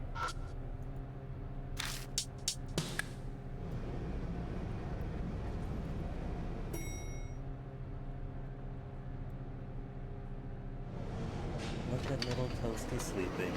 I even have a Cubano right here, in my hand, on my desk. He smelled the Cubano on my fingers when I petted him before coming back from BRB. But he's such a sleepy kitty that he's just sleeping. Toasty here eats anything and everything. We don't starve him, but he's very food motivated. So even when he gets all the food he needs in a day, he still scrounges around for anything he can get his mouth on. We found trash of wrappers that have been punctured by thousands of teeth marks. Just because if it's delicious, he'll try it. And he's too sleepy to try a Cubano. He looks so peaceful there too. Yeah, Toasty, we're talking about you. Oh, that's a piece of wrapper.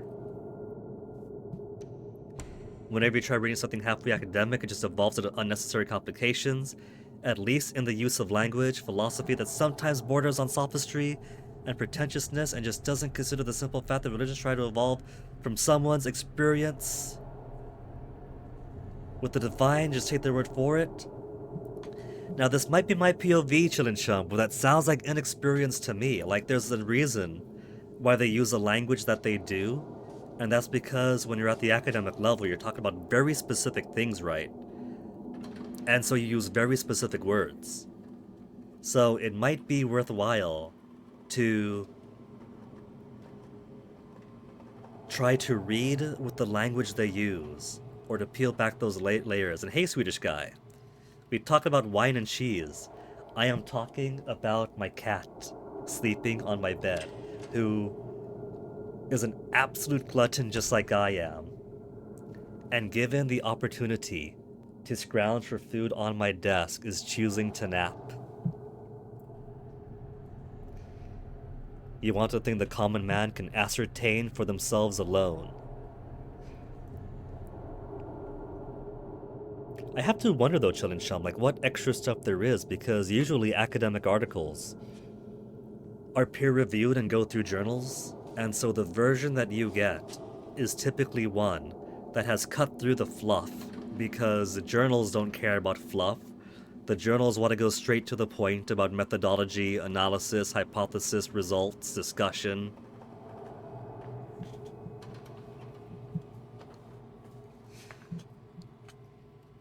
So, not knowing which articles you've looked at before, I could advise maybe trying to narrow your focus. Like, see what the academic thing you've read has been published in, right? Like, different publications might have different focuses or might have different standards. And the authors, you can do like a quick little look into to be like, alright, so what is this people's expertise?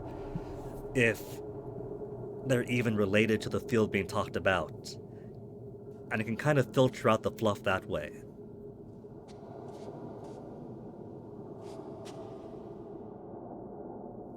You say two different subjects, I say not much difference, because even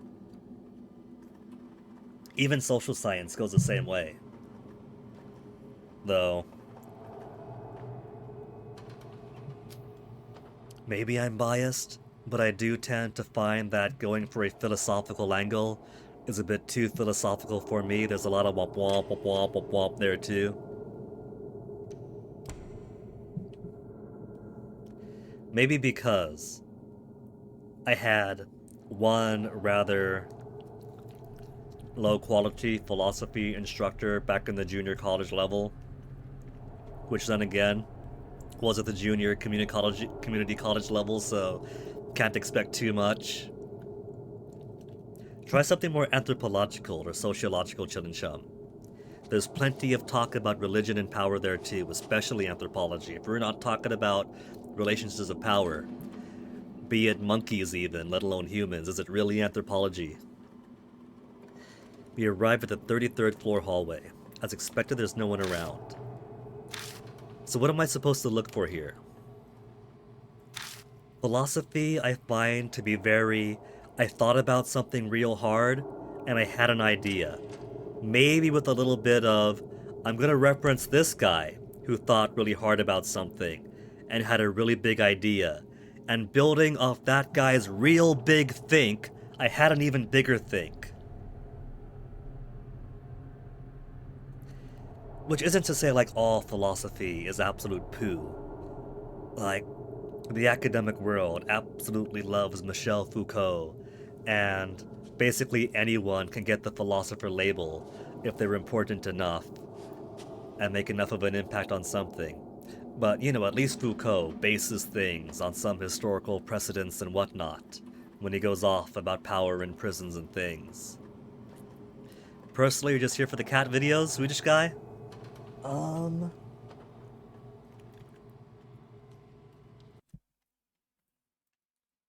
Where is he? Where is he? There he is. There's the little guy. Sleeping right against some pillows.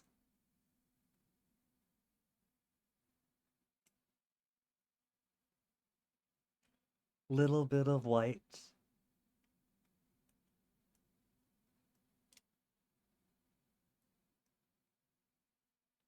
My webcam cable can't go any further than that, so that's as much as you're getting.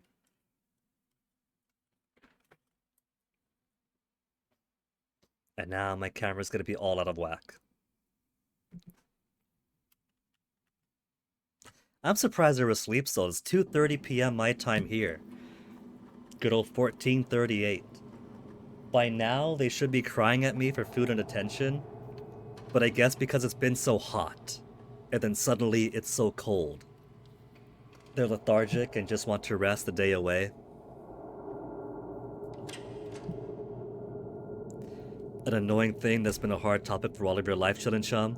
It'll be a hard topic for all the rest of your life from here on out too. It's like it's part of the big questions that mankind's always struggled with. No matter how many big thinks we have. Wait just a second. Rose opens up a folded paper carefully and looks it over. The victims working on the 33rd floor were Section Chief Bando and Department Head Kagawa. You want it swept away? Well then, Chillin' Chum, you could either accept that some things have a core of relationships of power and then build out culturally and personally from there, Or you could try looking at more anthropological discussions on the subject. Or you could compartmentalize it in the vault in the back of your brain and play video games. You have no interest being like the rest of humanity in that respect? The common people, the philosophical zombies, the ones that aren't having my big thinks. Either get an answer or just find a way to not care. Like I said, compartmentalize, put it in the vault in the back of your head, play some video games. It failed terribly, then this means you need more video games. Not to be too stereotypical about the effectiveness of certain things, but have you tried substances that could alter your perception of reality, Chillin'? I'm not a big drug head, but with California legalizing certain things, Fennec and I have explored certain very commercially available things. And I gotta say, at a high enough dose of the right stuff, it's rather eerie how much certain elevated or altered states can put certain anxieties or big hard truths in front of you that you've been trying to avoid in your sober life. And then even after you become sober again, that knowledge and acknowledgement sticks with you.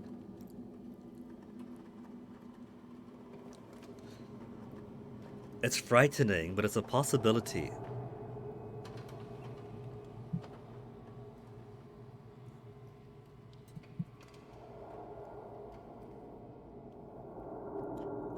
I'd imagine enough THC is probably easy to get your hands on.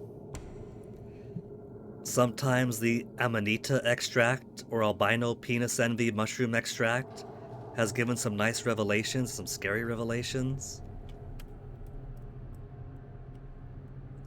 A little bit too much of the THC gummy at Pride. Super mundane, super common, super vanilla. Had given some hard truths to me too, when normally it'd be a pleasing time with ha-has all around. A lot of it is based on like what your mood is at the time, what your head state is.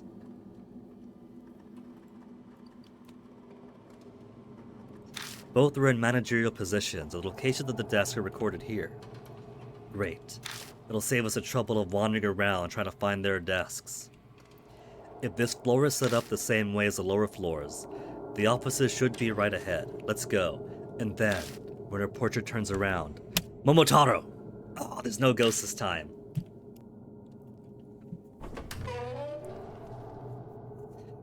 So we should have keys for both, maybe? Fire extinguisher. Need his help yet? Nah.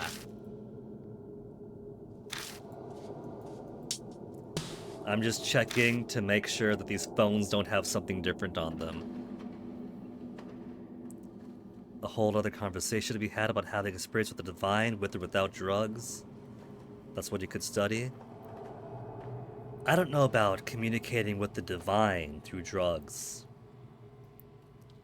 There's plenty of cultural practice and just taking drugs assumed with that, but I'm just talking about, like, opening up your head and just boiling in it for a bit, so that the things you worry about and stress about the most are things you cannot escape from. It's kind of like turning yourself inside out. Because like when you're sober up and everything, and you got your own perspectives and views, it's kind of like looking at your own self from the outside in. Like how you could have your own problems in life that are so hard for you to try to manage, and then you watch TV and you see someone else's problems, like that idiot, it's so easy, what's he doing? It's kind of like that. It's kind of like, you idiot, Guinea, it's this easy. And it's frightening because you don't want to be faced with those easy answers. The sober you wants to maintain whatever status quo or do things its way.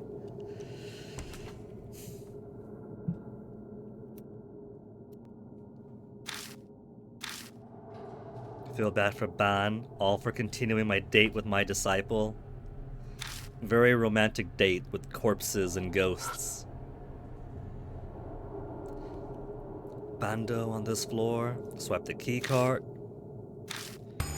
What did I say? Multiple heads to this Peach guy. Oh, and I guess the head coming out of the mouth is itself a fourth head. Like there's monkey, dog, and pheasant behind, and I guess Momotaro's main head is there coming out. What? Does she see it? I knew I saw something, but that definitely wasn't a person. It had multiple heads. She does see it this time.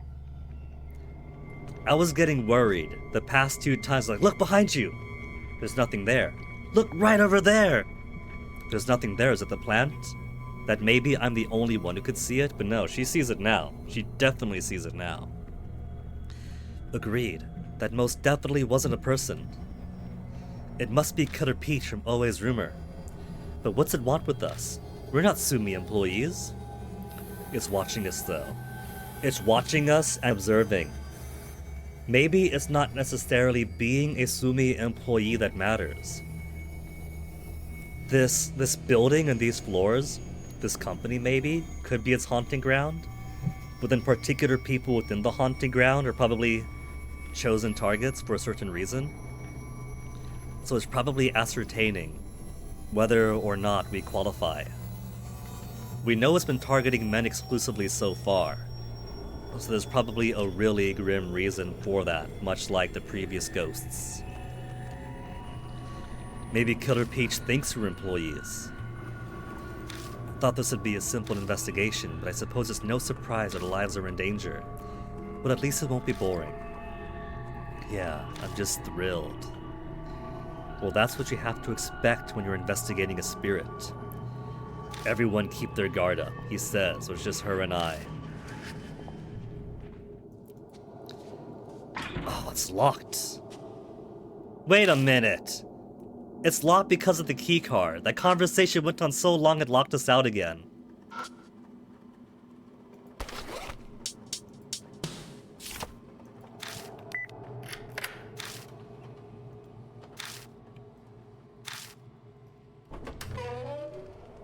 No ghost. The instant I step into the office, a heavy chill descends upon me. Never mind, there is ghost. Huh. The air here is different. I feel like some beast is glaring at me in the darkness of the office. Damn it. So Killer Peach is hunting us after all. Suddenly, I get a whiff of something awful floating in the stagnant air.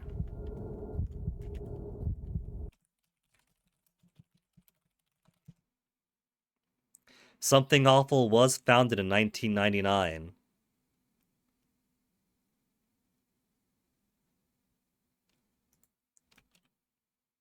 This is... How many times have I smelled this now? There's no mistaking it.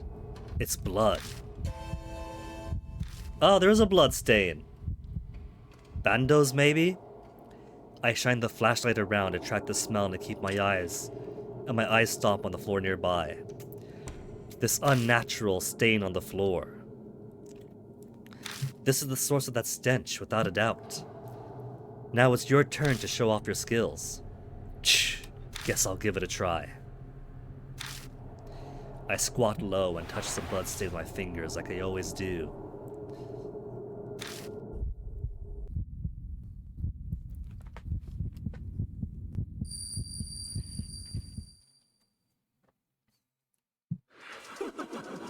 A creepy, high-pitched laugh, but also an absolutely unbelievable scene.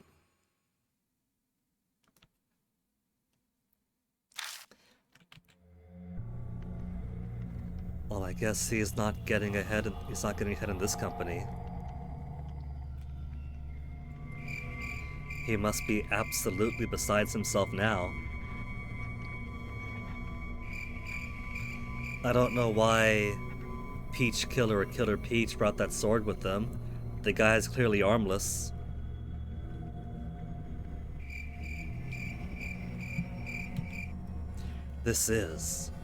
An office is covered in blood splatters. I see something lying in a pool of blood. There's something that looks like a human arm, and also a round lump like a split watermelon. When I look closer,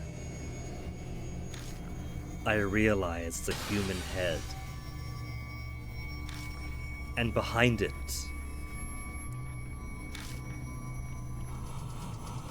a grotesque creature holding what looks like a katana.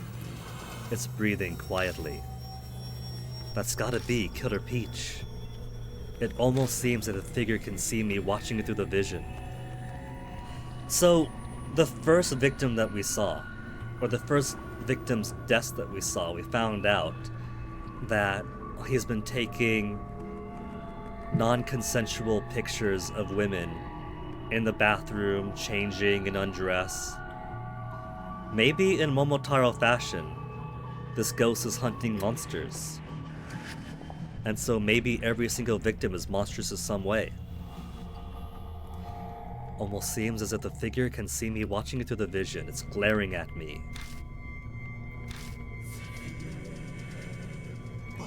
With silver white blade, the silver white blade flashes through the darkness as it screams. It's gonna kill me!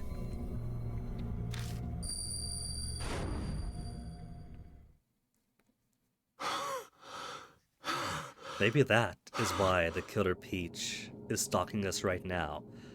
It saw us in the past, watching it from the future, and so it recognizes me. What's the matter? What did you see in your vision?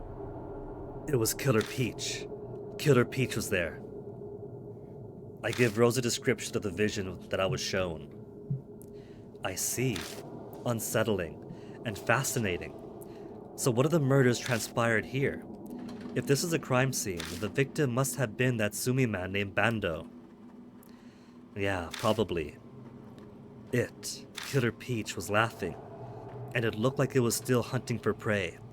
Killer Peach makes it sound like a JoJo stand.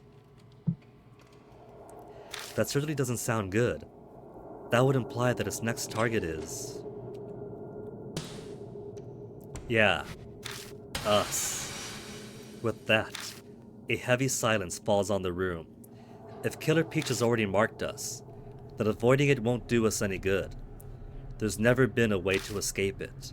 All we can do now is keep pressing forward. Technically, she's fine. All the victims have been men.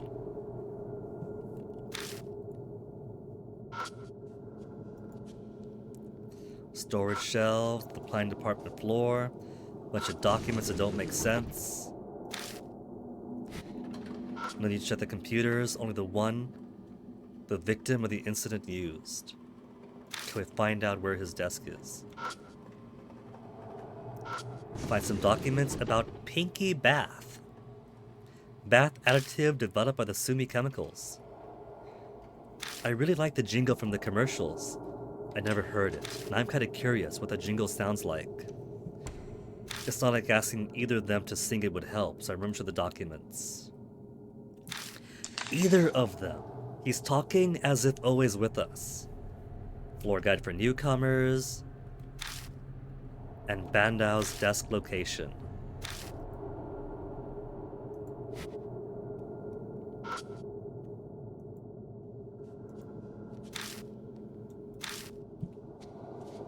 And this must be his then. According to Always Report, this is Bando's desk. Got a bunch of stuff on it, including comics on the left. This has got to be a pain to search.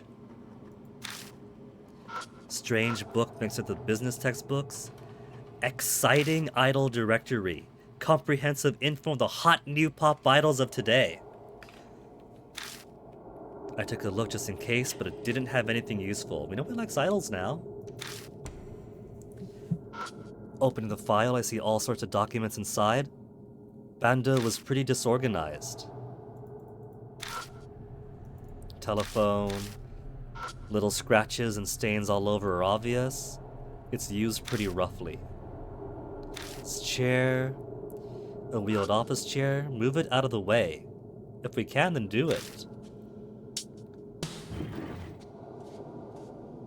Spot where the chair used to be. Could look underneath the desk now.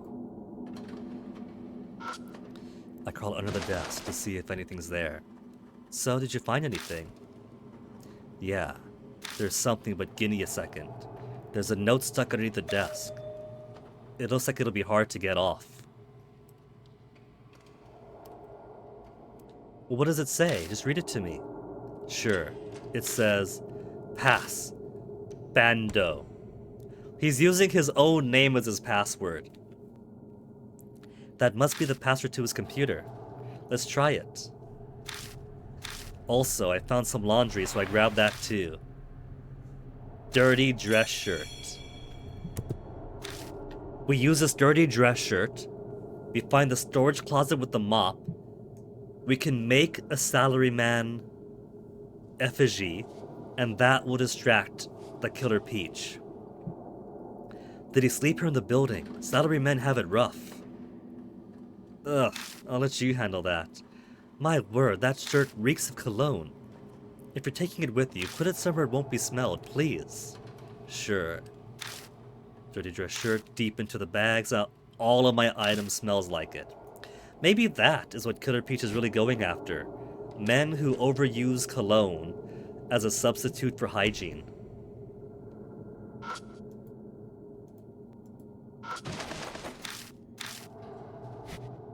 Keyboard. Nothing strange about it. Newspaper. Sports paper famous for being more like a tabloid rag. So, Deadspin. The page is bent on an article with a photo of an idol walking with a middle-aged man late at night. A second idol connection, he's definitely into idols.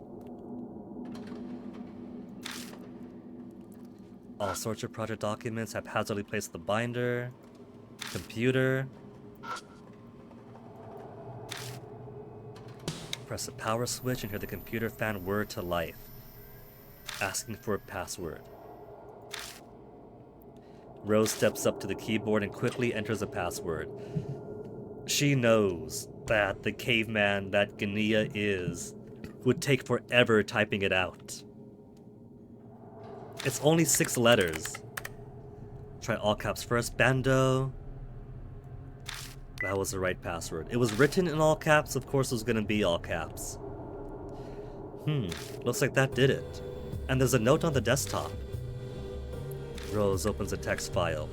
Borrowed 2 albums from the department head. Practice the call in time for the concert.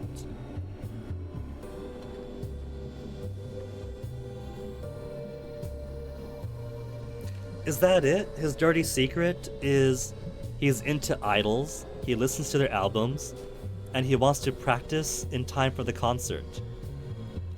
Paul. The chanting audiences do at pop concerts. He must have had plans to go to one. The department head is Kagawa, right? The rest is all trivial. Rose suddenly stops scrolling. K's PC password. Solo first. K's PC must be. The department head is Kagawa, right? So it's a password to his computer. That's all well and good. But what would solo first mean then? It's just his password, don't overthink it. Borrow 2 albums from Kagawa. Practice the call before the concert. Solo first password. That's what I'm gonna get here. I don't see it. Oh, there's a desk down, or a little, I keep missing these under the desk lockers. These filing cabinets.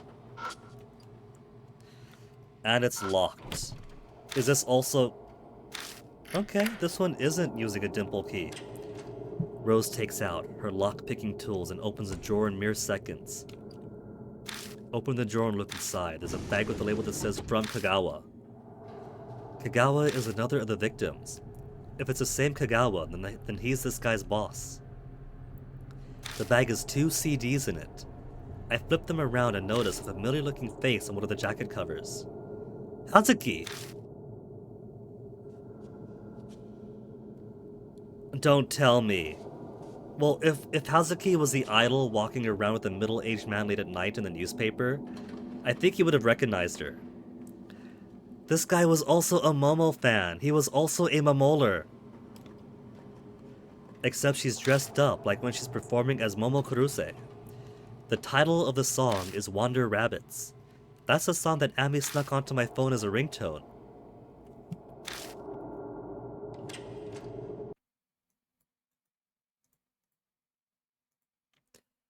One CD from Momo Kuruse, and the other one is Love and Hero, no? You know them. Gania. They were just on TV when you were hanging out the Black Rabbit last. I'm quite fond of Love He. Ai has a lovely voice. Wow. I am not sure how to respond to that. Wander Rabbits and Counterattack. This desk belongs to some old guy, right? Why would he have this? Between the previous game and this one, Deathmark liked to imply that if someone was like a middle-aged guy or older, and he likes idols, he must be a lolicon. So maybe it's going that direction too, that his interest in idols and going to concerts means that he's a creep. Music can stir the soul of anyone. But it said it was from Kagawa. Maybe he borrowed it from his boss. So his boss Kagawa owns these CDs? That still means they belong to an old man. Someone would be calling you old before you realize it. Anything else interesting? Yeah, hang on a sec. There's some kind of box farther inside. What might that be? I think it's a safe. It was shoved in the back of the drawer. A safety deposit box. A safety deposit box inside a drawer. Can you open it? Doesn't hurt to ask. With the right tools, sure, which means no. But I don't typically carry around tools to open things like this. Seems like I'll need a key to open this safe. I better look for that first. And we don't have one around here. Spirit File Killer Peach updated. It normally does that between investigation segments. Am I gonna be chased now? Rumor notes 3. Ishimaru was a president of Sumi Group. President Ishimaru Memorial Video, 5-5 Club, mysterious faction within Sumi. Department head Kagawa gave Love He and Rabbit's CD to Bando. K's computer password is solo first. Okay, song, go away. Some shit's about to go down.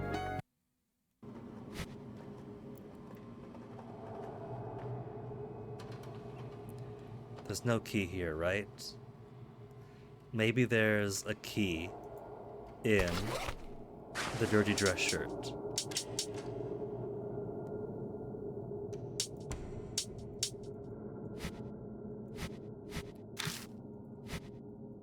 There's still the other side to get to.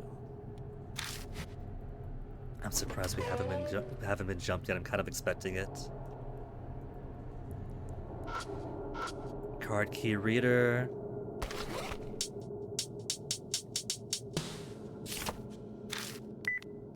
The department head Kagawa is a victim that worked in this area.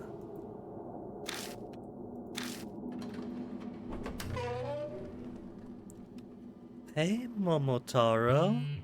With your glowing red eyes, just standing to the left while we take this call. D-Man is sending us a D-mail, while the ghost is staring at me with red eyes. How are you? It's D-Man. I prepared for your next riddle. For one, search the fake monster. For the other, search the monster that shines on a giant's leg. I meant to take a screenshot of that. Okay, let me see.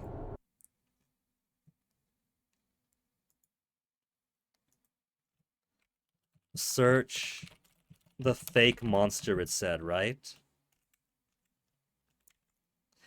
And then search the monster That was it lights or shines? The giant's leg. Yeah, I'm coming. And given the ghost is right there, let me put a save in the corner here.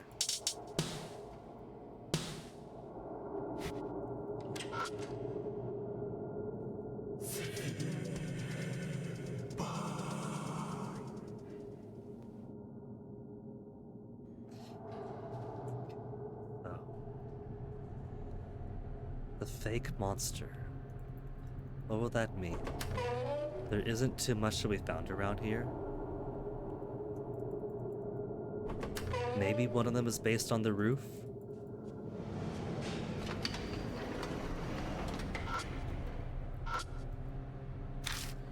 I'm pretty sure the first floor is just elevators.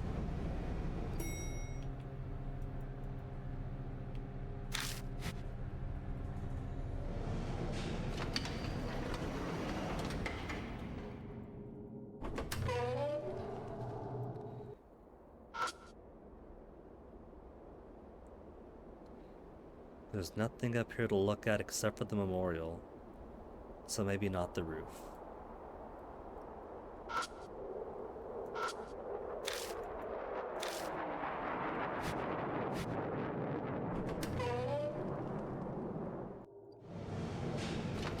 First floor.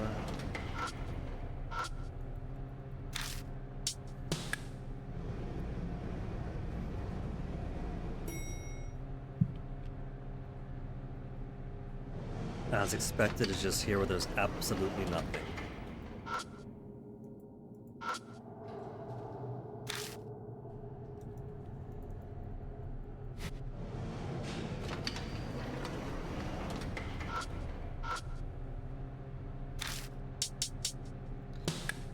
Maybe fake monster is Bando or Kagawa, whose only crime might just be liking idols as old men.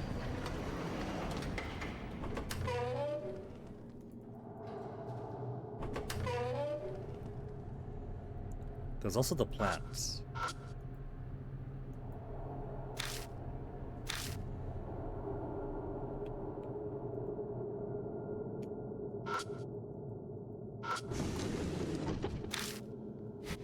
I could also just examine everything.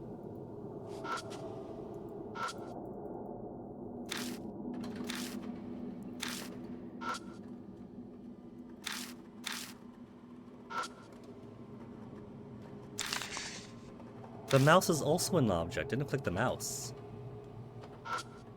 The mouse was a bit rough, but it's not been cleaned much. Ew. Never mind.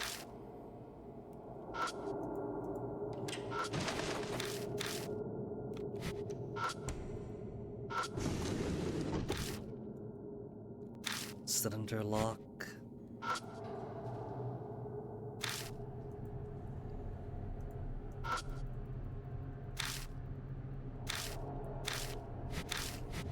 So nothing here. Maybe floor 22. Fake monster makes me think. Maybe the plants that Killer Pete showed up next to? That Rose thought I was looking at?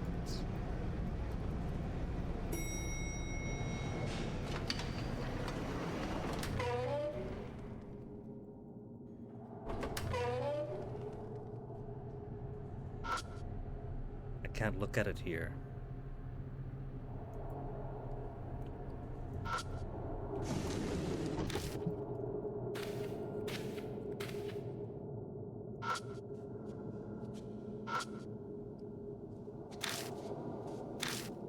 The cigarettes is not a monster to look for. I can't look at any of this stuff anymore.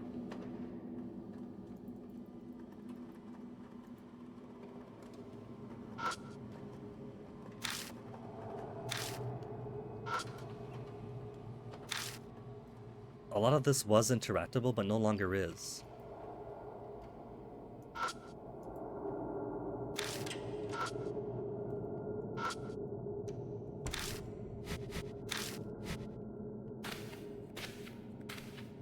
And I'm guessing Oe hasn't made her way into here yet.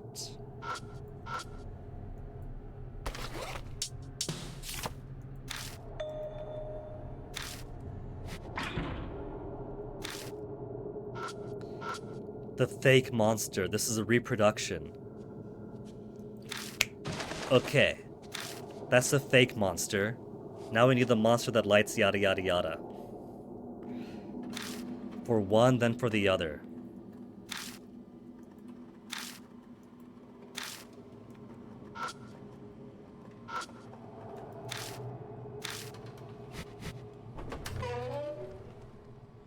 It's probably something we won't find until we get to Kagawa's office, maybe. Search around a bit more, but you didn't actually look in there. Went in, got the D-mail, then left. Camera, is it you?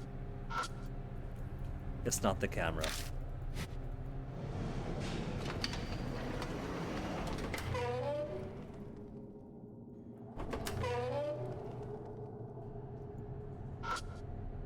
Several binders, invoices, and estimates. Bath additive produced by Sumi Chemicals. Pinky Bath. What kind of name is that? Never heard of it? The Jigawed Pinky Pinky Bubbly Bath. I like the song, but I never bought it. Now I have the chance to try it. Take that with you. Apparently we're taking it with us. Another drawer. Lore guide for newcomers. Fire extinguisher locations. Kagawa's name? Kagawa's desk identified.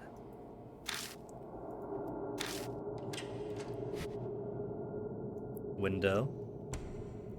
Can only see the dark sky from this angle, and nothing else to interact with.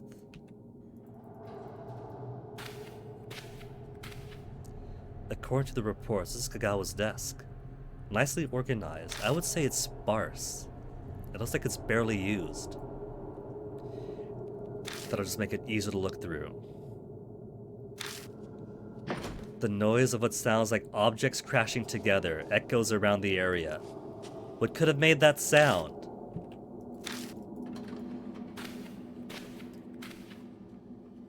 Obviously, it's Momotaro on the prowl, but I don't see him.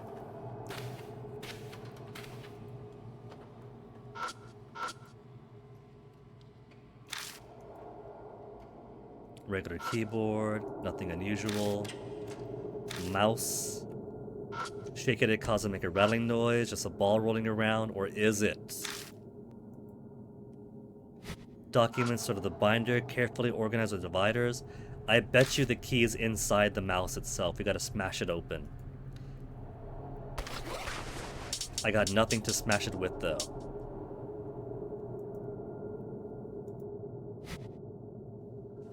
He's got no filing cabinet below. I can't move his chair. Clean of dust, not a single fingerprint. What did I say? He doesn't use this stuff.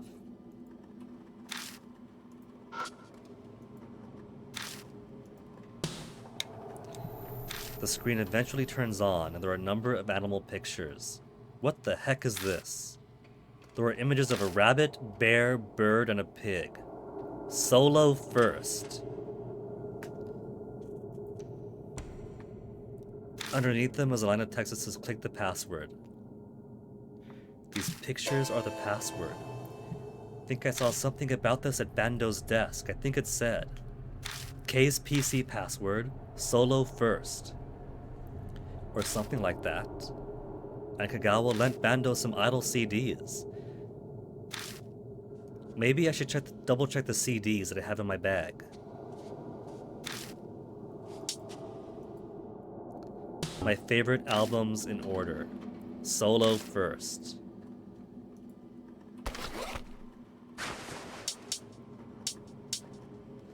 Covers Momo in a black bunny costume looking up at the stars. Album by popular idol group Love and Hero, or Love He. Found at Bando's desk. Covers a group shot with girls. with a girl with twin ponytails in the middle and the word Vihi.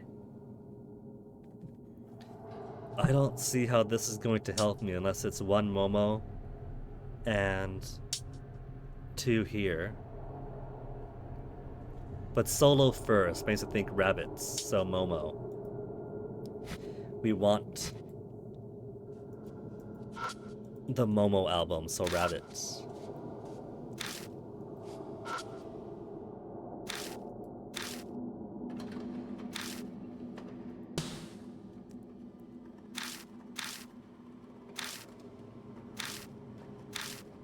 Rabbits.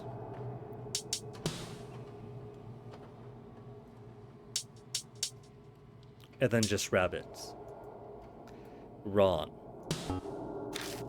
I've only got 2 albums with me though. Just Wander, Rabbit, and Counterattack. The word He doesn't help me. Love He isn't a pig or a bear.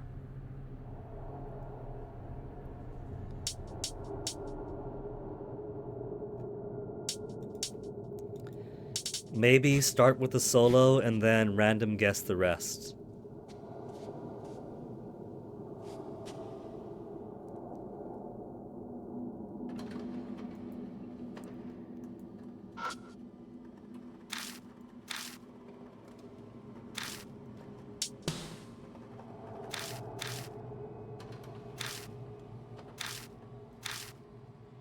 Rabbit.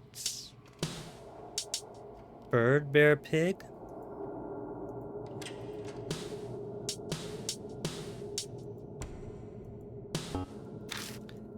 I'm not gonna brute force this. There's gotta be some other clue elsewhere. Killer Peach, help me out here. Where's the Killer Peach?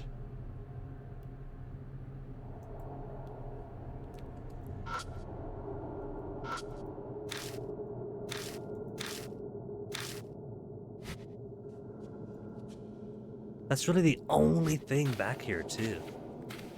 Phone's got nothing, keyboard's got nothing.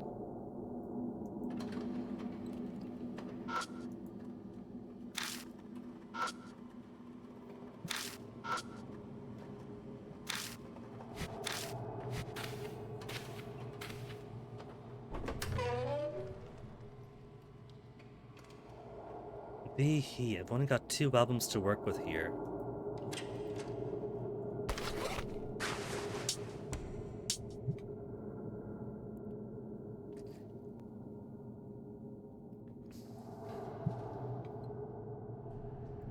Wander Rabbits.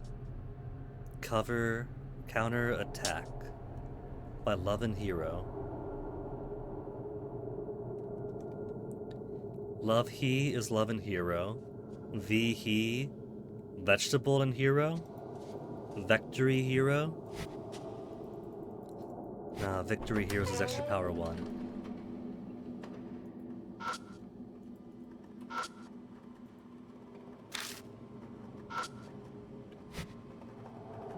Anybody else got a bloodstain I could examine? Photo of an idol walking with a middle-aged man late at night. Isn't of help. Borrowed 2 albums from Kagawa. Practice cover for the concert. Solo first.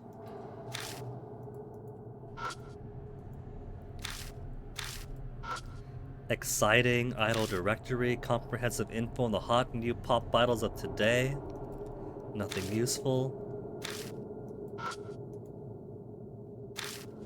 Nothing else to use here.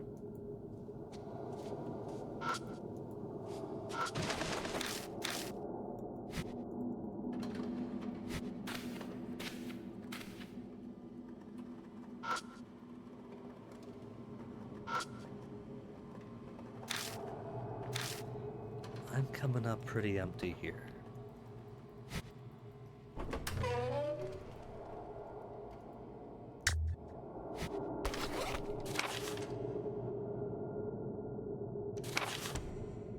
Mysterious Faction, Love He, Rapid, CD to Bando, Solo first.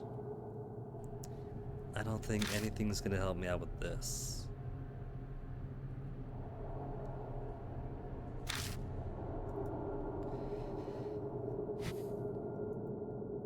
D-mails. Search for the fake monster. We got that reproduction of the painting.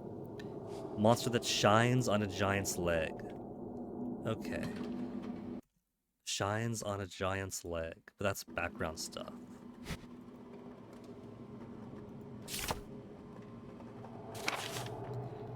And this is all info on my own friends and characters, so nothing on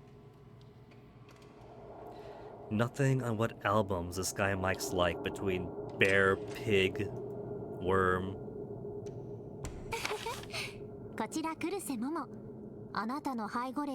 Stars over children's shows, soap operas, and movies. Occasionally work as a bikini model as well. After School Scary Rumors. Debuted as a singer, Wander Rabbit's unprecedented smash hits. Often works closely with the idol group Love and Hero. Previously considered a competition. Solo first makes me think just Rabbit. But it's clearly not just Rabbit because I was wrong.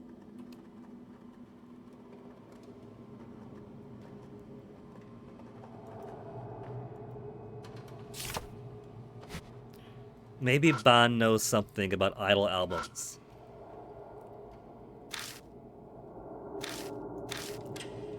Switch partners, now we're just chatting about idols with him.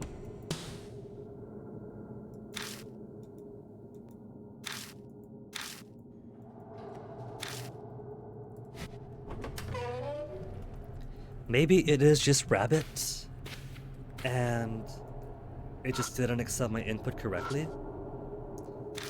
Favorite albums in order, though.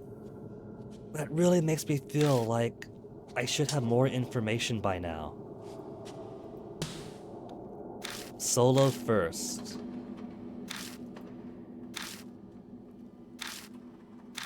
Wander Rabbit is the only one I know. Favorite albums in order.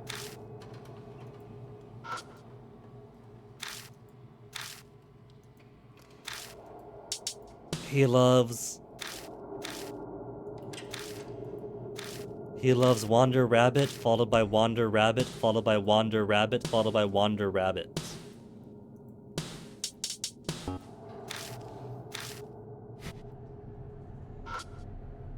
PC mouse, rattling noise.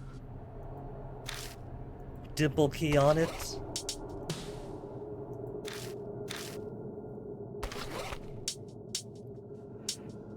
Pinky bath on it.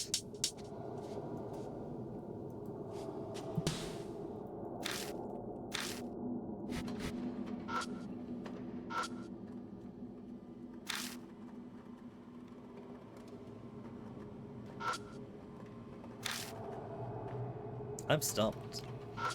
There's not a lot. Hey, Ghost.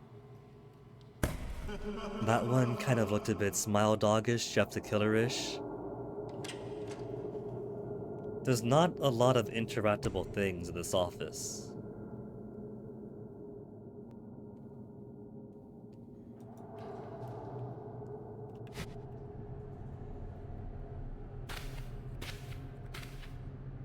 There's also that safety deposit box I haven't been able to get into.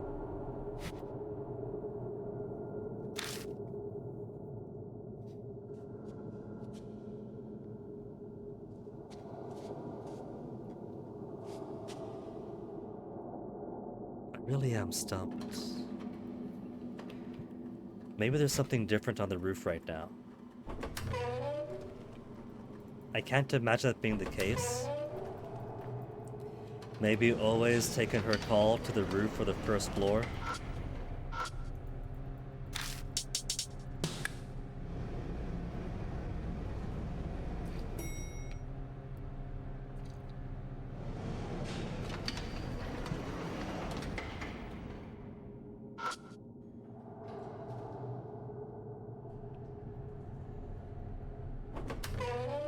Nothing's changed up here. There's still only one interaction spot. And only one room on the roof.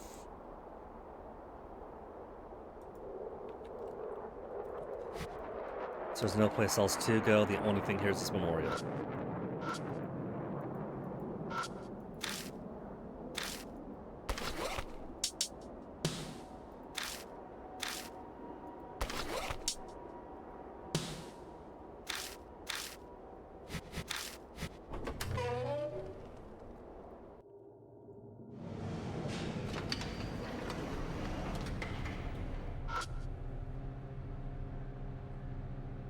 The panel. Oh, shadow on the metal wall.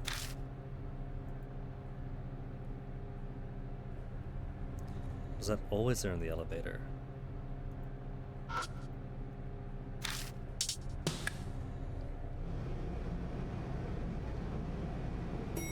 As a matter of fact, it was.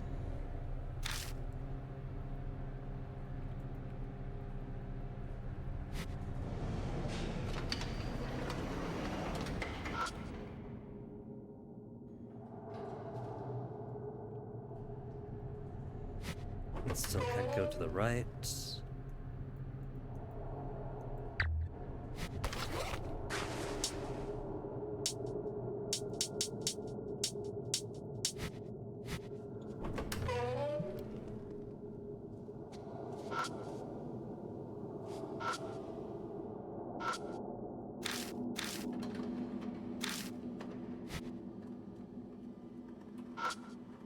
We just have Takata, we know where his desk is. Equipment.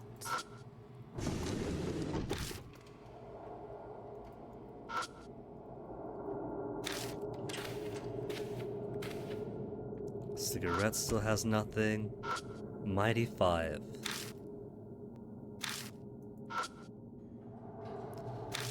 Can't get into that filing cabinet.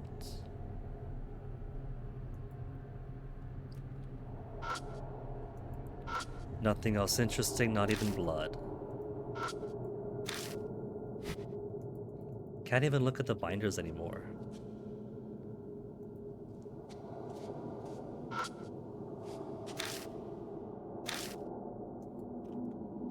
Which makes me feel there is absolutely nothing left here. But I'm so stumped, I have to check everywhere again.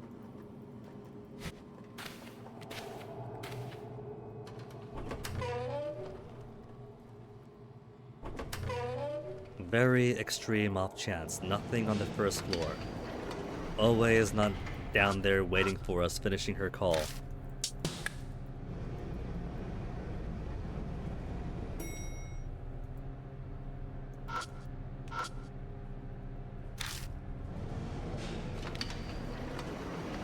She's not down here.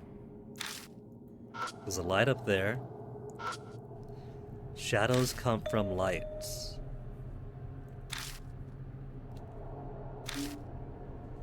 Jumping up to get his D card half.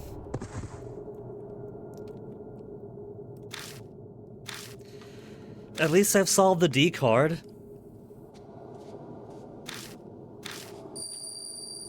The card starts shining. When the glow fades, the two pieces perfectly fuse together.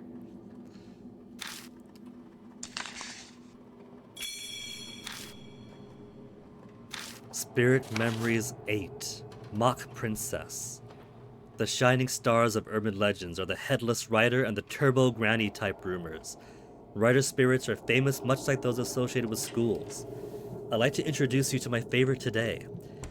It's seen often on several loop routes around the Imperial Palace in Tokyo, from freeways to local streets to railway lines. One night, a man was driving down a lightly trafficked road when the sound approached him that wasn't a car. In the rearview mirror, he saw a large horse galloping behind him, the rider's face blocked by the horse's head. Rumors say to make way for the horse, as those who don't will die horribly. With the path clear, the horse charges past the driver into the dark. They say he can get a quick peek at the rider when they're alongside. Witnesses claim to see a slight woman with long hair, in a dress fit for Western royalty. So 1999, that'd be Elizabeth II, right? Terrorizing Japan by riding around with horses at night. The appearance differs slightly between accounts, but it's always something like a princess. A few who claim to be the best at freeway racing have challenged the spirit, but they've never won, dubbing her with the current name Mach Princess. As you're a writer yourself, a word of warning: don't try to challenge the spirit. It's no good to even attempt to battle it out. D-Man. I'm going to assume that's more foreshadowing for the next game.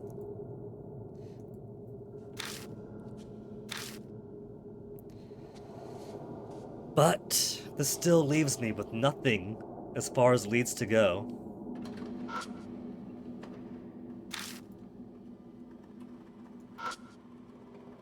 There's a thumb in the dirty dress shirt. No.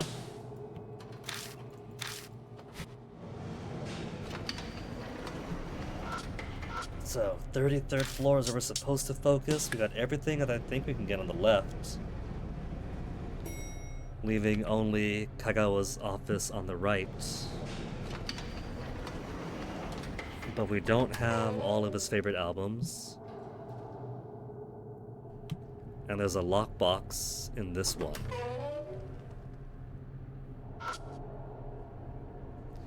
But I do not have the key for the lockbox.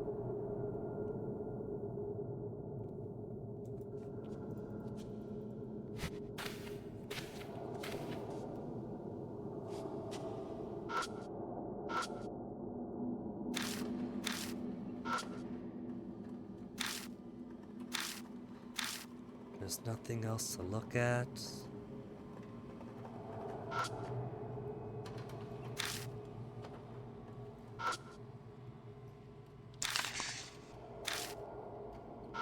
Not been cleaned much, but I can interact with it. So even if I could, if I want to use the bath bubbles on it to clean it up, I can't.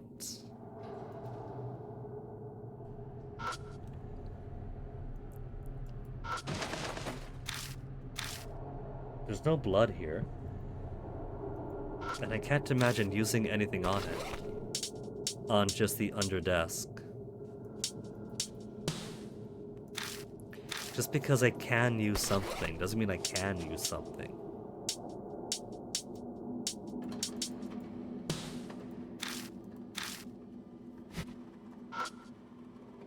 Safe deposit box. Doesn't have a dial, but a cylinder style lock. Would the dimple key work double duty? It does not, thankfully.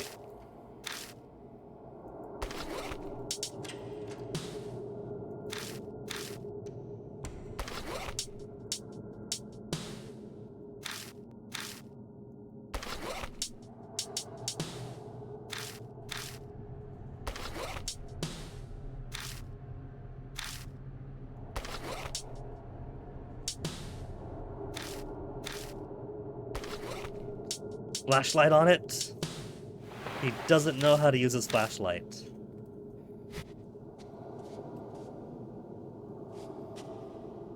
And the only thing else written on the computer. Borrowed 2 albums. Kagawa has to practice a call before the concert. K's PC password. Solo first. I might just have to brute force it. I don't want to just brute force it. But there's really nothing else in the entire building. Even Killer Peach is getting bored hunting me, watching. Like, we went to the desk and we heard the sound of office stuff being pushed around. Very clearly, it was getting ready to pounce me. And now it's fallen asleep, just like Toasty's still sleeping. Toasty's still sleeping!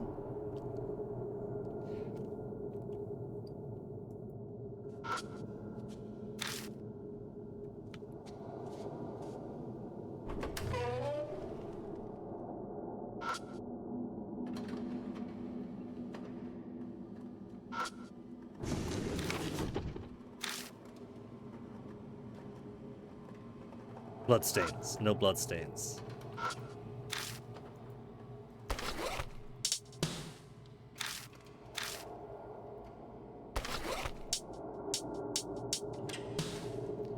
The pinky bath came from here. If I put it back, it'll give me the answer.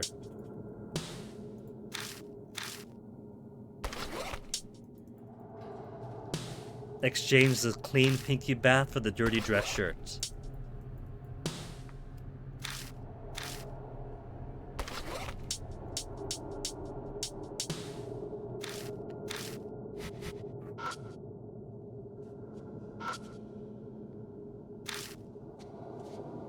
So, what am I missing? Apart from just going through all of it. This rattles. Probably just a ball rolling around, maybe it isn't. But I got no way to open it up.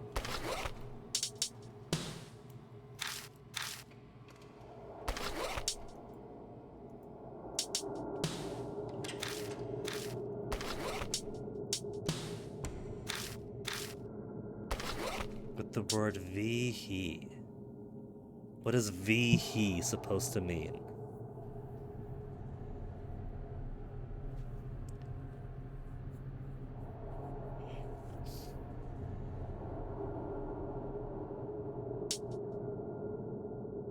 Hey, Onyx.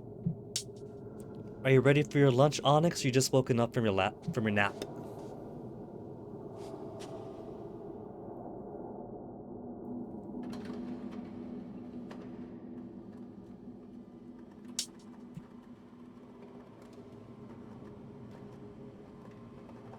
Oh, you found the Cubano, Onyx? You're gonna sit down, but you see a sandwich there? Toasty hasn't noticed. As you can see, Toasty is still sleeping. Can you believe that, baby Onyx? The little kid loves to eat so much that he'll eat trash if he wants to. And he's sleeping through a sandwich, sleeping on the desk unguarded.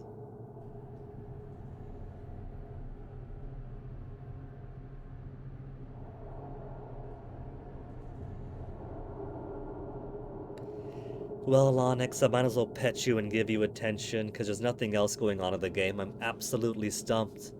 And I fear that this thing wants me to brute force it. Do you want to do the puzzle for me, Onyx? You want to do the puzzle for me, baby? Do you want me to take a break and give you and Toasty some lunch?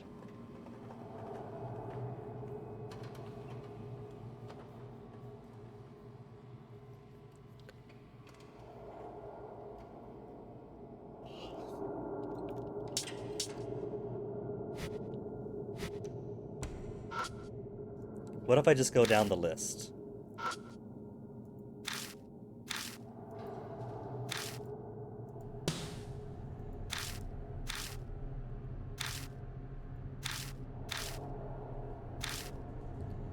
Rabbit, bear, bird, pig.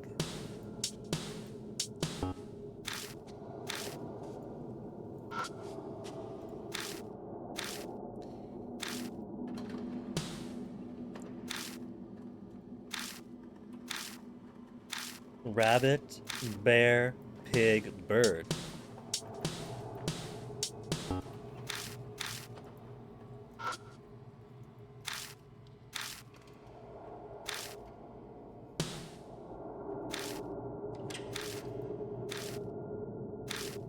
Rabbit, bird, bear, pig.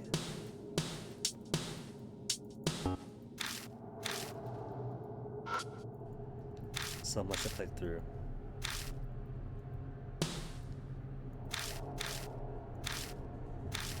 Rabbit, bird, pig, bear.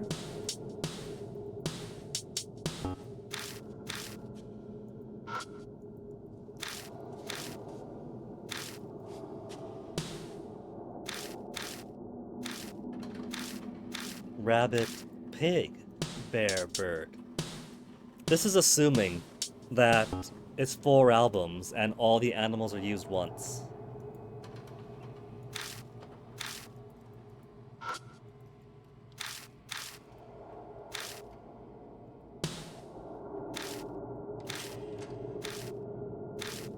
Rabbit, pig, bird, bear. That's all the combinations starting with solo first.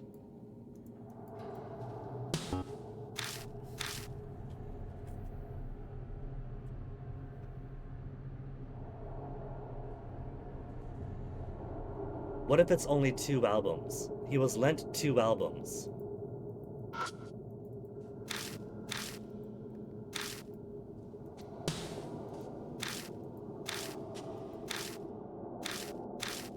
And he means nothing to me. So how about Rabbit Bear?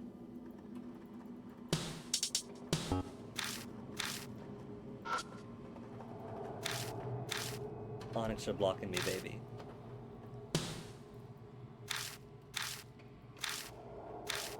Rabbit Bird.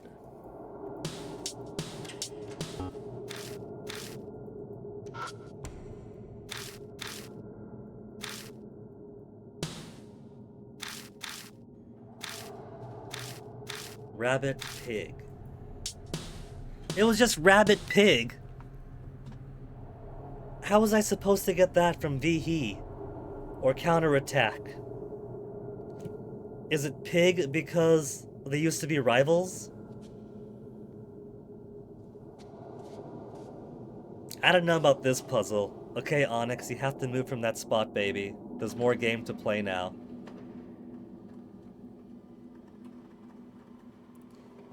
Pet the little Onyx, pet the little Onyx.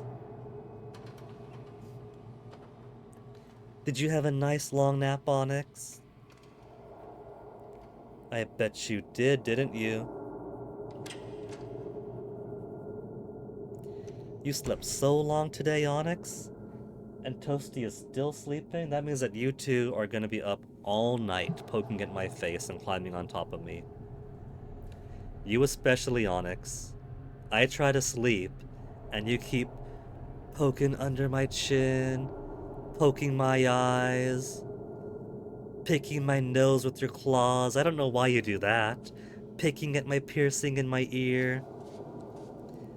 Why you gotta do that, Onyx?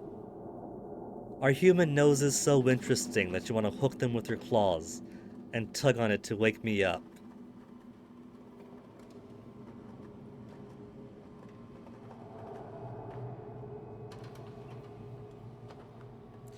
Password confirmed. Welcome back, Master. The desktop displays a large calendar with a bunch of marks on it. Looking more closely, I see Love He Advanced Sales begin, Momo TV, Momo Radio, Love He Meet and Greet. This guy's obsessed with idols. Who cares about that? Isn't there any more useful info? Yes, I just found something. The calendar also lists a 5-5 club dinner too. I bet you that everyone who's died is either a part of the 5-5 club or participated in the 5-5 club dinner. 5-5 club, that's the club that Takada... He'd hidden away the 5-5 club's memorial dinner video.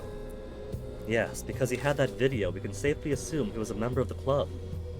But he's just senior staff. This is the department head. Through what connections was a 5-5 club formed, I wonder? Is there anything else that sticks out?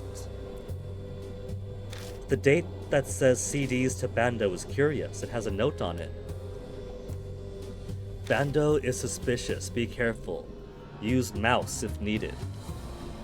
And that's what it says. Use mouse. What's that supposed to mean? The rattling mouse in front of us. I'm not sure, but Bando must be referring to Section Chief Bando. Whatever the reason, it seems he was suspicious of his co-worker. How horrible. Setting the work environment issues aside, this mouse may unlock the reason why he was suspicious. You gonna move, Onyx? You're gonna sit right there. Okay. But you're kind of blocking the text, Onyx.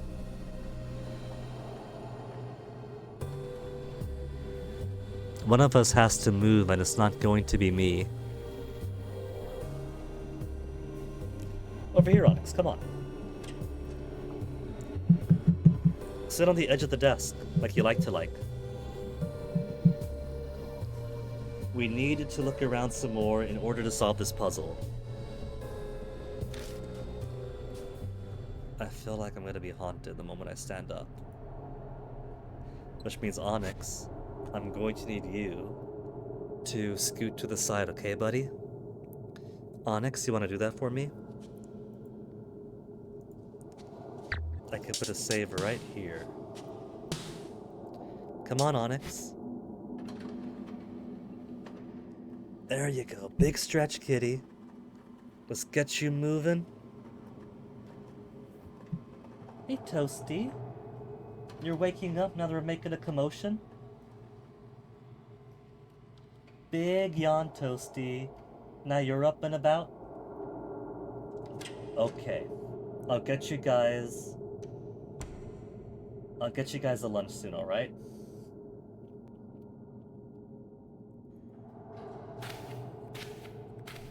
Not being hunted yet, I'm surprised.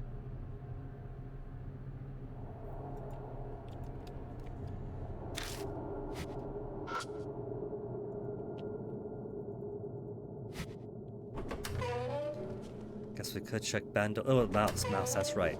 The cats are distracting me. Use mouse.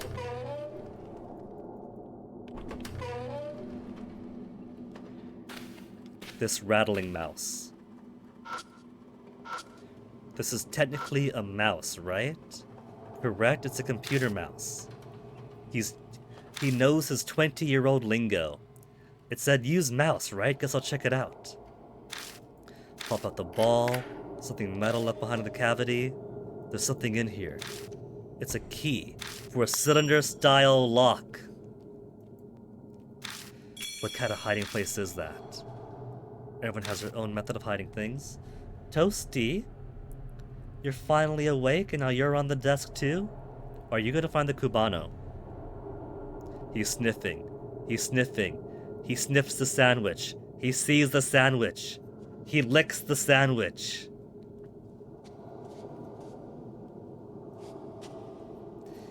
I guess I'll go give these cats lunch.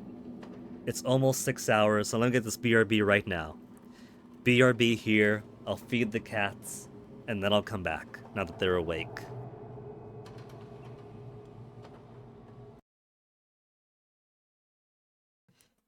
Come boys, let's go. Toasty, Onyx.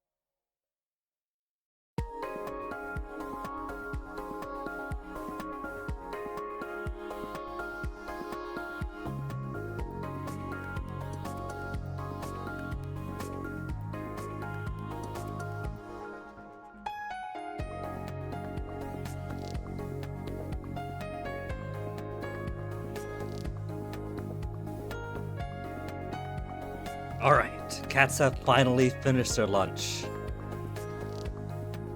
So, squeeze some more game in. It feels like this investigation has gone by really fast. We've been 4 hours into it so far. Since the first 2 hours of stream was finishing up the Moroku residence. But then like so much of it has been getting held up by the police, the aunt issue,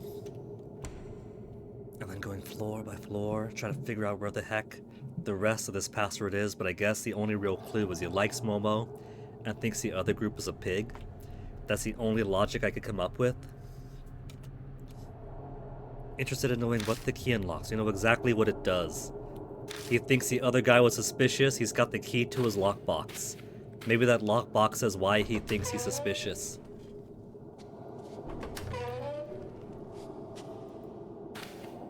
Held up by that simple password for so long. Save key. Perhaps the key we found earlier is for opening this box. I'll try it. Safe key opens the safe. Find a printed email and stack of what looks like financial documents. What? No cash? These are clearly more valuable than that. It's just a stack of papers. Huh, and so is a stack of bills. Hand me the documents. I'll look them over and see what I can learn. Rose looks through the stack of financial papers, slowly flipping through them. Hey, Toasty. There's no more Cubano here, Toasty. I ate it. Toasty. Smell that? That's right, I ate the sandwich, Toasty. It's all gone.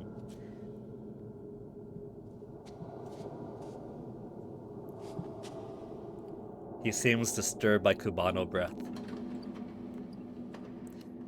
I see, so that's it. What? The 5-5 Club. I can't say for certain, but these papers all point to something for me. They look like records of fake orders and illegal money exchanges. Fake orders, what's that? Embezzlement. And on a large scale, too.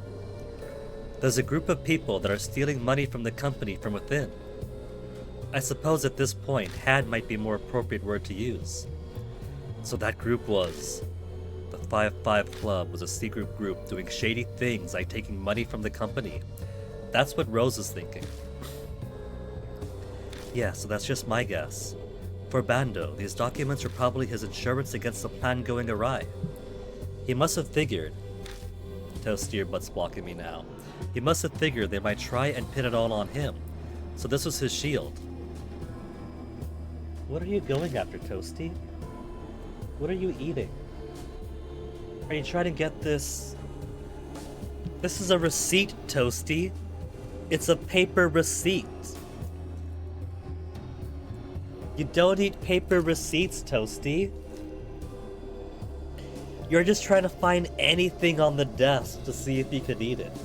You see what I mean? This guy, he just ate. Ugh. You just ate, Toasty. You've had 2 meals today. Small meals.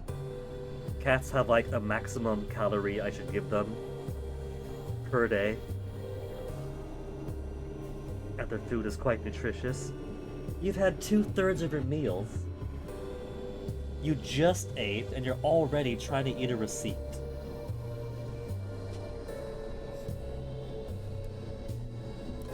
So they were basically all pieces of garbage. Like I said, Killer Peach is the only one actually putting Eat the Rich to use.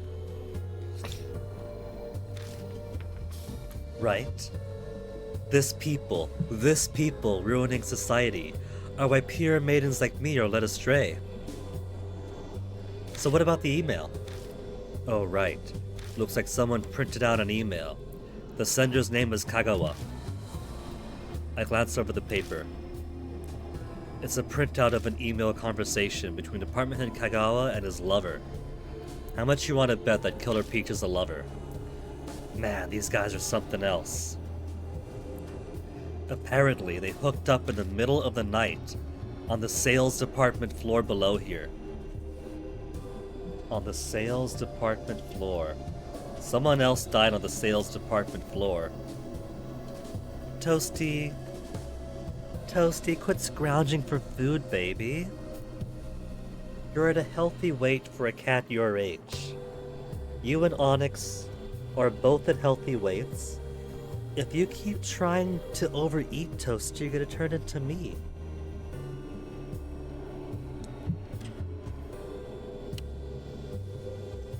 My, this guy was dipping his pen in the company ink in multiple ways. He just couldn't stop.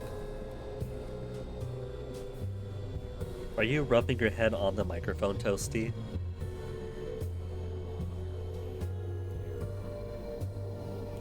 You just want to lay down here, is that it? Okay. You could lay down on the desk here. There's something else written here. Says he hid a card key somewhere. Ah, that sounds important. Yeah. Kagawa hid a card key somewhere so his lover could get into the office at any time and he hid it. You must be careful not to burn yourself with the flames of passion. So I hid it on a fire extinguisher. Apparently. Fire extinguisher. There's one in the hallway of each floor. This seems like this email. Something Bando kept as a guarantee. Which means that they were both. Yes. They each had their own weapons to guard against the other's inevitable betrayal. What do you think of that? They're all trash. Okay, to the floor below. Assuming it's not this fire extinguisher that it's on.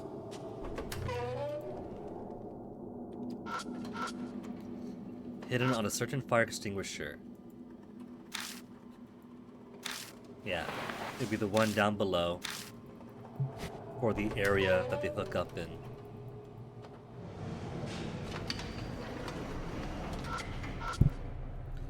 Mind your head, Toasty, don't bump it against the microphone. It's expensive. He's nuzzling the microphone.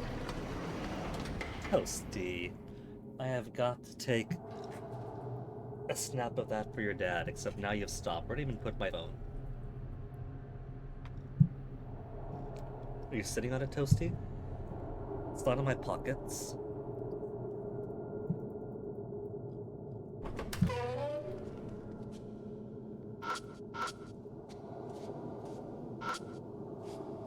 No card here either.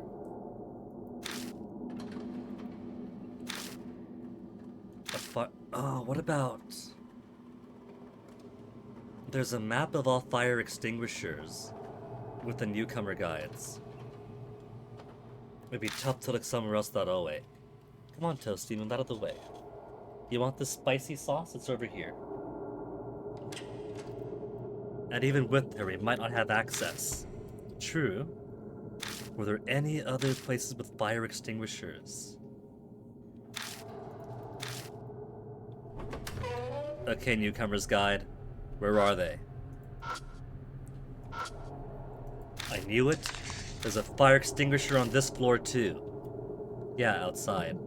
Good memory as expected my disciple. Where's it at? In the kitchenette. It's right over there. Be back in a sec. I checked the fire extinguisher on the wall of the kitchenette. Can't find anything that looks like a key card. It wasn't on that one. Well, there's one more newcomer's guide.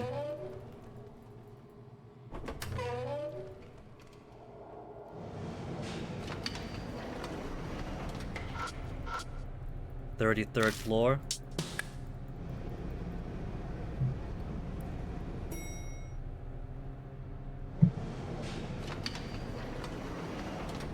Maybe it's in the east side office, since that's his place.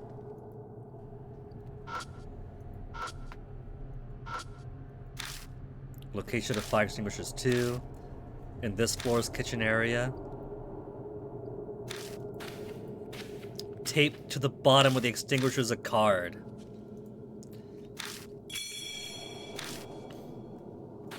Found it. That's great to hear. It's different from the color of Oe's. Yeah, maybe this one could get us to some rooms that Oe's can't. Are we going to get a thumb or a finger? Because we need a thumb or a finger to get into the managerial floor. Hey, sorry I'm late. At that moment, Oe walks out of the elevator. You're too late. I'm pretty much done with my search already. Well, you're pretty handy to have around then, so tell me what you got. I tell Oe what I found on Bando and Kagawa. I include Rose's guess about the 5-5 Club and stealing from the company. Makes sense? I could see that being the thing that connects all the victims. So what is this group called again? The 5x5 Club? No, the 5-5 Club. I think you have the wrong math symbol. Right, the 5-5 Club. I'll look into that part. I can't promise any immediate results for you, but... Anyway, next is that secret rendezvous spot. That's the office we couldn't open on the 22nd floor, yeah? Yep, where General Manager Shima worked. 4 victims. 5-5. What if there's another victim we don't know, or another victim or participant we don't know about? Shima's the one who was decapitated.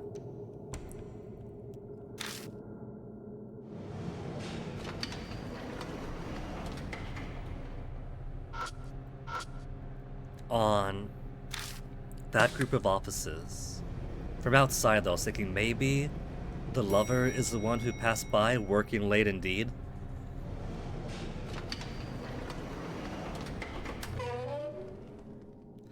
The instant I stepped into the office, I hear odd breathing. I look up, then down the hallway. Oh, it's just a head. Ah, it's the rest of the body! I see a strange figure with a katana in one hand, panting like a beast. Does she not want us to go in? Hate. You smell like him. I got the jacket! This is bad news. It seems our spirit has decided to take the stage. It's here. Killer Peach. The figure sways and starts walking.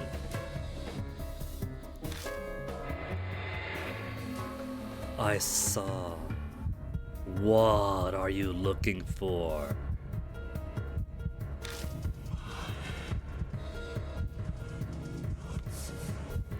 So we're not with Sumi. I'm just passing through. That's bad. How is that bad? That cut my time in half.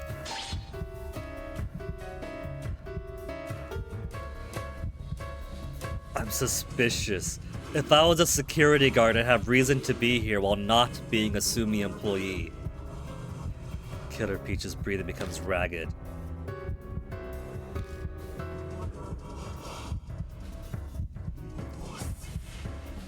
Why do you smell like him? We have his jacket with the cologne on us. Killer Peach's tone is extremely hostile. I don't know who he is, but I get the feeling that if I say the wrong thing here... I see him along your imagination. I have something of his. Something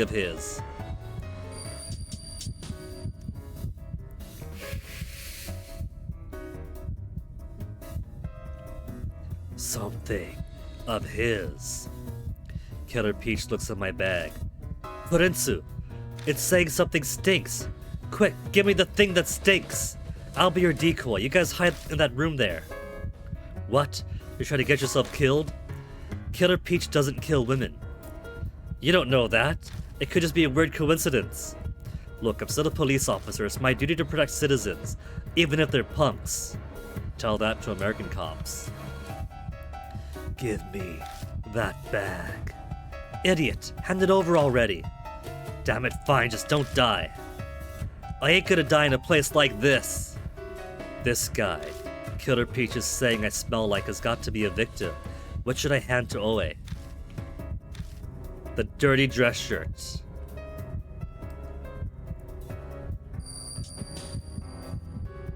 The pinky bath, of course.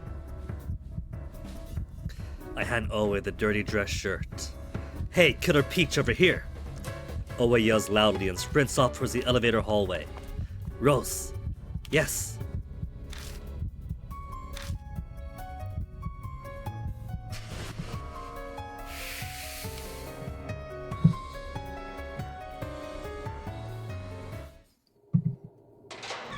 Following her lead, I push open the office door and slip into the darkness. I stay hidden, holding my breath. Are they gone? I don't know. I can't hear anything. She better not be dead. Because so far, all the victims have been men. But given her taller height, broader build, and having the guy's stinky jacket, the ghost might get confused, and I'd rather not go that direction. I open the door and peek out into the hallway. Hey, it's safe now. Whoa! Owe suddenly appears. What's with the yelling? Stunned by my amazing beauty? Owe's joke means nothing but awkward silence. Is it? Yeah, it ran like hell after me and chased me to the hall, but right before I was about to get killed, it suddenly took a whiff of me. Then it kind of whispered, "Are you a woman?" After that, it just left me alone and walked into the elevator. Then it suddenly vanished. It vanished. That's what it looked like, yeah. The elevator it went towards was the one we can't use. The special elevator. It's going for its 5th victim. Oh yeah, I could have this back. Stinky jacket, stinky dress shirt is mine again. It seems like you cheated death. And your intuition was correct too. Apparently, Killer Peach only attacks men. Yeah, I'm not sure why. Still, may as well use it to our advantage. If I brought Ban with me, we weren't necessarily targets just because we were men, but because we smelled like one of our victims. So, Owe could have still ran off, Ban would have been safe. Seems like it's got a great sense of smell. It wouldn't stop talking about smells. It also seems to have poor eyesight. Else it would have known I was a lady before it smelled me. If you're gonna face it again, we better keep that in mind. Hey, Onyx. Why are you walking so slowly, Onyx? It's like you're trying to block the game on purpose. On purpose, Mr. Persalot?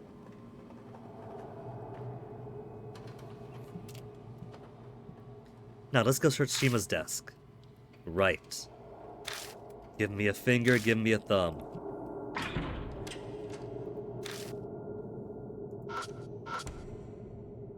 Black key card. Hear the door unlock.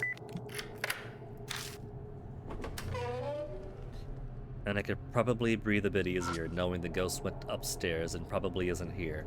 It had interest in us because it saw us investigating the bloodmetry.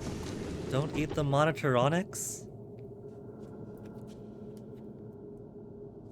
And while we're still suspicious to it, because I said just passing through, not a security guard. Binder full of business cards, all from major firms, famous major firms.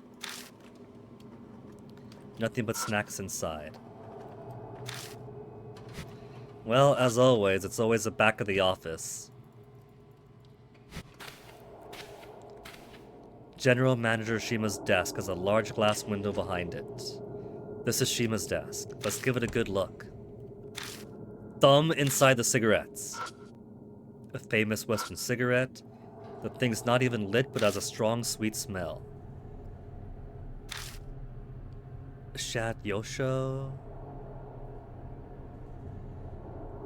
What if this is like just randomly typed? Just caps lock, here's a bunch of English. A glass knick-knack with a lead stand. Looks fairly expensive. Lead? I don't see any holes for pencils. Oh, let me make myself clear. The base of the trinket is made of lead. Excuse me, no need to get all snippy. Surface has a signature into it. Trophy features this inscription. XX Presidential Award, Sumi Group President, Noboru Ishimaru. Ishimaru.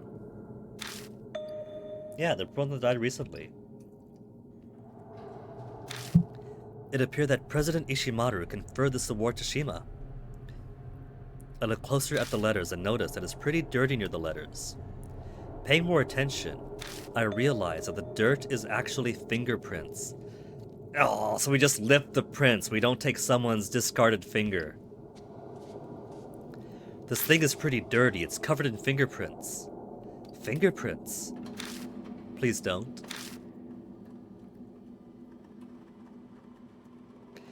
Rose quickly pipes up behind me. Prinsu, use this to pick up that trophy for me. Rose takes out a handkerchief. Huh? You want the trophy? Yes, but I need you to be careful not to get your own fingerprints on it. Glass trophy gained. I don't know what you want with it, but I've got it. I see what you're doing. You want the prints. I mean, who doesn't? I'm hot stuff. Exactly. It must have Shima and Ishimaru's fingerprints on it. The special management elevator has a special fingerprint reader, correct? Yeah, but you got the right tools? It's not rare for a state-of-the-art building like this to have a fingerprint reader, so I brought some magic equipment just in case. That's a villain for you, I guess. Wait a sec. You're not gonna duplicate a fingerprint, are you? That's the line he refuses to cross. You betcha. It's a surprisingly simple trick. Let's return to the first floor and try it. How about we do that after I explore the rest here? Awfully clean computer, might be brand new. Keyboard, not too dirty. Cleaned often. Who actually cleans their keyboards often? And not like once every few years, once it gets sticky and gross. Hardly anything inside it, except for a fist-sized glass bottle and a compact mirror for guys. That's all that looks interesting. Ogre blue and compact mirror. Bottle has cologne in it. I think it was presented with a presidential award. Rose points to the bottle's inscriptions. XX Presidential Award. That's a brand that President Ishimaru liked. So maybe our little Momotaro is killing anyone who smells like the blue Oni.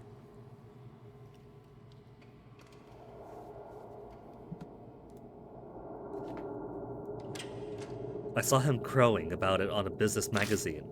It's just a bottle of old man smell if you ask me. The bottle's only half full. Judging by the bottle's emptiness, Shima must have used his cologne daily. So maybe... I was trying to think of some connection that could join these victims, right? Like, maybe a whistleblower for the 5-5 Club got killed and now seeks revenge. Or some poor woman was victimized by this group en masse and now goes after her attackers. But it seems now to me like this ghost went after the recently deceased president, and that is why he is recently deceased. Except it still smells his smell, because these other people wear his cologne. And so it goes after everyone who wears this specific cologne. Speaking of cologne, the dress shirt that drove Killer Peach crazy reeked of cologne as well. I take a sniff of the cologne to check, and it smells exactly like the dress shirt. Was this cologne the smell that Killer Peach was talking about? Yes, most likely. It has an extremely good sense of smell. It's possible it was using this cologne scent to identify its targets. If it's targeting this smell, then we ought to try throwing some of this cologne on it. If we're covered in the smell that it hates, it'll drive it nuts, wouldn't it? Splash perfume on it, huh? That sounds tough, but I'll make a note of it. And as far as I can tell, that's everything of interest here. So, let's go up. Can't use this elevator. Gotta go all the way down to the first.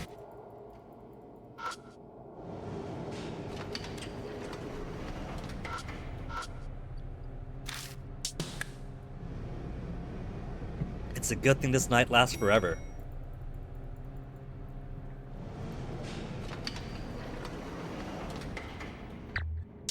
Feel like we're getting pretty close to the end. Alright, let's try it. Yes, I need to borrow that trophy if you please, Prinsu. Take it.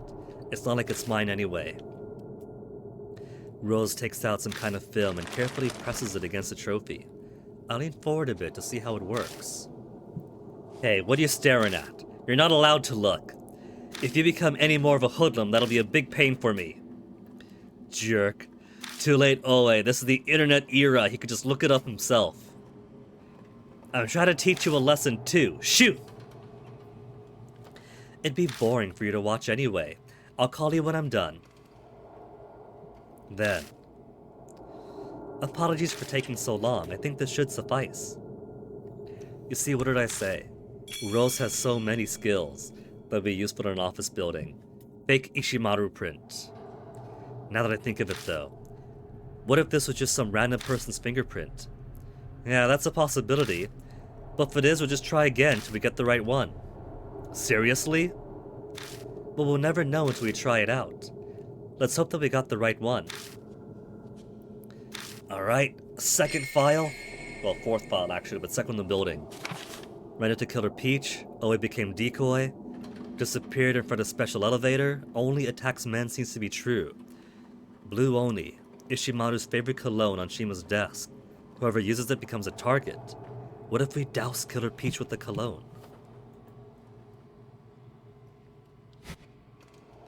Alright, then up we go. Fake Ishimaru print. Translucent and kind of rubbery. Please work.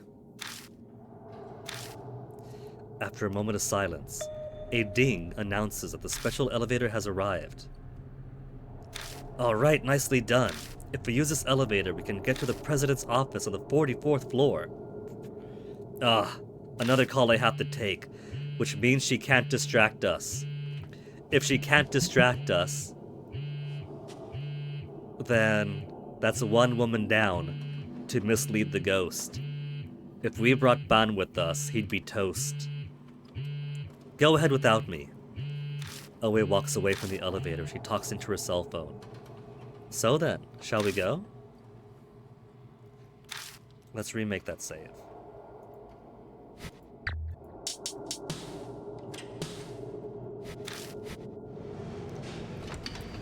I step into the special elevator. The special elevator the ghost was just inside. Everything appears normal here. According to the control panel, the elevator stops at the 44th floor and the roof. The roof is still important. We don't really need the roof access. But it looks like this will finally get us to the 44th floor. That's the floor of the president's office. I'm sure we'll find something interesting. So I guess that's why they put that one random ghost scare at the very start of this chapter. Because between the arrest and the countdown happening before the investigation, we don't have a chance to go home and get spooked by this ghost. Please don't go off and do your own thing. As I finish saying that, the elevator sways violently and... Huh! A strange scream rattles the elevator. It almost sounds like it's coming up from the ground. It seems to have stopped. It was probably an earthquake. Hopefully it hasn't stopped the elevator. I should hope so, that it was just an earthquake. That didn't exactly sound like her ghost sounds. Sorry for making you wait. That was a rather long one, Shorter than the last call. Huh? What are you talking about? That earthquake we just had. It shook the hell out of the elevator. Earthquake? What are you going on about? I didn't feel anything out of the hall. Judging by her facial expression, she's not messing with me. Wait, so are we under the impression that only the elevator shook? If that were the case, it'd break it. The damn thing better not be busted after all we did just to get access to it. Well, we'll know once we try it out. So maybe we do gotta go up to the roof, and then down from there then. If the ghost did break the elevator. Let's try going to the 44th floor. Hey, Toasty. I didn't see it below my desk. I was just tapping my foot and tapped your nose. Throwing caution to the wind, I hit the button, and the elevator starts moving slowly. What? It's moving. It was just a ghost event. The ghost does it to freak you out and drop your sanity before the ghost hunt can properly begin. Any Phasmophobia rookie could tell you that. When we're almost to the 44th floor, the floor display vanishes suddenly. At the same moment, I hear some kind of impact from the elevator ceiling. What was that noise? It sounded like we hit something. Well, in any case, we seem to have arrived. Though at what floor I cannot say.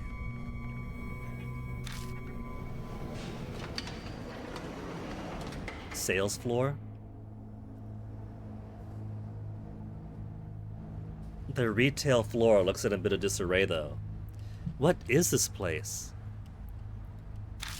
As soon as we exit the elevator, Rose asks a question they don't have an answer to. The 44th floor Moon Tower. This can't be it. There ain't no way. But this is... Oe begins quickly searching the area. Why would the retail floor be this high up though? This looks like a store. Whether a store or warehousing, can't imagine why it would be close to the presidential floor. Toasty, could you move, baby? Well, what should we do? This isn't where we were trying to go.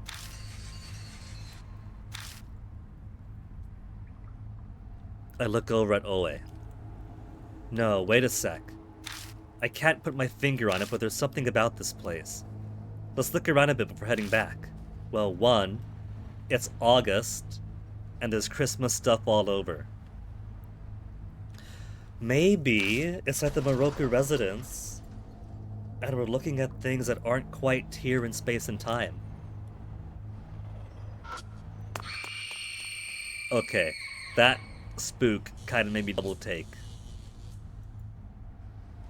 Several red tubes on the ground. They're flares, either used or already too wet to be able to work. Is that just a bunch of water? Puddle on the floor. Flares, lighting the fire extinguishers. There was a fire here. The sprinklers must have gone off. Christmas tree. When it's the hottest part of summer right now, but for some reason there's a Christmas tree here. A TV with a built-in VHS deck. In the middle of 1999. The power light's on, so it should work. But it's not exactly the time to watch videos. Onyx, Toasty, are you gonna fight again? Toasty, Onyx wants to sit in the window by himself and watch the view. I don't know why. We don't even have a TV.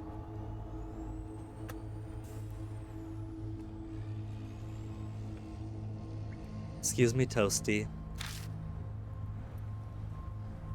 Here you two. Onyx, Toasty. Onyx. Just Toasty then? I don't want to just send Toasty outside.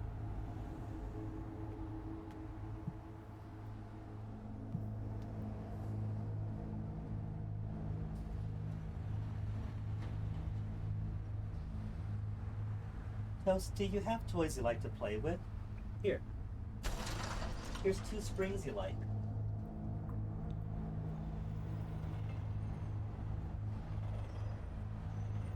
Hey, Onyx. You want to go outside too now? Come, Onyx. Come, Toasty.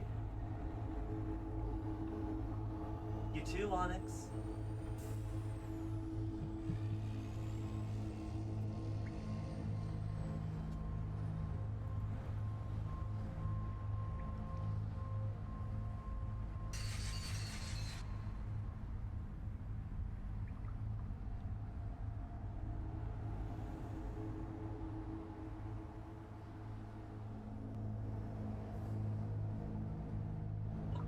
Toasty, I couldn't trick you?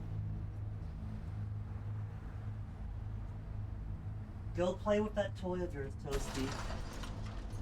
Almost done. Almost done. You got to hang out with me all day on my bed.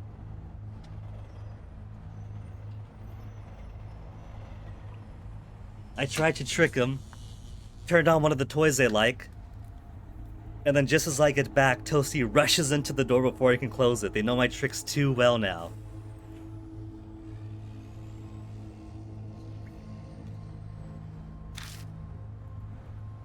Lights for the ceiling aren't on, but buzzing like there's still some juice going through them.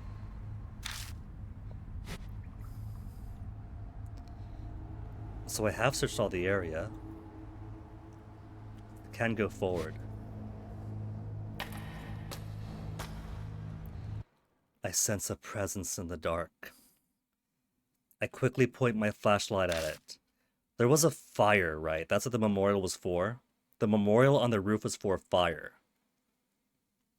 Maybe the ghost is a victim of said fire.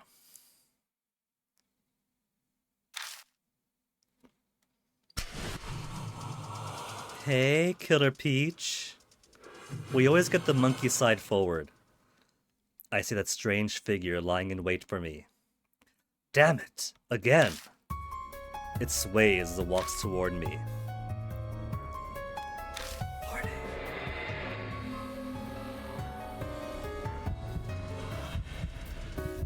We confuse it. Our presence here confuses it. It killed the president. It killed everyone who smells like the president. And now here we are. What are you doing here? Internal 5-5 investigation. Investigating a serial killing. Investigating illegal orders. Bad! Instant game over!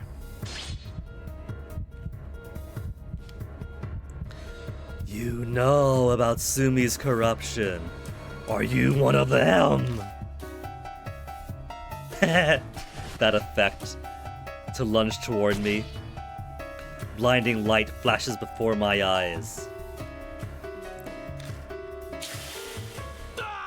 Suddenly, bright red blood sprays out from where I've been cut open. See, like I said, she's the only one who cares about eating the rich and bringing out guillotines. Everyone else talks a big talk, she's actually doing it. Killer Peach's words are the last coherent thing I hear before everything quickly fades away. Okay, back to it. Try again. So, if we're investigating serial killings, we wouldn't necessarily need to be with Sumi.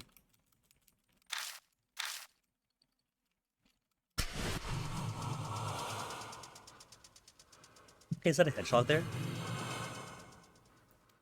No, that's a lion.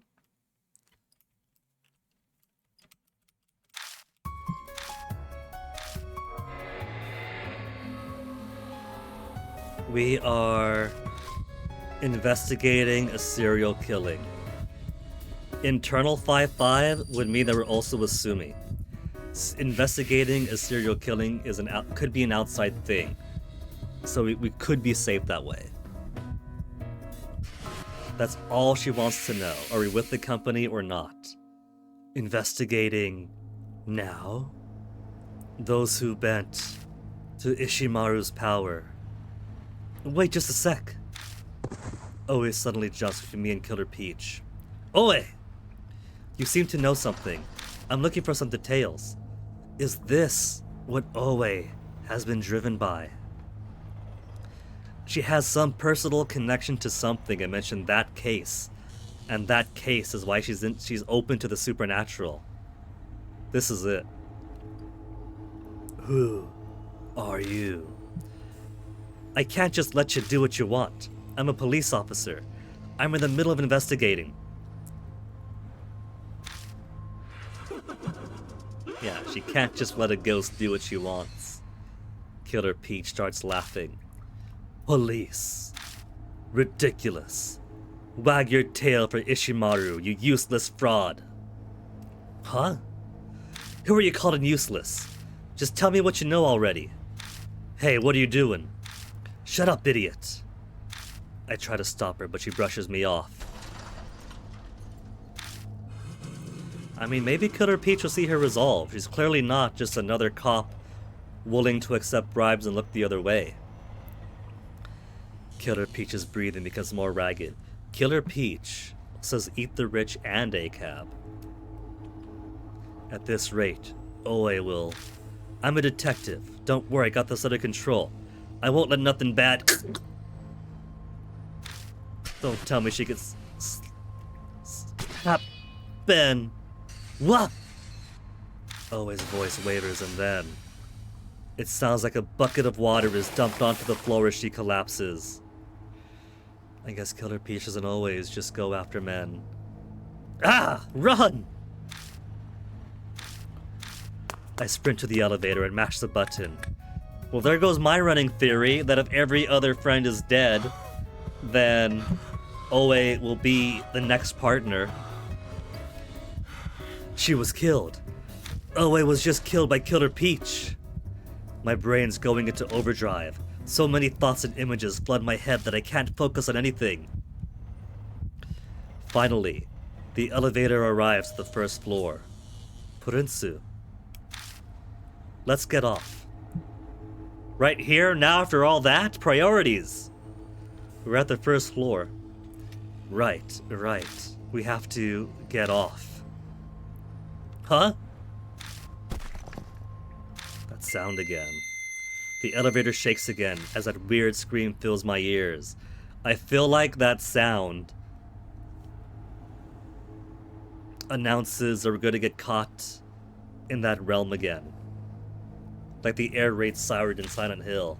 Another earthquake. That's not natural. Just as we go to leave the elevator, someone comes in from the other side. Oe? Oe! I kind of figured that we were going to be looping. Sorry for the wait. What? It's Oe, who I very vividly recall being slashed to pieces. Oe. Impossible, you were just...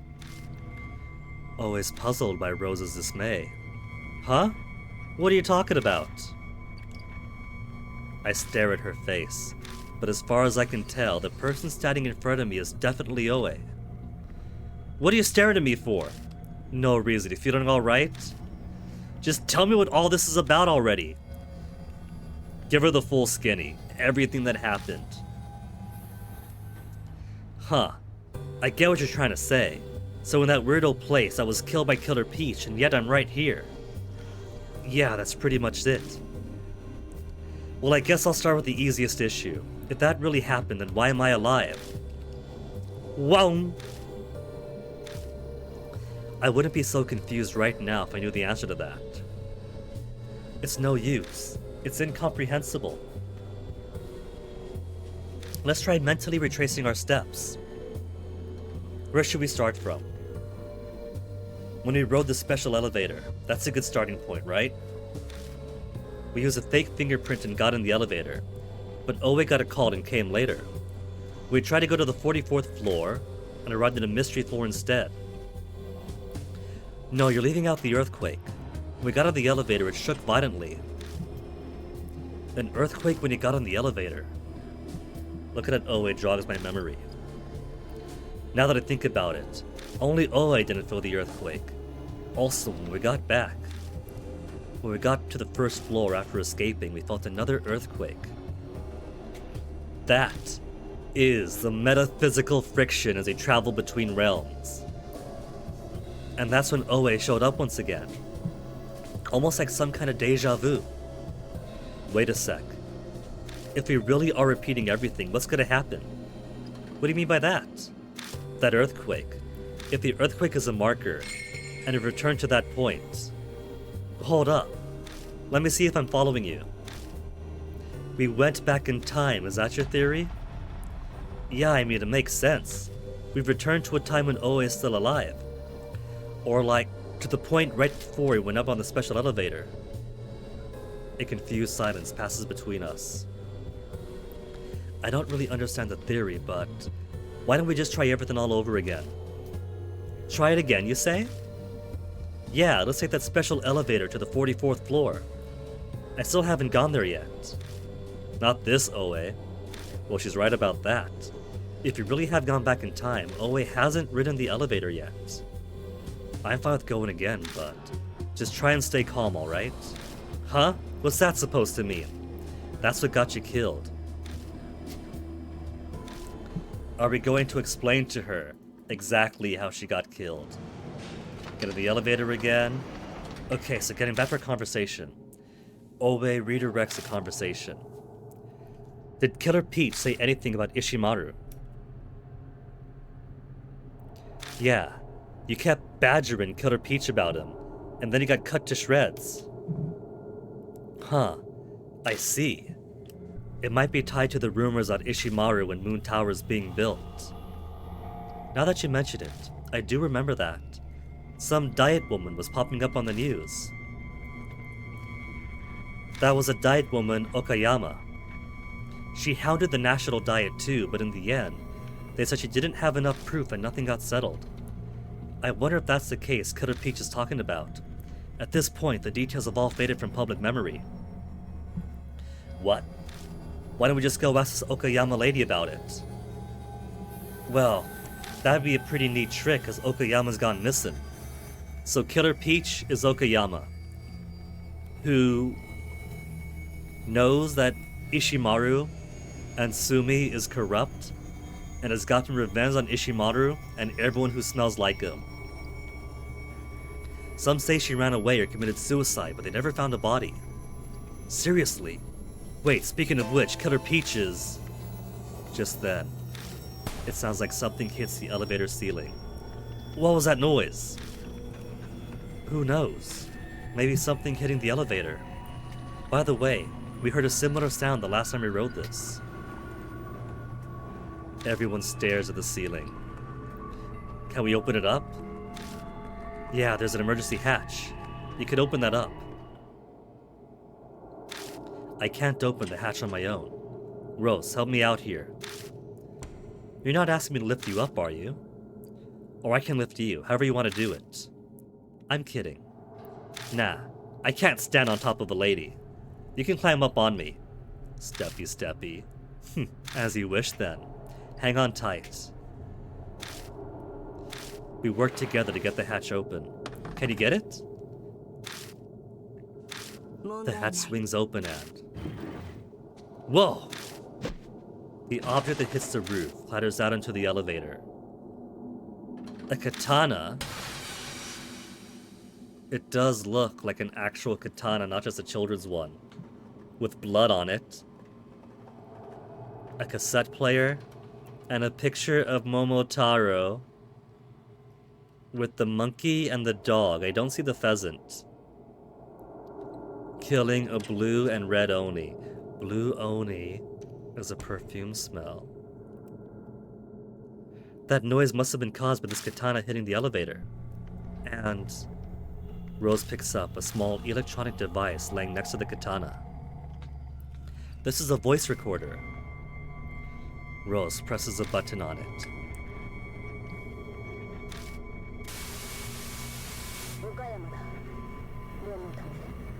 You all got that?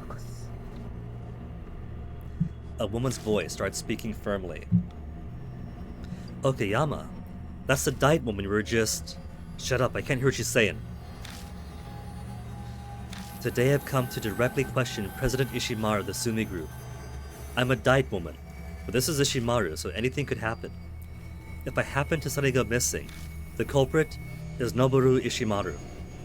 I'll reveal the truth behind the Momoi department store fire and the sale of that property. He did an arson to destroy a property he wanted to buy up, much cheaper now. For that child's sake. No, for the sake of all those lost that day, I won't let this die. If the police and judiciary refuse to act, then I'll take matters into my own hands. That's where the recording ends.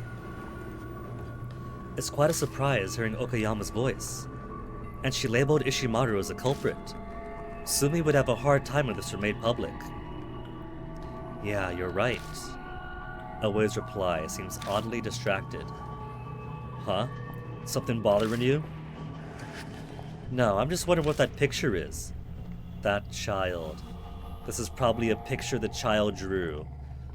She partially wants to avenge the child. She does want to avenge a child. And everyone else, but mostly the child. It's a kid's doodle. The one with the headband is Momotaro. I pick up the picture and find something written in crayon with a shaky handwriting. Mom is cool like Momotaro. Aww. Don't let the bad people beat you. Probably a drawing for Mother's Day. That's a shame, it's got blood on it. Purensu? Yeah, I know. I take a deep breath, then touch the dark black bloodstain on the picture. Maybe she was killed with the sword too. She was killed, and the murder weapon and everything she was carrying were put up on the elevator. That's probably what the ghost was put up on the elevator too. She probably returned there also.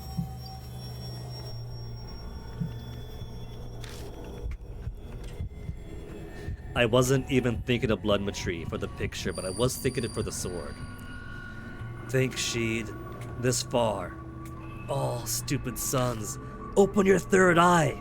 They're talking about how they're surprised she actually went this far for her dead son. I can hear men whispering. Finally, the image starts to come together in my mind. After we're done with. These are President Ishimaru's orders. Dispose of this woman immediately. The place stirs. It seems like there are 3 or 4 men here. General Manager, you sure? She's... The dignified voice cuts him off and repeats the orders. Cut her head off. That's her punishment for running wild with the president's beloved katana. Once you're done, throw her in the trunk and take her to a treatment plant tomorrow. A treatment plant. They're making sure she's chemically dissolved. Yes, sir. Bando, Takada, you heard him. Cut off her head. But she's still alive. I hear a quiet noise like someone coughing up blood. She'll be dead soon anyway. You're ordered to behead her. Pity. What a waste of a good woman. That's Takada, yeah.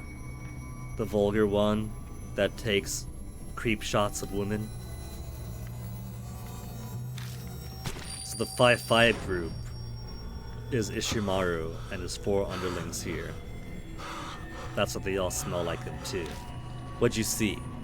You already know. Those Sumi guys. They killed Okayama. Figured so. Let me guess, the killers are the 5-5 Club guys. Yeah, I think so. I heard some of their names. Apparently, President Ishimaru gave the order. They cut off her head and her body's probably... What'd they do? I don't know. They said something about putting her in the trunk and taking it somewhere. You could say treatment plant. Huh. Well, I think we know why Killer Peach is after Sumi employees now. Let's go to the 44th floor. You're still going? You got a painfully detailed explanation where the victims were attacked. And you've also got Okayama's voice recorder. You know everything that you couldn't dig up during the police investigation. No, I need more. I gotta go to that weird floor you guys are talking about. Oh, by the way, I'll be confiscating the recorder and katana you found as evidence. Well, I'm having to save a lot here, since it's getting so late. It's already almost 7 hours of stream. But we're finally getting to investigate and making headway.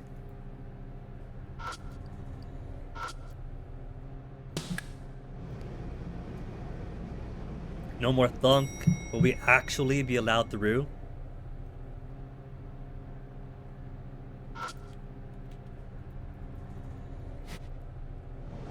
We're back in the department store. The department store that used to be here before Ishimaru set up a fire, caused a tragedy, as well as massive expensive property damage, and bought this property on the cheap to put up his building. This is the place, huh? Always starts looking around the area. So Killer Peach appeared just ahead. Yeah, right up there, like I was saying. This time. Shut up. Let's get going already. Sacre bleu, Purensu. History might repeat itself again. It better not. If it does, then we're saving the rest for tomorrow. I was under hopes that maybe I could finish this chapter tonight. but I might save it. It seems a pattern is going to be finish a chapter in the first 2 hours, and then 4 hours or so for the next chapter. There she is. Or we do finish it now. The screams from the mouths pierce my brain. The tale has reached happily ever after. Put them to the sword, put them to the sword, put to the sword, put them to the sword. Kill, kill, kill, kill, kill, kill, kill, kill, kill, kill, kill, kill, kill, kill, kill, kill, kill, kill. Our next run-in with Killer Peach. This might be our last chance. Spirit file updated. Words of died woman Tomoko Okayama, voice and recorder. If missing, culprit is Noboru Ishimaru. After department store fire and selling of the site, kids drawing, mom is cool like Momotaro. A mom, Tomoko like Momotaro in the eyes of her child. Guys in vision. Killed Okayama. Ishimaru's orders, yes.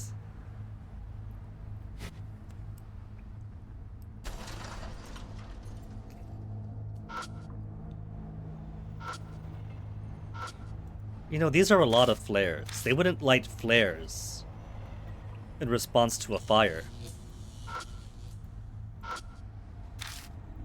That's part of his arson.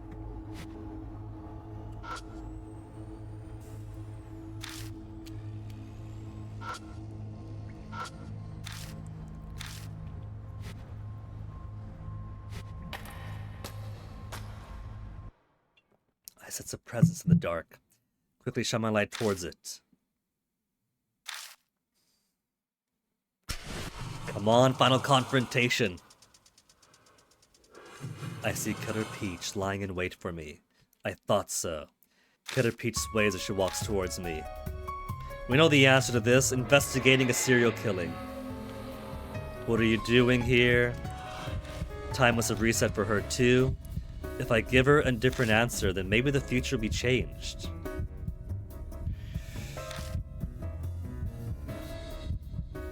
Investigating Okayama's case. That's a different answer. Not just a serial killing. Okayama specifically.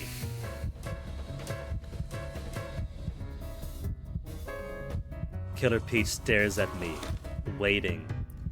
What exactly are you inquiring about? Killer Peach's eyes don't seem hostile for once. The truth she wants to make known. Famous died woman, corruption she was hunting, or killers?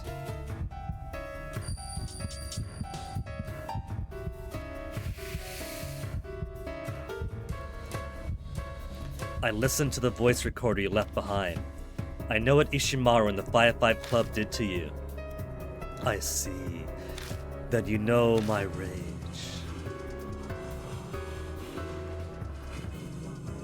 I don't think the words in there. You know why I killed them. Wait, Okayama. I know how you feel too. But could you leave the rest of the police? Always spreads her arms out to show she's not hostile, and slowly walks towards Killer Peach. Police. Police! Those useless. Stop, Okayama, you're dead. You can't do anything if you're dead. Let us take up your cause and... Oe desperately tries to reason with Killer Peach, but she wavers, and then... we hear something that sounds like a bucket overflowing as she falls to the ground. I can't do anything? Foolish prattle. I killed them. I punished them. There is only one left. I don't know where he is hiding, but I will kill him. Who? Oe.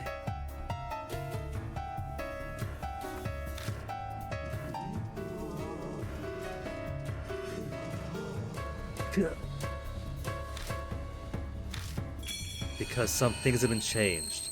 This time, Killer Peach focuses her rage on me. Damn, this is the worst possible scenario. If we can reach the elevator, we might be able to escape the situation, but she's too fast to get away from. So always just dead then. We'll have to stop her somehow. Survive, escape.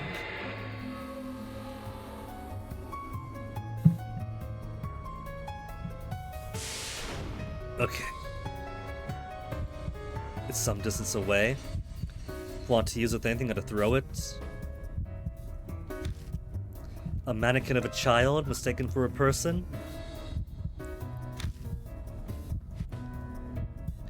Also, her eyesight is bad. A shelf of toys. Okay. I think the solution here is mannequin of a child mistaken for a person. If we use a dirty dress shirt, she's going to assume it's one of the 5-5 members. First time I faced Killer Peach, she was really focused on smells. If I could use this as a decoy, then throw the dirty dress shirt of mannequin, but it doesn't fly through the air like I'd hope and falls to the floor. Well, I'm dead. I briefly stand shocked at how poorly that went as she closes the gap. I can't believe Always still dies either way, but I guess Maruhashi did too. I thought for sure. For sure that she would survive to the end.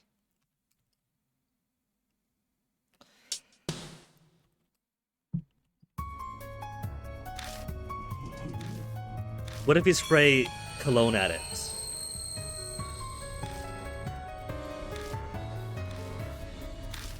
It's only halfway empty after all.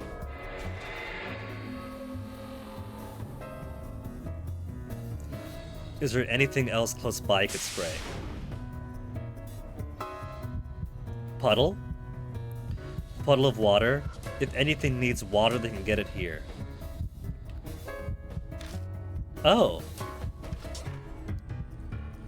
I could use a pinky bath with water. Has a strong peach smell that people either love or hate. Let's make a peach smell then.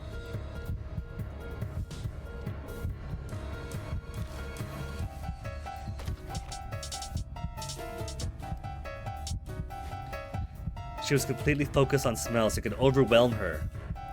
If she's sensitive to smells, I grab the pinky bath from the backpack and chuck it into the puddle. The pinky bath quickly melts, filling the area with a peachy fragrance.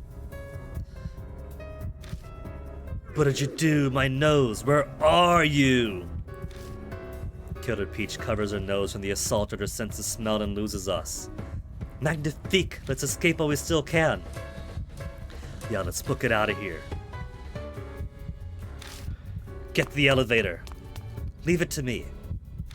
But it doesn't work. But the elevator doors don't open. We've been re-zeroed. We can't death loop this time. The checkpoint has already been reset. What are you doing? I'm hitting the button, but the elevator's not coming. Where are you? Killer Peach's angry yell and the sound of something breaking echoed through the room. The sound starts drawing closer. It won't respond. It sounds like Killer Peach is almost upon us. If we wait here, it's just a matter of time before she catches us. If we can't run, we just gotta stand and fight. It seems that is our only choice. Oh, I know the answer! She doesn't know that Ishimaru has been killed. We put the tape on the TV, and she'll see the memorial. She'll realize it's already too late. But how should we engage her? She'll cut us down before we can do anything. This is probably a dumb idea, but I'll act as a decoy. While Rose is shocked at my suggestion, I grab the dirty dress shirt. I'll draw her attention with this. The new figure way to defeat her. I throw my bag at Rose. Heh, what a boneheaded plan. Hey, my life is at stake here, so do your part. I found you. She's taken the bait. The rest is in your hands. Hey, it's the smell of that guy you hate over here. Is this the final bit then? Last scene. So, I truly believe the correct answer. How do I quell Killer Peach's grudge? Right answer has to be VHS tape in the TV with a VHS player in it. But before that, we have to get the bad end. And they've already talked about the possibility of getting the spray on herself. If the scent is on her, then in her simple ghost mind, she'll probably attempt to execute herself, hence her destruction.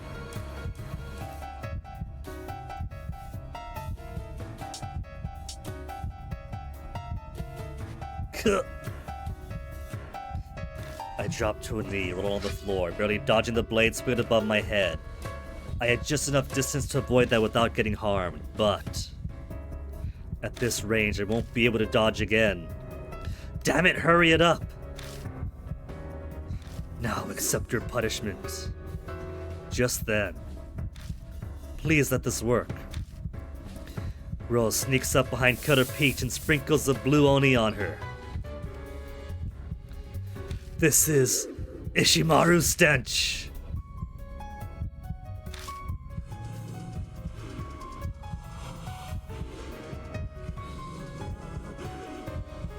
I smell like him. Hate, hate, hate, hate, hate, hate. Killer Peach's breathing goes ragged as she cuts herself to pieces in a crazed fury. I'm seeing a lot of flashing red now. Finally, she turns her blade on her own neck. Oh man, her decapitation is why. It's her head in the monkey's mouth. And now it's repeating her decapitation.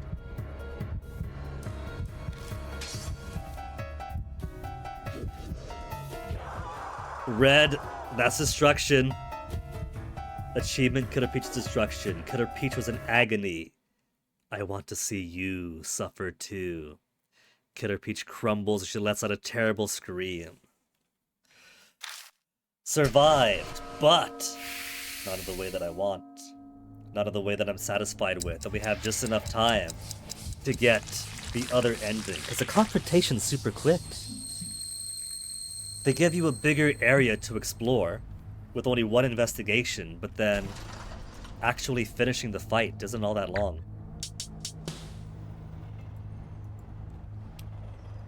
Just 2 bits, distraction.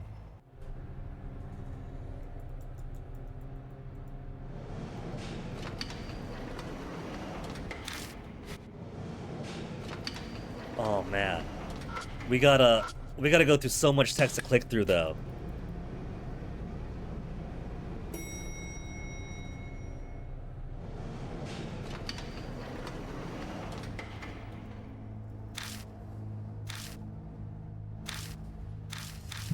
Is Owen really gonna be dead?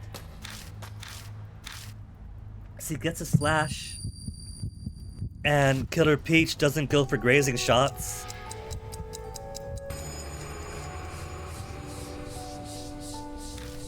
Where is my phone? Where'd I put it? What if Fennec has been trying to communicate with me? Through text only. Where'd my phone have gone to?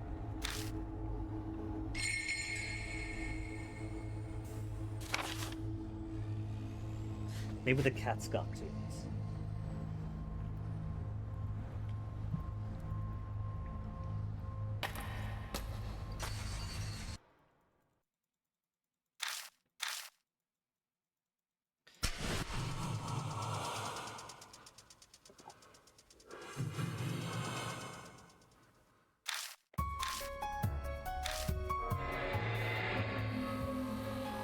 Who am I? What am I doing here?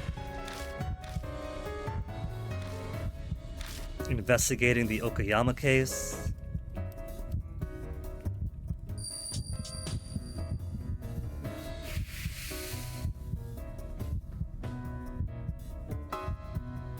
What exactly are we investigating? Your killers.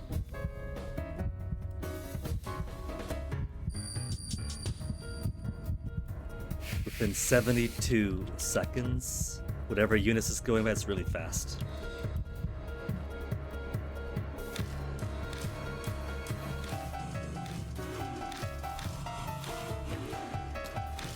You can't do anything, you're dead, but she's killed so much.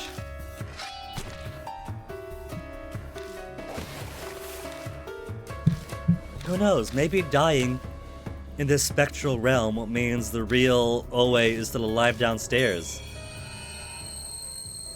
Maybe she'll get lucky and reset twice. When she's exercised.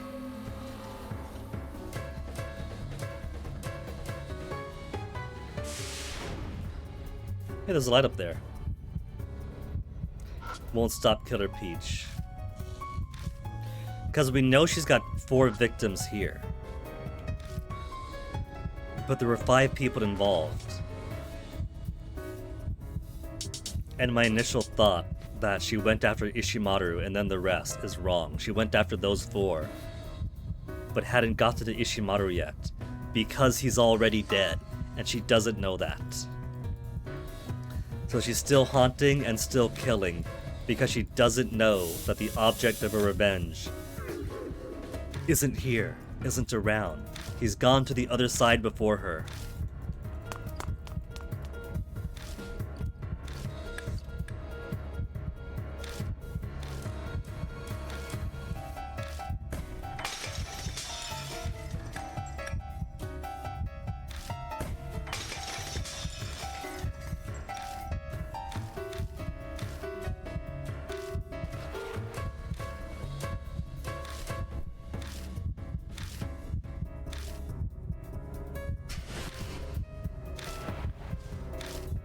Okay, this is a really easy and obvious solution.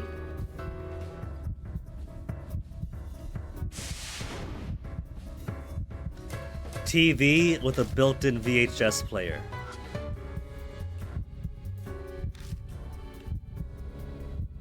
Memorial video of Ishimaru's funeral and the TV news reports at his passing.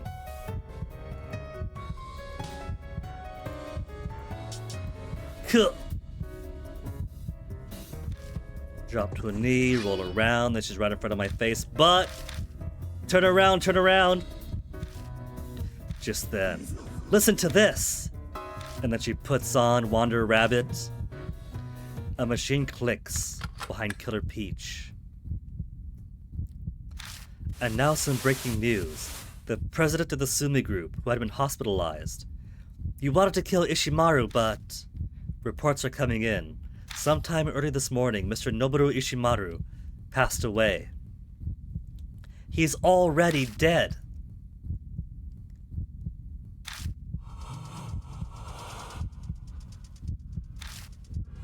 Ridiculous. He's dead. Yep, he died half a year ago apparently. So no matter how much you want to get your revenge, you can't do it in this world. I see. Then...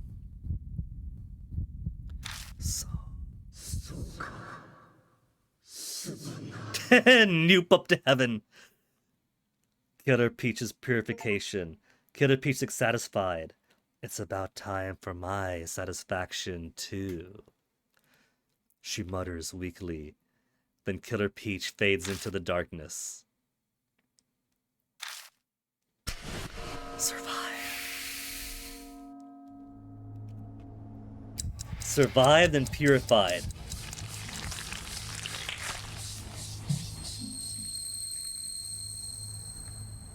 The curse is gone. Whew, that was close. It seems we both narrowly escaped death. She certainly took your advice, but she still died. I imagine she'll be alive again once we make our way back down, though. Let's get back. No, not yet. This death might be for real. She's purified, so the spectral realm's gonna disappear. I look at the pool of blood left behind where Killer Peach disappeared. Kakuya's getting bored of Ami. If I don't figure out anything here, Kakuya might... The worst case scenario flashes through my mind. I swallow hard as a reflex. Good boy. But I have to see with my own eyes. Please. I approach the pool of blood and press my fingers against it.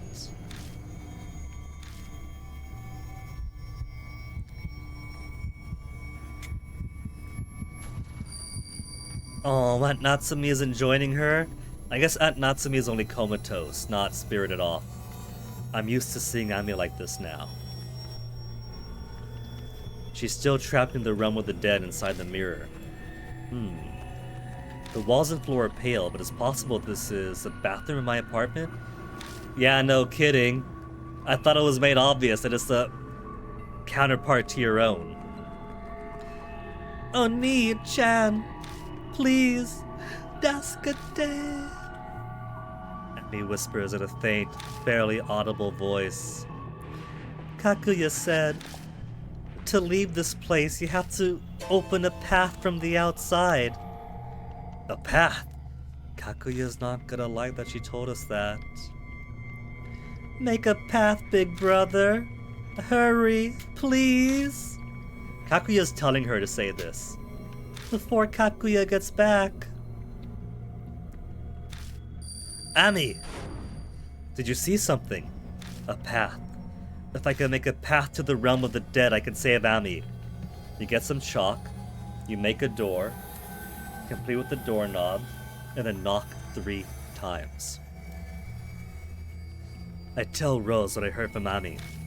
Make a path, As knowledgeable as I am, that clue is still too cryptic for me to comprehend. Yeah, true. What's this? I notice a document left behind in the pool of Killer Peach's blood. It's mostly been blackened out with magic marker, but I can make out the title, which reads, Report on the cause of the fire. Another suspicious document. Why did Killer Peach have that? Is it related to this place somehow? A department store with signs of fire. What is this place, and why were we led here? The answer might be in this document. We'd best get this to Oe. Her beloved power of God is probably the best tool to solve this mystery. And it turns out she's dead for real. I collect the bloodstained report and head off to the elevator with Rose. We get in, hit the button for the first floor, and the elevator quietly starts moving. Shame we never made it to the 44th floor. I was quite interested in seeing the lofty view from the president's office. It's a pity, really. We took care of Killer Peach. That should be enough. I know. I just wanted to say it. Now, which bar should we visit on our way back and give you a victory drink? Anywhere other than Black Rabbit is fine. No other bar but Black Rabbit is going to let him in. He's 17. It's 3 years until he can drink. If we're all drinking at the rate you do, the bar will end up bankrupt. Ha. I enjoy drinking there because she has a good selection. I never get tired of it. Huh? The elevator light shuts off. Then the elevator starts shaking violently. I think I could hear an odd noise too, but we're in the dark and everything's so disorienting that I can't be sure. We'll be purified so no one's going to die. I can be confident of that. Rose, are you okay? Hey, Rose! Yes. Rose gets up and is sunk to the floor. What are you doing? My apologies. That sudden shaking took my legs out from underneath me. I must have let my guard down. Maybe if we destroyed the ghost instead. The first one was a very prolonged death for Kaoru. Maybe the rest are much quicker. Because the turnaround time for ghost destruction or purification and end of chapter have also been quicker for the subsequent chapters. Finally, the elevator arrives at the first floor. So my thinking is, maybe whoever I brought with me would have died in the elevator. Instead of a shake at the lights out, it would have been a harder shake and an elevator collapse to the first floor. We'd be bruised, they'd be dead. Hey, you're back! Oh my goodness, she's the luckiest girl in the world. I guess we gotta give her all the details now. Her 2 deaths and all the information on Okoyama's death. As soon as the door opens, I see Oe's cheerful face again. Which I guess means that there is a possibility that if, say, we kill off Rose in the previous chapter and Ban in this chapter. Oe dies twice here, but she still survives. And so we've had 2 chapters with Kaoru and Seiji, 2 chapters with Rose and Ban. And so if they each get 2 chapters each, she's still around to be a partner for the next chapter. I figured she'd be alive, but it's a relief to actually see her. So how'd it go? Did time get reset again? Yeah, pretty much. How'd she know about that if time reset? Purinsu took care of Killer Peach, but unfortunately you were killed again. You need to be better at keeping your composure. I don't know what I did, and it wasn't technically me that did it, so you can't really be mad at me. Anyway, tell me what happened. I give Oe a recap. Huh. And what's that you said about report on the cause of the fire? Oh, this. I take the report from my bag and hand it off to Oe. Wow, someone did a number on this. It's quite similar to the blackened textbooks after the war. But you police have ways to deal with this kind of situation, yes? Well, I'll take it for now. If I use some of my connections, I can maybe do something. Oe takes the fire report. So Killer Peach had this, huh? So she was connected to that fire. The fire at Momoi department store? What? Where'd you hear about that? Oh, remember? How's she gonna remember? She was killed. Okayama's recorder mentioned it. Oh wait, we went back in time so you haven't heard it yet. Purinsu, where's that recorder right now? She took it! Well, you had the bright idea to confiscate it as evidence. And then Killer Peach killed you. So it doesn't exist anymore. Basically. Hey, don't give me that look, you're the one who took it. Guess I can really only be mad at myself. If time reset, maybe it's on top of the elevator. Well, whatever. Learning that there's a connection between Killer Peach and the fire is enough. If my theory's right, the support was probably... Sounds like always had a hunch. Well, let's just wait till it's been analyzed. It's gotten late, so we better split up here. Plus your curse is lifted, right? After meeting up with Ban in the security room, we leave Moon Tower. As we head to Shinza Station, I tell Ban about what happened at the tower tonight. Killer Peach was Okayama, and a connection to the fire. The elevator that rewound time. There's still so much I don't understand. If Oe can figure out what's in that document, maybe it'll all become clear. Let's split up here tonight. Thank you for your help, upstanding citizens. Man, for you to say that after all the laws you just had us break, you must not give a damn. You're all right in my book, Oe. Oh, shut it. Now get on back home. Well, should we get back and get some sleep? I am flat broke after all. I need to go to work and earn a paycheck tomorrow. That's the first time I've heard you sound like a responsible grown-up. Shut up, kid. I'm always responsible. And while we're on the subject, Purinsu, lend me 10,000 yen so I can work properly. Heh. Alright. We've built up some rapport by now. Here you go. Heh. Good to see that you see things my way. I don't have the energy to argue, so I hand Ban 10,000 yen. Haha, thank you. I'll pay you back twice. No, 10 times as much. Believe you me. What a scumbag. Purinsu, want me to slug him? Hey, police shouldn't encourage violence. Well then, I think I'll exit the stage here. Come on, you get on home too. But my home's a crime scene.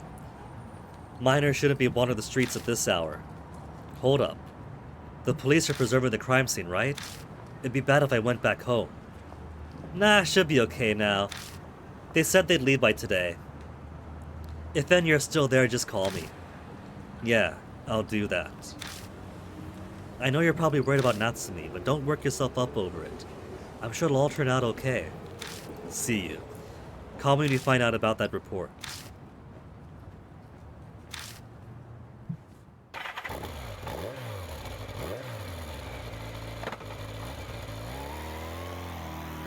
I get on my motorcycle and drive straight back to my apartment.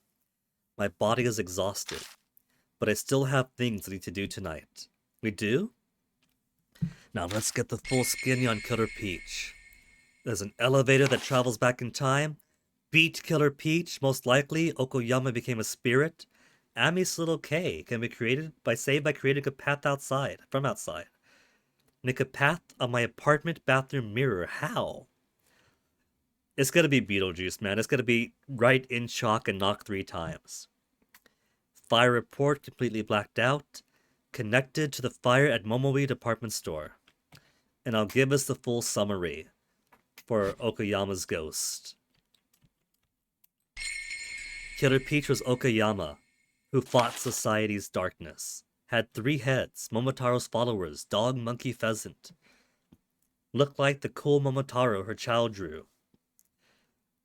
Was after evidence against corrupt President Ishimaru. Also investigated why he covered up the fire incident. While on case, she was brutally murdered, body abandoned.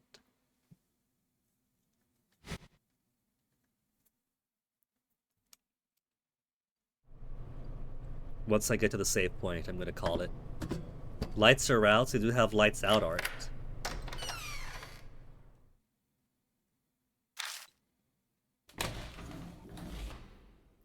Ami.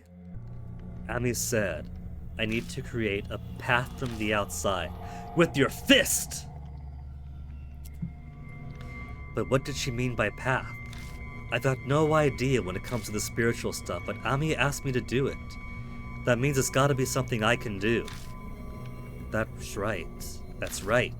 Natsumi said. Before she collapsed, she said she was going to save Ami. She sounded confident. She must have known how to save her. It's probably in the book then. Wasn't she about to say something? I recall her last words.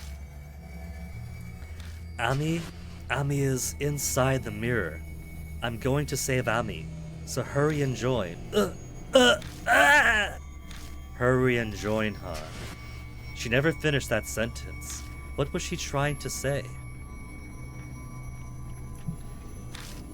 Maybe you get a different partner for the final case. We've been doing very well. And foiling Kakuya every step of the way. So maybe if we had our friends die off one by one, Kakuya would be very amused, and our aunt would be around, and we would join her to save Ami. But because we're doing too good, that powerful ally was taken out. And so we could only rely on whoever's remaining by the end, maybe Oe, to rescue our sister, cousin thing.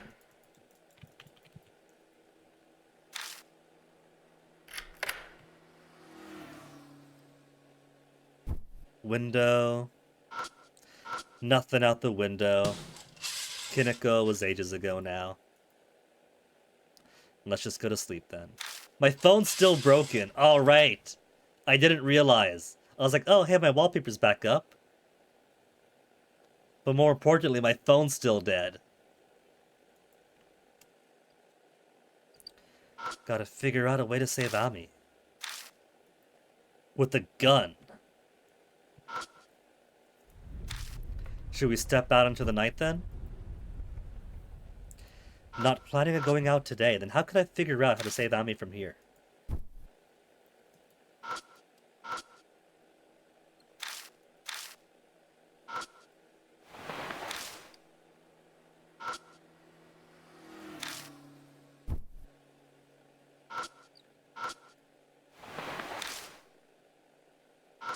There's nothing else out here. So maybe I should run a bath or a shower and make it steamy inside. And then make a drawing with my finger.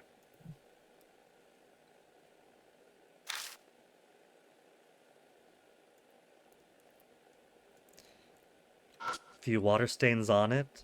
There's water stains on it. I still have all this stuff. Make a path with the mirror. Mirror and mirror makes a hallway. Maybe hurry and join. Didn't mean hurry and join her there, but hurry and join the mirrors. I've heard that when you hold mirrors up to one another to reflect each other, it's called a spirit road. Did they really call it that?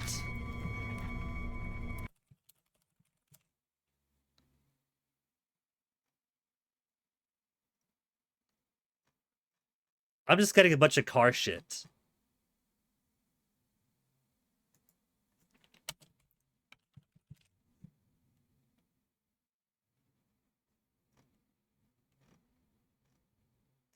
Because Google is absolute garbage, and if something sounds like a sales item, all you're getting is stores. I'm sure Natsumi had heard of that before, since she's a horror writer. I've got no interest in supernatural stuff, so I completely forgot about it until now. Like, I've put mirrors together as a kid, but I never thought that was called a spirit road. Should I give it a shot? I take the compact mirror out of my bag and hold it up to the mirror. Huh? That instant, a thin, pale arm stretches out of the mirror, as if breaking a watery surface. Ami? It's gonna be Kaguya. I immediately grab the small, quivering hand. I can feel her body heat through my glove. Hold on, I'll save you! I brace against the sink with my right hand and pull with all my might with my left. Damn it! You're heavy! Little child? This arm looks a bit beefy to be a little child. Ami's arm doesn't budge easily. It's like a weed firmly rooted in the ground. Her arm slowly gets absorbed back into the mirror. If I stop pulling for a second, I'll get dragged in with her. Damn it! I finally got you! I'm not letting you go! I fill my lungs with air, and pull with all my weight! I catch Ami as she tumbles out of the mirror and I fall on my back. Oni-chan! When Ami looks up at me, she gives me that warm smile she's always had. Then she slowly closes her eyes, relief clear in her face. We've actually rescued our little sister cousin. And not at the very end of the game. We haven't beat Kaguya yet. But Aunt Natsumi and Seiji are still in a coma. Her breathing and pulse are calm. Looks like she's fainted though. I'm seriously beat. But hey, that's one victory. Achievement, Ami's rescue. I'm glad Ami made it home safely. I'm glad. I'm sure she's pissed. But she can't be too upset because she was bored of Ami. I consider letting Ami sleep on the bed while I collapse on the floor, but I really don't feel like spending the night there.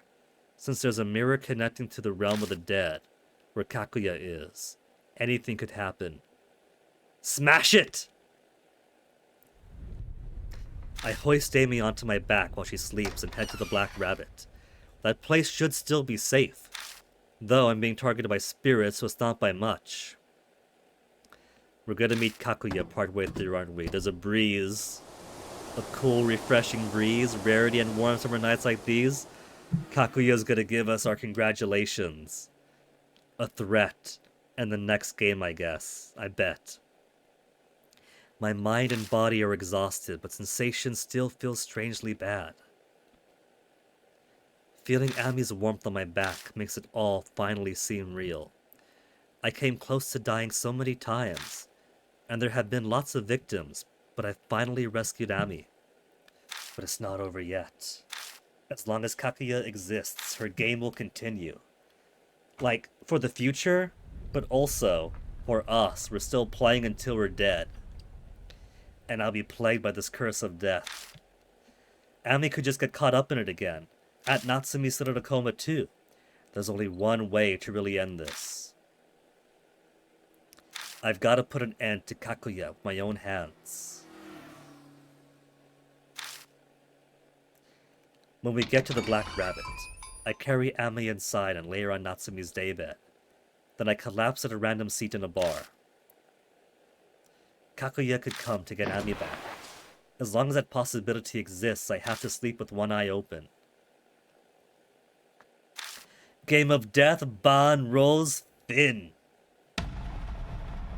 There wasn't really a game of death for them. I didn't have to choose. They both got off so much easier than Seiji and Karu did. There wasn't a lightning strike. Their lives weren't directly put into danger. They just went through 2 normal investigations and came out in the end none the worser. Just a raw throat and a bit of a scare for Rose. But, gonna put a save here. And that is going to be where we call it for tonight. It's about that time of day where I gotta find who we're going to raid now. Something tells me that MP83 is going to be very long since asleep by now.